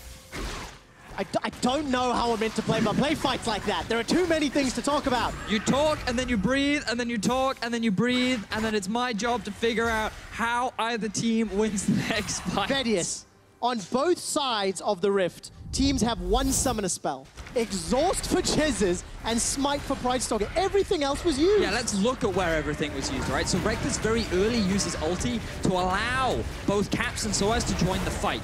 Pride Stalker is forced to use his ulti right at the start of the fight. And the worst thing for ROCCAT here is their Elder Dragon is just about to run out. So all that bonus damage that they get is just going to disappear from them. So they force Soaz out from the fray. They aren't able to shut him down. And you can just see the rest of Fnatic continuing on with this chase. A huge amount of damage available to them. Jesus gets a little bit too greedy here. He gets hooked up and that's where he loses life. But then Hyanan, such a good barrel from Broxah. But then Hyanan's just like, move speed. Ah, got a sidestep. Body block for me, team.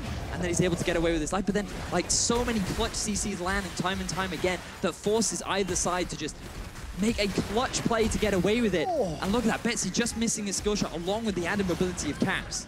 Lands him from Wadid. Now I'm just playing it like... What does it mean, Vedius? It means that it's so much easier now for Fnatic to end the game if they win another fight, because there are 2 exposed inhibitors from the side of ROCCAT's base, whereas Fnatic, they still have a lot of their base left, but I feel like Baron is still going to be the big point that's going to determine this next game, largely because other than that, there's no real way for either team to force a fight unless they can get some kind of miraculous flank off, but both TPs are down. And of course, we've learned in Flash economics that when teams don't have the ability to spend a Flash, they tend to play more defensive. Yes. Lower risk plays. All right, Baron, 1:45 away. Frozen Mallet picked up by Rek. No, Hjarnan. Sorry, I'm just so used to saying it. All split long. The Root again catches out Wadid. He's got no Flash, remember. The 4th and final shot comes down. Caps has closed the wall. Here comes Soaz. He's looking for Hjarnan. Dark Binding catches down at the Pride Stalker. Betsy's being chunked down by the threaded volley. He's sidestepping and running for his life. Redemption won't kill him, won't even catch him. Fnatic find 1. It's on to Wadid, 35 seconds. Hjarnan's in trouble. He's got no Flash. Hjarnan is down. Fnatic find the pick that they need. They still have 5 members alive. Faxi wasn't even in the fight, and now ROCCAT, they are running out of options to stay alive in this series. 3 versus 5. Fnatic take down the inhibitor. 45 seconds before Hjarnan is respawned.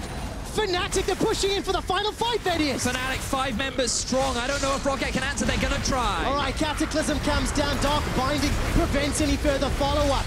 Wallop comes down from Soaz, and the target is Foxy. He's gnawed into his own dead inhibitor. Wadid has spawned, but his death sentence goes wide. 25 seconds before Hjarnan comes up, and Fnatic play it safe. They've lost enough games at the Nexus already, and they've learned from their mistakes. They're not going to run the risk, so let's see how this pick came to be. Wadid, he's just trying to clear out the wards, but he doesn't have an ability to lantern himself out of the fray. The chain CC that we've talked so much about is so strong for Fnatic. Oh, hang on, what's going on? I don't know. Betsy needs to find the lantern. Won't find it just yet. Soaz took down... I still don't know.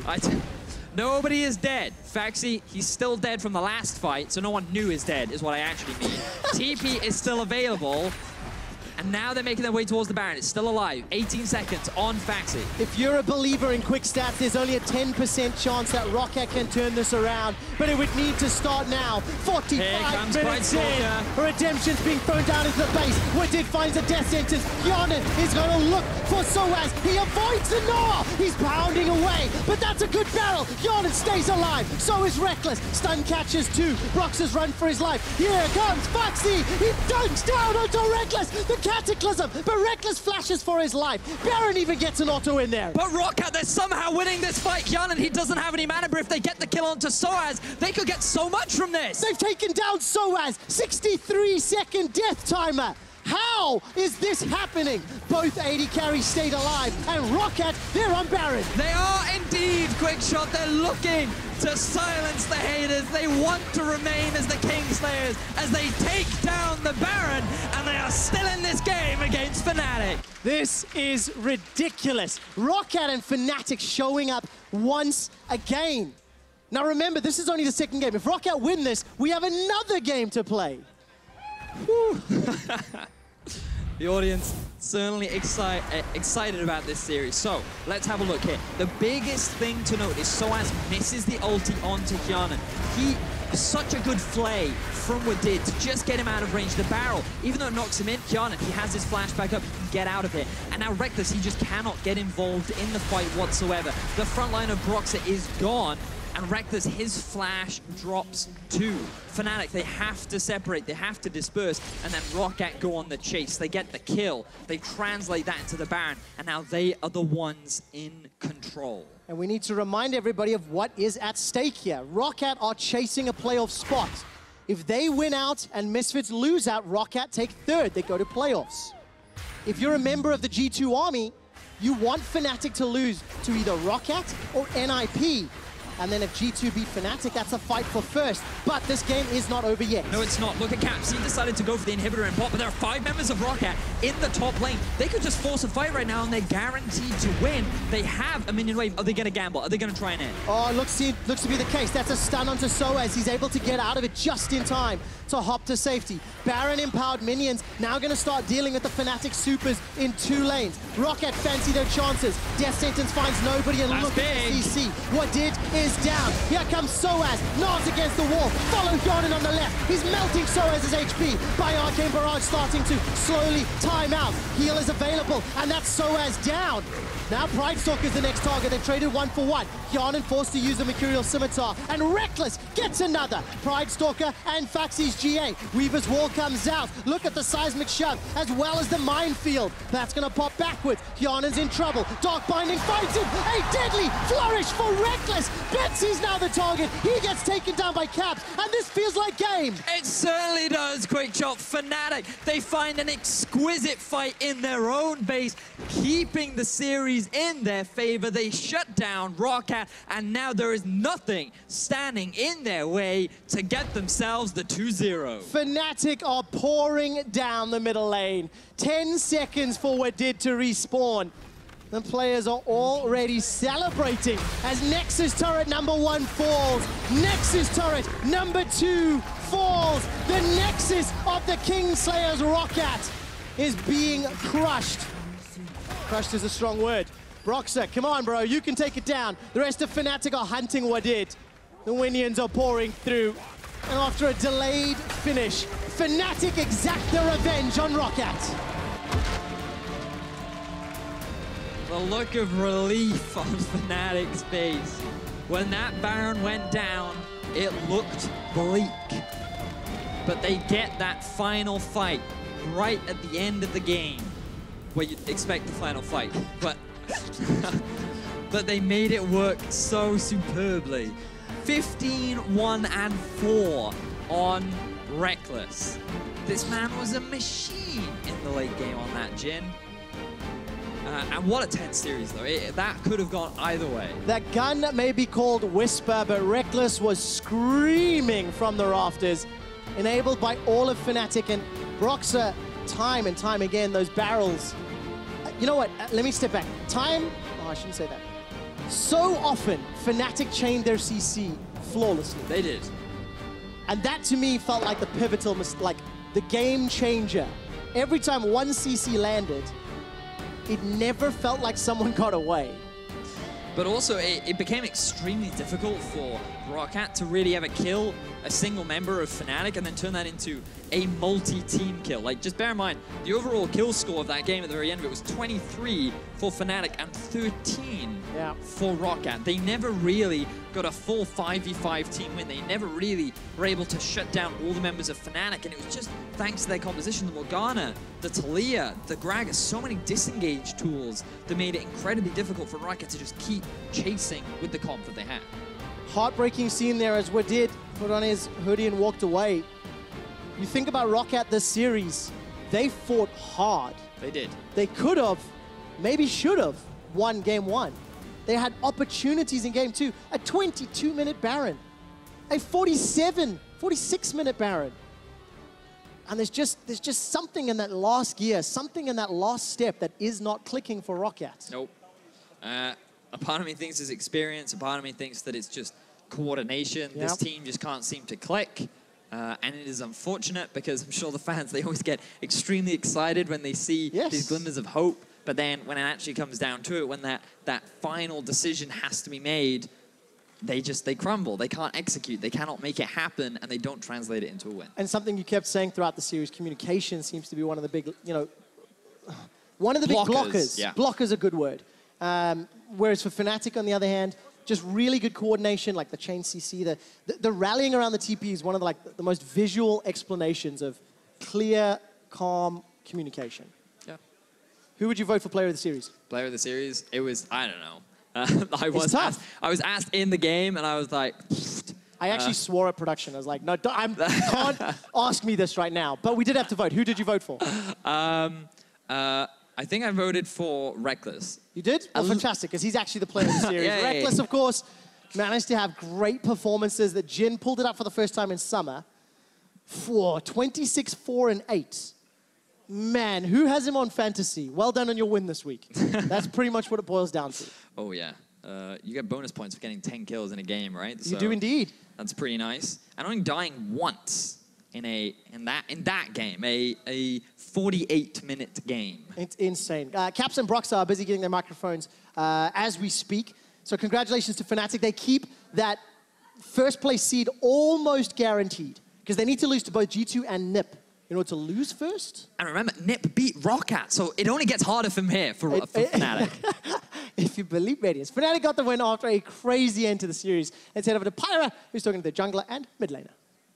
Thank you very much, Quickshot. Crazy series, I don't even think begins to describe it. Guys, that was the closest 2-0 I've ever seen. How do you feel after having to come back twice holding on against ROCCAT? I think it's pretty hard to describe this feeling. Like, this series was completely crazy and super close. And I think in the end, all of us were pretty scared of losing last game. Like, it was extremely close, and if it went just a little bit wrong, then it would suck pretty hard and they would end the game. But I think we were pretty good at staying calm and just pull it together in the end. It seemed like it was the case, and you know, you had to think that flashbacks to week 3 when you guys won first game, it turned around in game 2, and why is it always ROCCAT that gives you guys trouble? The kryptonite. Yeah, that's it? I'm not sure. I think we always seem to have like a kind of struggling week beforehand. Like last time it was, we were a bit cocky beforehand because we had won every game, and this week I feel like we have had actually a pretty good week, but there was just some days where it was a bit rocky. And personally, I think today we showed a bit of this rockiness in like our communication. We were a bit all around the place, and while we usually go on the same call, and we will usually be really good at like team fighting and doing different calls. Today we were completely on different pages, and yeah, it's something we'll have to fix. That is something that you guys want to work on going forward, but at the same time, you still managed to pull out the victory, and it was in crucial moments that you made the big plays. Since week 3, it seems like this Fnatic has really kind of leveled up since the last time you lost here on the LCS stage. Roxa, what for you has changed about this team since then? I think that before our playstyle was pretty predictable, in the end at least. Like, everyone knew exactly what champions we were going to play, how we were going to play. Like, we had just done it for so long that it was pretty obvious in the end. Whereas now it's a bit harder to predict us since we play kind of standard now. And it's a bit hard to counter the style. And I think that the other style gave us so much team play because we had to play so well together to simply make it work, and that is very helpful now. Yeah, it seems like you guys were coming around in these really clutch team fights time and again, even if you were down against ROCCAT. It seems to be kind of Fnatic's signature. Do you think that you guys are the best team at team fighting in Europe? I have no idea. I think we're probably the best team in Europe right now, so I think team fighting is just another thing that we're good at. And since we're usually ahead in our games, then we'll also look better in team fights. Well, that's completely fair. And, you know, obviously you guys are 2 of the younger members, but you have a lot of veteran sources on your team that you can look to for insight. I mean, who do you look up to on this team, on this Fnatic squad in your rookie year? Well, I think me and Caps look up to all the other 3 players. Like, they have a lot of experience in different ways. Like, Soas has played for so long, and both Reckless and Soas has been at semis and Worlds. Jesse has been at Worlds too and been a coach. Like, there's just a lot of different reasons to respect them. Absolutely. I mean, list goes on and on, but is there a particular leader on this team, somebody that you guys are always listening to in those crazy clutch moments that's going to guide the team? I think it depends on who has the playmaking ability and who is really confident in the moment. I think everyone are able to step up in the moment and make the call. If they see an opportunity to, let's see, we hit a Morgana binding, then Jesse will call, or we can hit a barrel from Gragas or a Talia W or something like this. Wow, so anybody can step up in the clutch of the moment. That seems to really be to your guys' benefit. Now, you know, just to keep touching on this, you guys are the newer members of this team. You've come in at various times in this year to kind of be a part of Fnatic. As they're now kind of resurging and you guys are having like return to the Fnatic glory, for young players like you guys, what does that mean to you? Well, of course, it's really huge to be part of such a strong team and a famous and well-known organization in our first year as pro players. Like it brings a lot of pressure, but at the same time, you know, it's just really cool because it gives a lot of opportunities as well. And yeah, like right now we're just looking to get to Worlds and do well there, and then we see how it goes. All right, well, there's one more team standing in your way. Caps, this one's for you. You guys gonna beat G2 next week? I think it depends if we're gonna play. I mean, if we beat NIP, then it won't matter the last game. And then we're not sure if we're gonna pull out some Yasuo or not. But I'm gonna hold you to that. But yeah, we'll see what happens.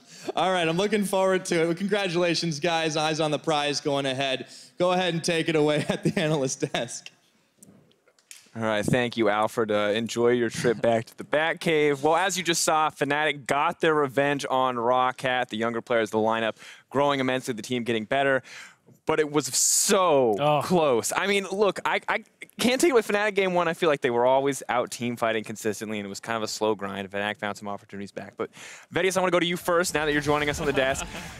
How many times over the course of this series did you think that ROCCAT might find a win? Oh, I thought multiple times. I thought that, especially in game one, they really could have won that game because there were so many situations where they got themselves early bans, they got themselves a few good fights. Like, they were in a great position, but then they made bad decisions. They couldn't execute properly so many times, and that just resulted in them crumbling when it mattered. Right, and Fnatic's composition, especially in game one, we're seeing some of these Gragas team fights play out where Brox is hitting beautiful ultimates and actually making it even more difficult for ROCCAT actually to execute on that. I was having heart palpitations in game two as if we were going back to game two from the first time these two teams met this split. Thankfully, Faxi was 11 deaths short. For the majority of that game than the last time that's the ROCCAT secret. won. They would have won, he just didn't die enough. That was the problem. There wasn't enough tribute. At 13 deaths, Foxy becomes the greatest top laner in Europe. That's what you don't understand. It's just that threshold that he needs to hit. But, I mean, a really chaotic game, I think, in some ways, ROCCAT can be happy to a certain degree with some of the improvement, especially the early game, which felt good for them in both games. But on the opposite side, Fnatic, that felt bad to me. As a team, Fnatic, I think we can safely say, are top team in Europe, or at least contesting. Top 3 for sure, top 2, I think, as well.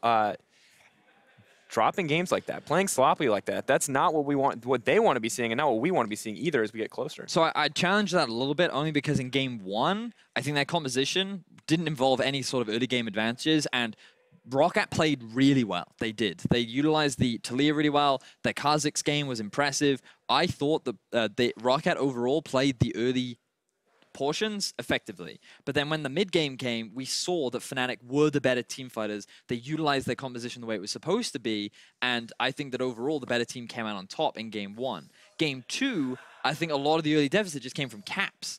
This guy trying to go for these early invades onto Pride Stalker, trying to set stuff up on the blue buff, then being forced to flash, the early gank going horribly wrong. Like, they just played their early game badly, which resulted in another advantage going in favor of ROCCAT. And I just think that it's a matter of game two, they misplayed, but game one, you just have to give credit to ROCCAT, who did play very well. Yeah, I think it's the kind of one where you want to give a lot more to ROCCAT. I think for Fnatic, there's so much discussion about how they're younger players, and I don't want to put words in Fnatic's mouth or anything, but being this close to basically having the first spot anyway, you heard Cap say it in the interview that if they beat NIP, the G2 series in their mind doesn't matter.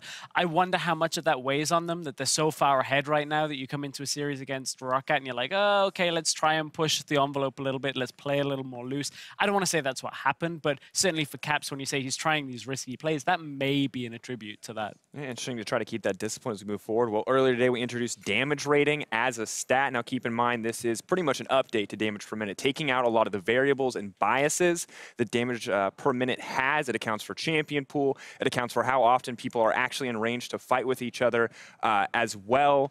What was the last one? Champion pool, fight range. If you're winning is another one. If you're winning, because it's a super win bias stat. But all those variables have been taken out when you look at damage rating, and Reckless was 78.2% above the average. And additionally, on the opposite side, Hjarnan with a similarly surprising number, 69.5% above the average for 80 carries in similar situations. So I have to say, amazing standout performances on both sides. Reckless, I think, very deserved player of the series, but Hjarnan as well, kind of making his mark. Yeah, both AD carries looking very strong in this. Game 2 basically boiled down. You and Trevor were talking a lot about how it's if one AD carry survives at the end of it. I think my favorite thing about this is Reckless is rank 1 in Europe for damage rating as it is. He averages 14.8% damage rating. That's significant. He's doing 14.8% more damage on his champions than just about everybody else that you expect from. This game is like 70% plus. That's how monstrous this guy was on an AD carry. And I mean, it makes sense. They're fighting literally constantly. Yeah. I mean, the amount of times, or the amount of opportunities this guy has to do damage is through the roof, and he's consistently fighting every time. But it was not just about Fnatic, ROCCAT. Our first series of the day, H2K and Vitality going toe-to-toe. Very dominant win from H2K as well. I feel like, unlike a shakier series from Fnatic, H2K never really looked out of control. No, I mean, the beginning of game 1, Vitality had a game plan. They were like, let's put Jankos on the back foot. Let's give him Zac. Turns out that's not a good thing to do 2 games in a row. And Jankos eventually turned it around and punished them. But game 2 looked very solid from H2K. Not a whole lot of things you can really pick holes in out of H2K's gameplay today. I think they, to me, look like the best team in Group B. The thing that makes me happy is that we saw consistency. They dominated Splyce last week. They dominated Vitality this week. Now the real challenge comes with Unicorns of Love, who they will play in the final game of the split. So I'm excited to see how well they can do up against them, because traditionally, Unicorns of Love have always been the team to have the advantage over H2K. So I think this builds up to what will be an extremely exciting series happening in the final. I mean, it gets me hyped, too. When we look back at this, Jankos coming in as player of the series, he's stepping up as well. Everything feels like it's coming together for H2K to just put on a monster performance. And as we look at the standings, you start to talk about how close these teams are, the fight for first seed, second seed, third seed, how important that could be, essentially life or death going up against G2. It's kind of crazy to see how important some of these future matches are going to be, and especially for Group B. Yeah, especially that H2K Unicorns of Love matchup. Now, of course, the playoff spots in Group B are locked, as we've talked about a couple of times today. As you said, it's avoiding G2. I don't think H2K are likely to fall down to 3rd spot, but maybe ending up out of that playoff bye in Group B is in the realm of possibility if Unicorns show up, but I still think H2K, they are peaking at the right time here. And it's a little bittersweet for Vitality and ROCCAT. Once again, finishing in that safe zone as they did in spring. And it's rough, especially when we've given a lot of praise to Vitality as they've been on their upward trend over the last few weeks. And for ROCCAT, after such a close game today, like, you would imagine that if they were in playoffs, they could actually give a lot of teams a run for their money. And when you compare that to a team like Misfits, who really have just been on a consistent downward spiral, it just makes you wonder, like, on Group B, it's all about getting that 2nd seed now, because you want to avoid G2 and you want to see if you can get yourself Misfits, given the current performances of both teams. Now, I'm curious, looking at the way the playoffs could lock a lot of key matchups coming up for both sides, do you think right now, Group B specifically, I think Group A is pretty close to locked at this point, Group B specifically, H2K first, Unicorns of Love second, Splyce third. That's what it looks like right now. But how's this going to mix up? Do you guys think this is reflective of what the final standings will be? Who is actually going to take first, second, and third? I personally believe that it'll be H2K, Splyce, Unicorns of Love. I think the series tomorrow will be indicative of that. Largely because Splyce, to me, have shown growth, especially in the last few weeks. They seem to be so much more active in the early game. They seem to recognize that they play really well in 1-3-1, and they're playing towards what they are good at. Whereas Unicorns of Love are not showing that same level of adaptation. They're still, like, to a degree, experimenting, but at the same time, they're also trying to play team fights, which they're kind of getting outclassed in by a lot of other teams. And that's the interesting thing. Last time Splyce and the Unicorns met, Splyce out team fought the Unicorns. So as you said, I think tomorrow is going to be very indicative of how the chips are going to fall at the end of it. I feel like Unicorns are going to edge it, but that's more on gut instinct than... I know, it's really hard. Despite the Unicorns of Love being on a little bit of a downturn, showing a lot of the same issues, I still feel like UOL have the potential to win this one out. Of course, our first series today is going to be Ninjas in Pajamas versus Misfits Gaming, but the really crucial one here, Unicorns of Love versus Splyce, all-important decider for Group B. But that first one should be really exciting for some viewers as well, because remember, NIP, they actually had a really convincing series over ROCCAT not too long ago, and Misfits are on the downward trend. So this could be a surprising upset game, which I really think people should tune in for. Okay, all right then. What is a surprising upset game? You said it could be. So what's the prediction then? I want to hear prediction. First series tomorrow, Misfits versus NIP. do NIP get a game? Because NIP beat ROCCAT, they looked clean, I'll give them that. But this is bold. To come in from, hey, you beat the 4th seed, to hey, you're just now immediately contesting top teams. But I think the biggest thing about them is that they went from getting early leads and not being able to translate them into showing that against ROCCAT, they could do that. And if they can get an early lead, something that Misfits always struggle to do is win when they are at a deficit. What? Okay, so but they've shown it once. Stress. Okay, so maybe I'm wrong. But that's here. why Maybe I'm excited. Here. That's why, because it's about whether or not NIP can keep this consistent. Because remember, they've got nothing to lose now. They are only here to play spoiler. They know they're going into the promotion tournament. The beast. Yeah, right? And, you know, former SKT top laner, you've got Shook in the jungle. Okay, all right. Nagne, the Korean legend. He's clearly content to just ramble on about Nagne in private, but like, what are the chances here that the Misfits actually get upset by the Ninjas? I think chances are slim. I think the early game is where it has to be. For me, Misfits, although they are on this weird downtrend, the early game for me still seems quite secure for Misfits, and that's where I don't see quite the same lead opening up. I can definitely see quite an even early game where both teams are making plays, and then we get into that weird, crazy part where Misfits kind of slow down and don't quite know what to do. There's possibly a game. I don't think there's much more than that. I still would say a 2-0 Misfits, though. All right, and you said they can definitely get a game, so we got a 2-0 and a 2-1 Misfits. All right, we'll see. Misfits favored for sure, but we will find out for tomorrow. It's time for us to log off for the night. Thank you so much for joining us, gentlemen, for joining me on the desk as well. Join us tomorrow for the final day of Week 9. We'll see you guys then. Vitality are hoping to squeeze their way into that pool. But it all starts right here, right now, for game number 1 between H2K and Vitality. It's on to steal back here. There's the flash. Lantern not even taken right now as Nuclear hops in. The Featherstorm is going to go out, but doesn't really matter. Featherman, he pulls him back in at the ball. He's going to get pushed back for just a second. The Thresh box comes down. Shockwave pulls in 2, and the Cats come too late. Tower goes down. Nuclear comes up with a kill. I like how you just all go mid and just ate them. To Vitality as they have one last opportunity here to try and grab themselves a win. See, Featherman, there's no flash. There's the return, so the Jarvan gets turned to stone, but there is nowhere for that snake to go. Hooked back in by Vander. Chaos Storm will be the finisher. Or at least we want it on our own terms. Joko goes in, but he was the one who was caught up in the Cataclysm, and now Nuke Duck's gone bouncing against his will. It is not even 25 minutes into this game, and Vitality's hopes and dreams are being crushed. Playoffs are out of reach, and H2K take the sweep. You have an extra minute.